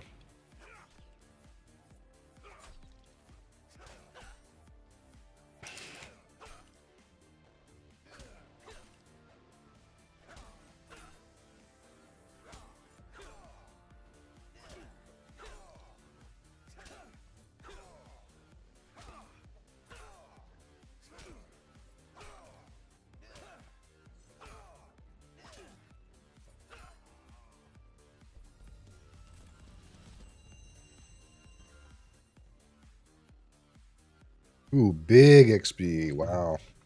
Okay.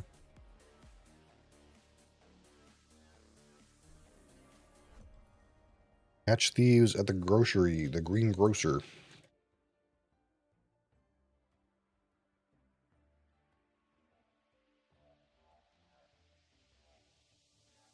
Green grocer shop.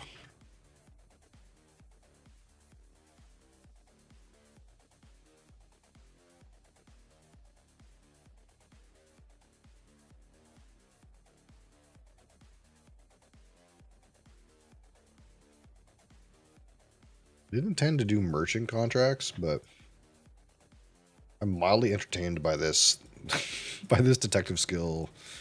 This thief stopping thing. It's mildly entertaining.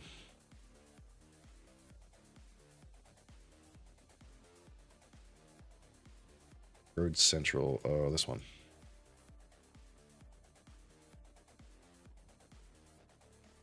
Green Grocer reminds me of EverQuest. Because there's like a guy who plays P99. It's called like Green Grocer Shop. And he like sells food and stuff at the tunnel. I wonder if it's like has anything to do with that guy. Probably not, but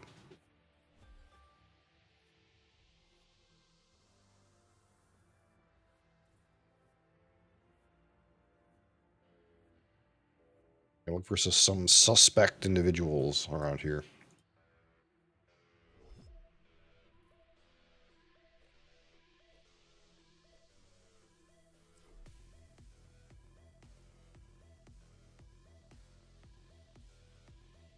I think you made a mistake. Oh, I'm sorry. Oh, I lose money for making a false accusation? God damn it. Unlucky. Oh, that's definitely a fucking... Guy's got a mask on.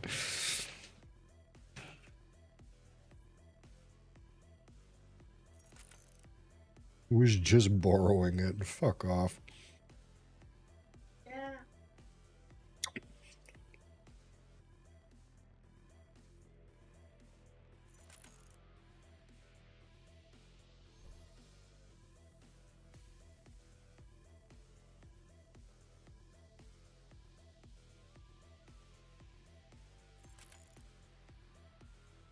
This is the worst Christmas ever.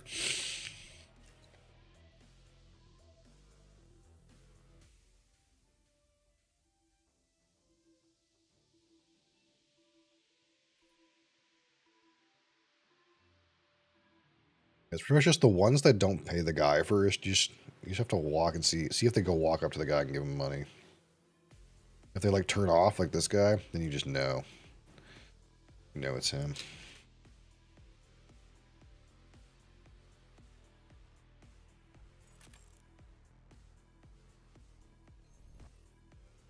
A bunch of them.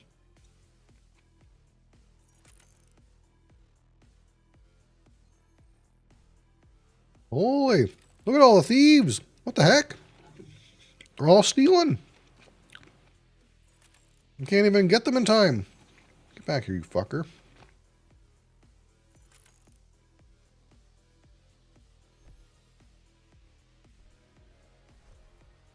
Raid Counterfeiters Crime Den. Okay. I don't know if I can be able to kill them though. They're level 8. If I don't keep my, like, Watchman skill in lockstep, it kind of, like, sucks.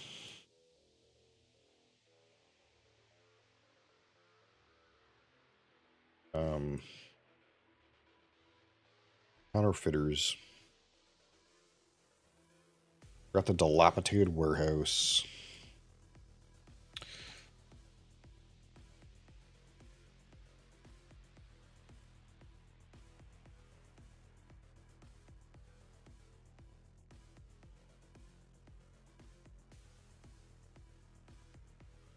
I'll go in there and see if I can kill one. If I can't, then it is what it is.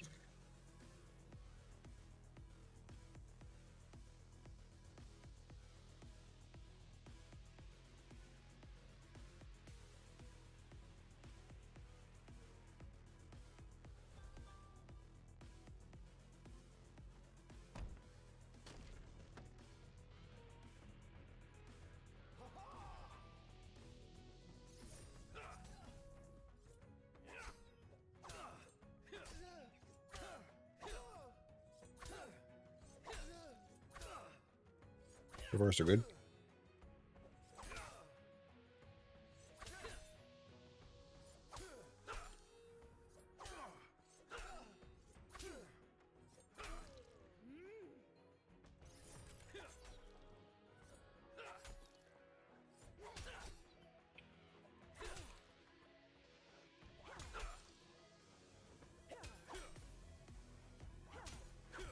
Well, my gear's slightly good enough.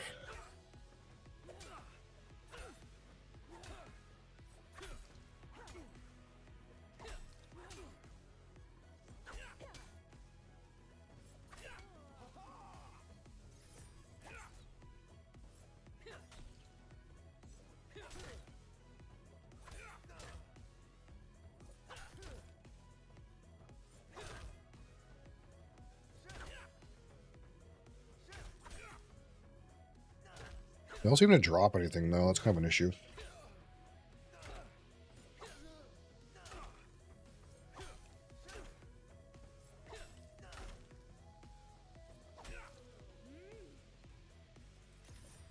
Like, I'd have to go, like, get gear at monsters eventually. Because these guys don't seem to, like, drop anything. I get the XP, but my gear is going to, like, fall behind.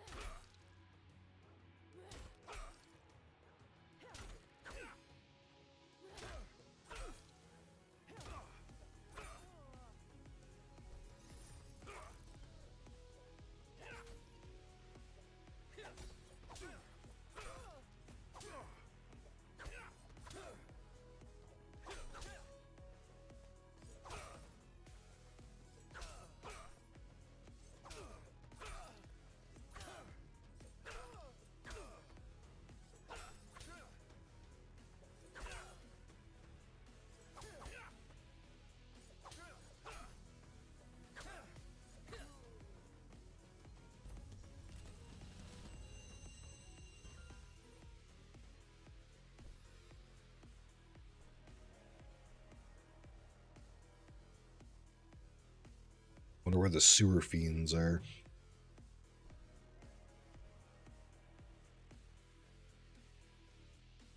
Often do things reset. They not?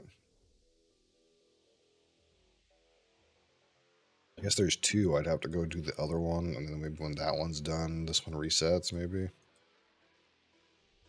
Something like that.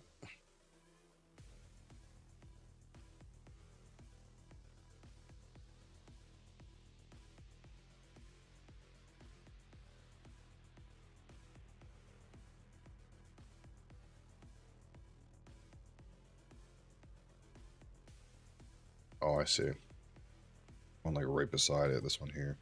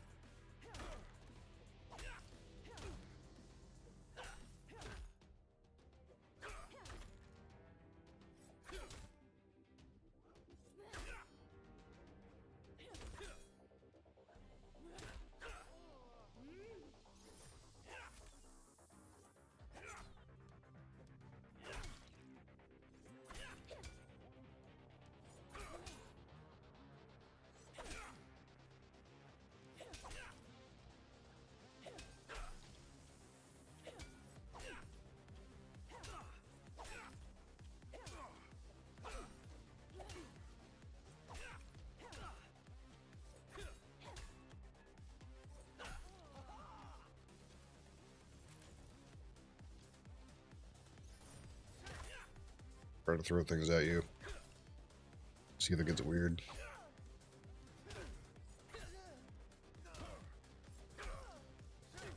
It's kind of weird.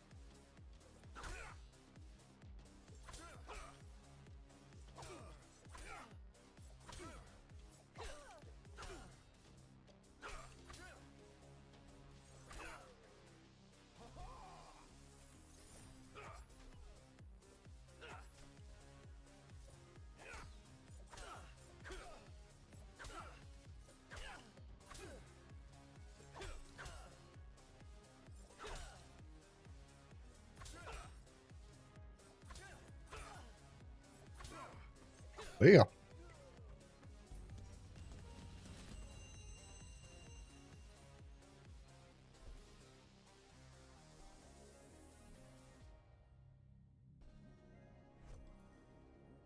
Investigation board.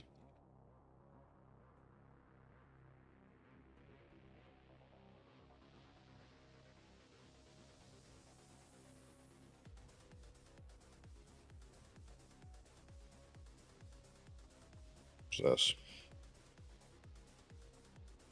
The investigation hall.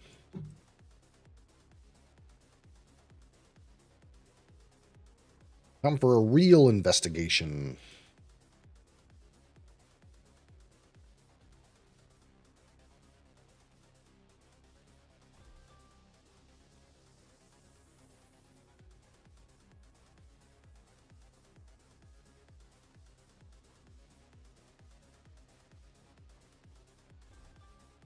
Wanted poster board. 43, okay. Here for a real investigation.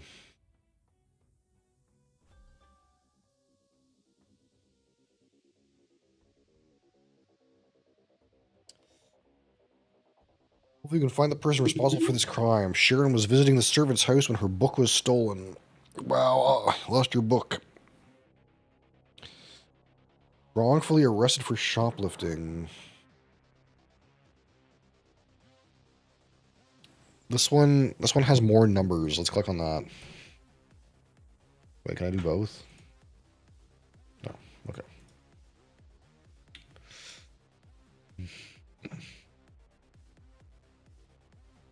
It's my like task thing. I gotta go to servant's house and Kynat's garden. Wherever those are. 2 places I haven't discovered.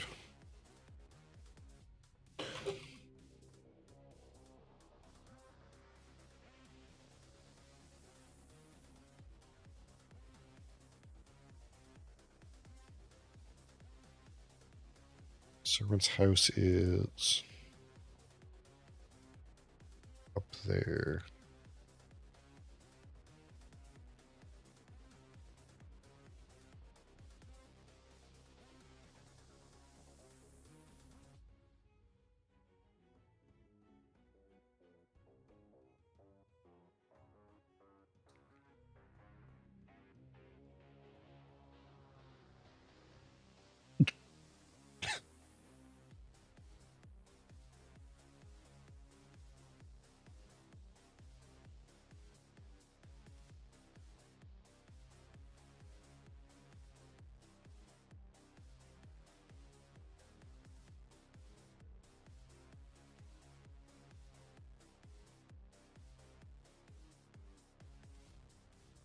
Oh shit! I need a magnifying glass like a true detective.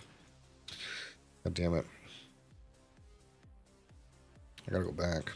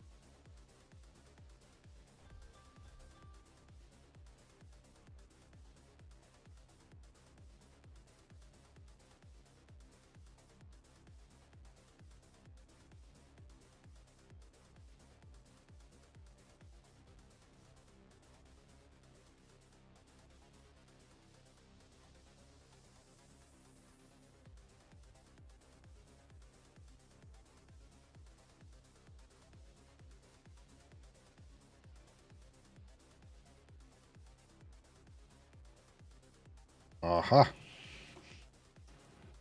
Very interesting. Some grass clippings. Very interesting. Hynat's Garden. Where's that?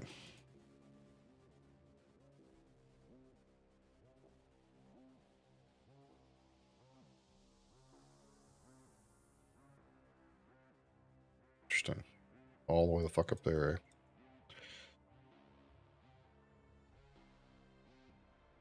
Real question is, can I get out this way?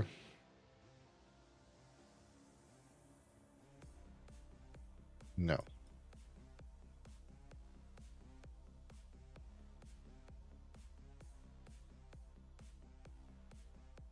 Honestly, TP me. TP me out of here. Teleport. Keeping me. Hmm.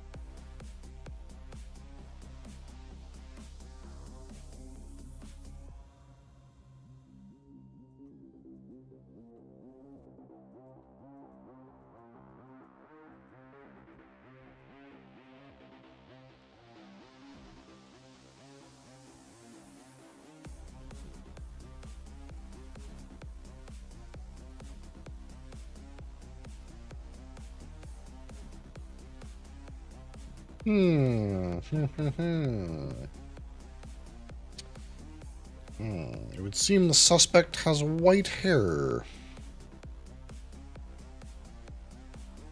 Let us return and make our assessment.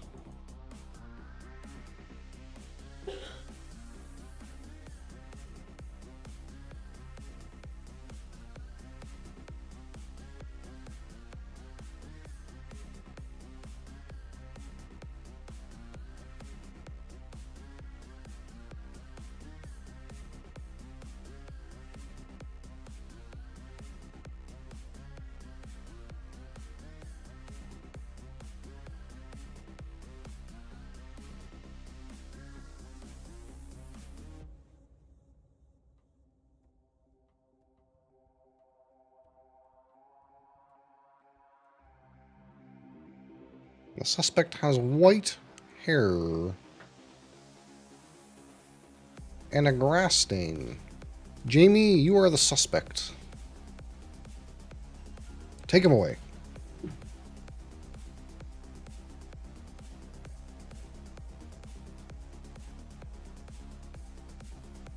The stakes are at stake. The steak. Steak, so it's steak. They are stealing from the butcher's stall.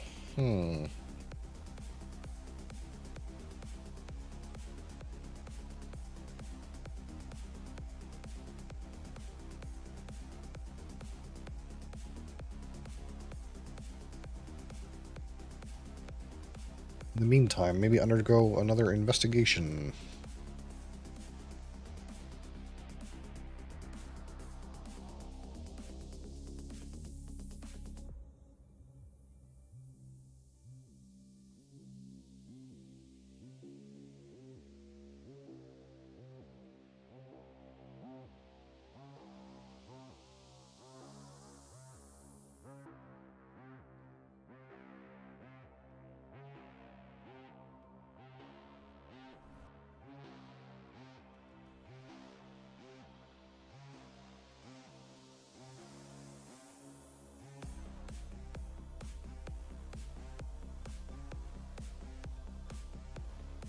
All right. This looks like a suspect individual. Nope.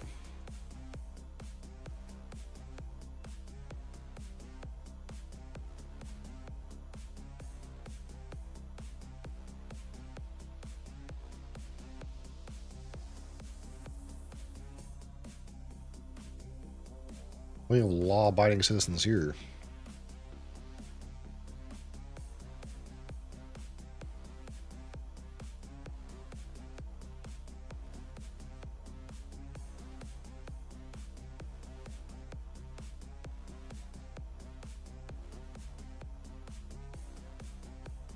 Everything seems fine, you know.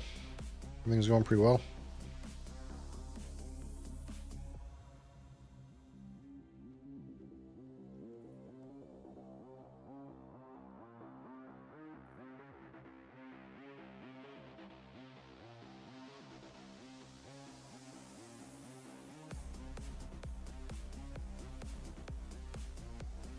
Carry on, well-mannered sir.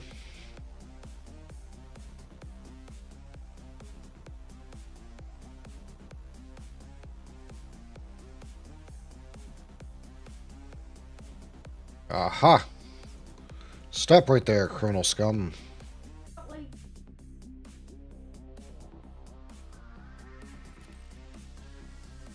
There's another one.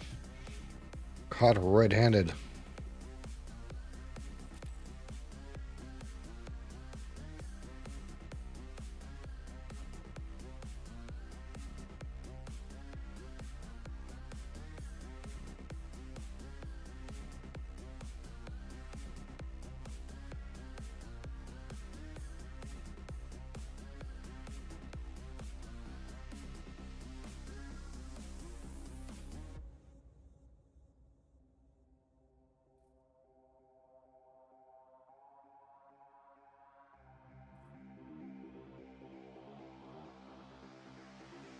Aha!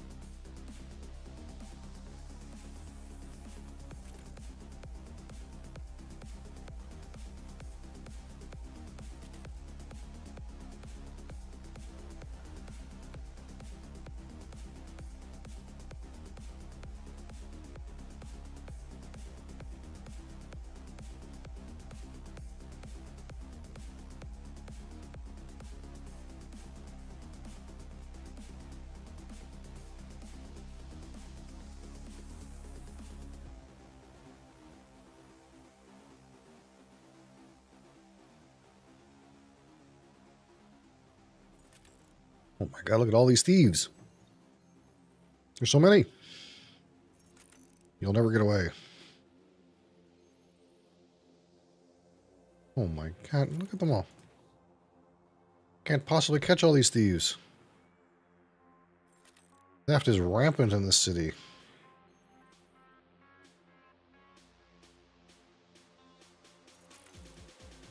He made me do it. Yeah, right.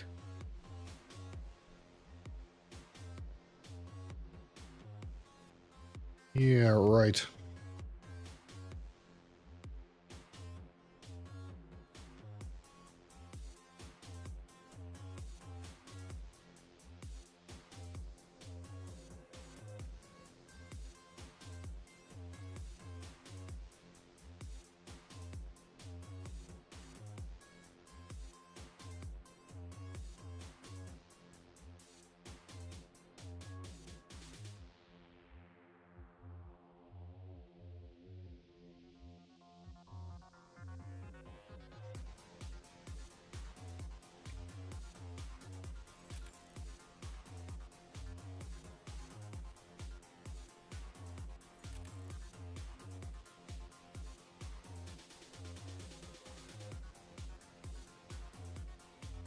Oh my god.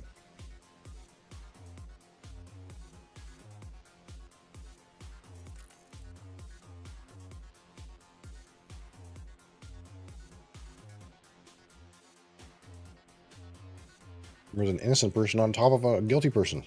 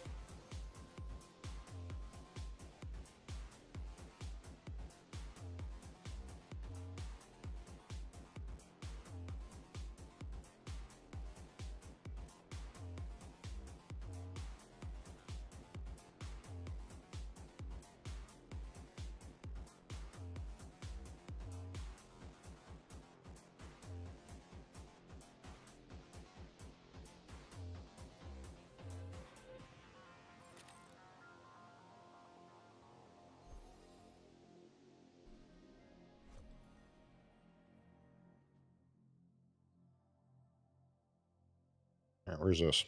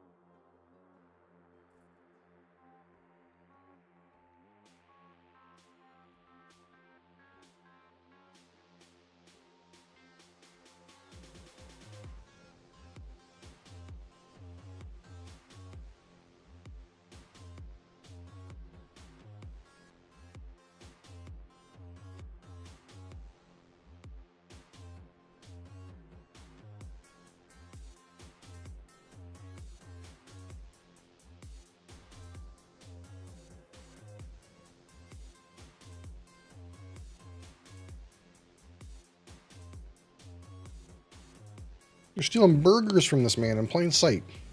Really? Same size. In plain sight, they're stealing burgers from this man. Rude. Fiber. They want a hamburger?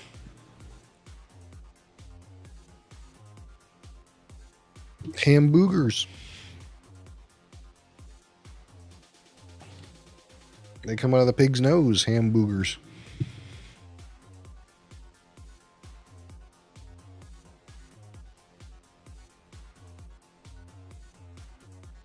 No one's stealing any hamburgers.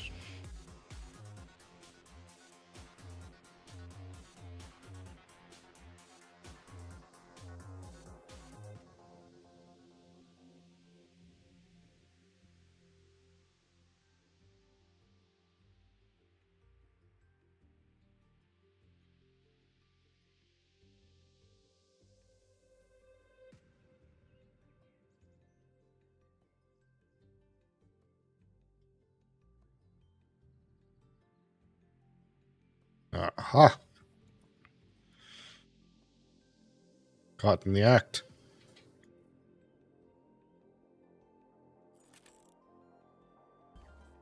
Please don't tell Santa.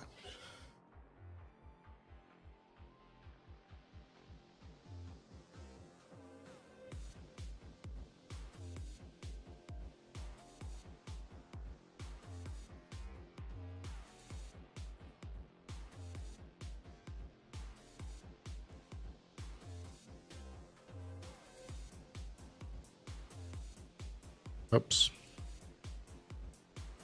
Womp womp.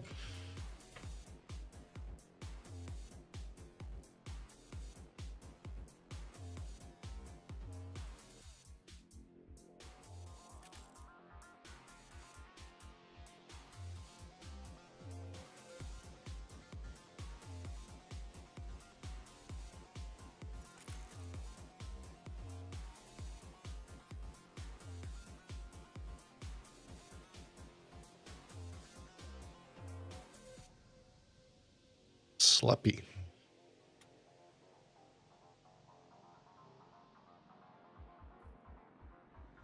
Time for my nap.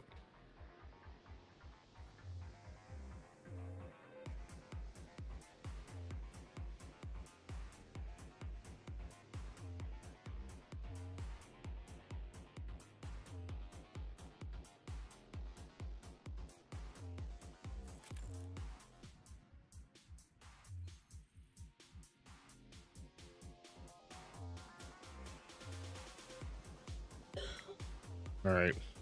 I'm snoozing. Thank you guys for watching. Thank you guys for being here. See you guys tomorrow.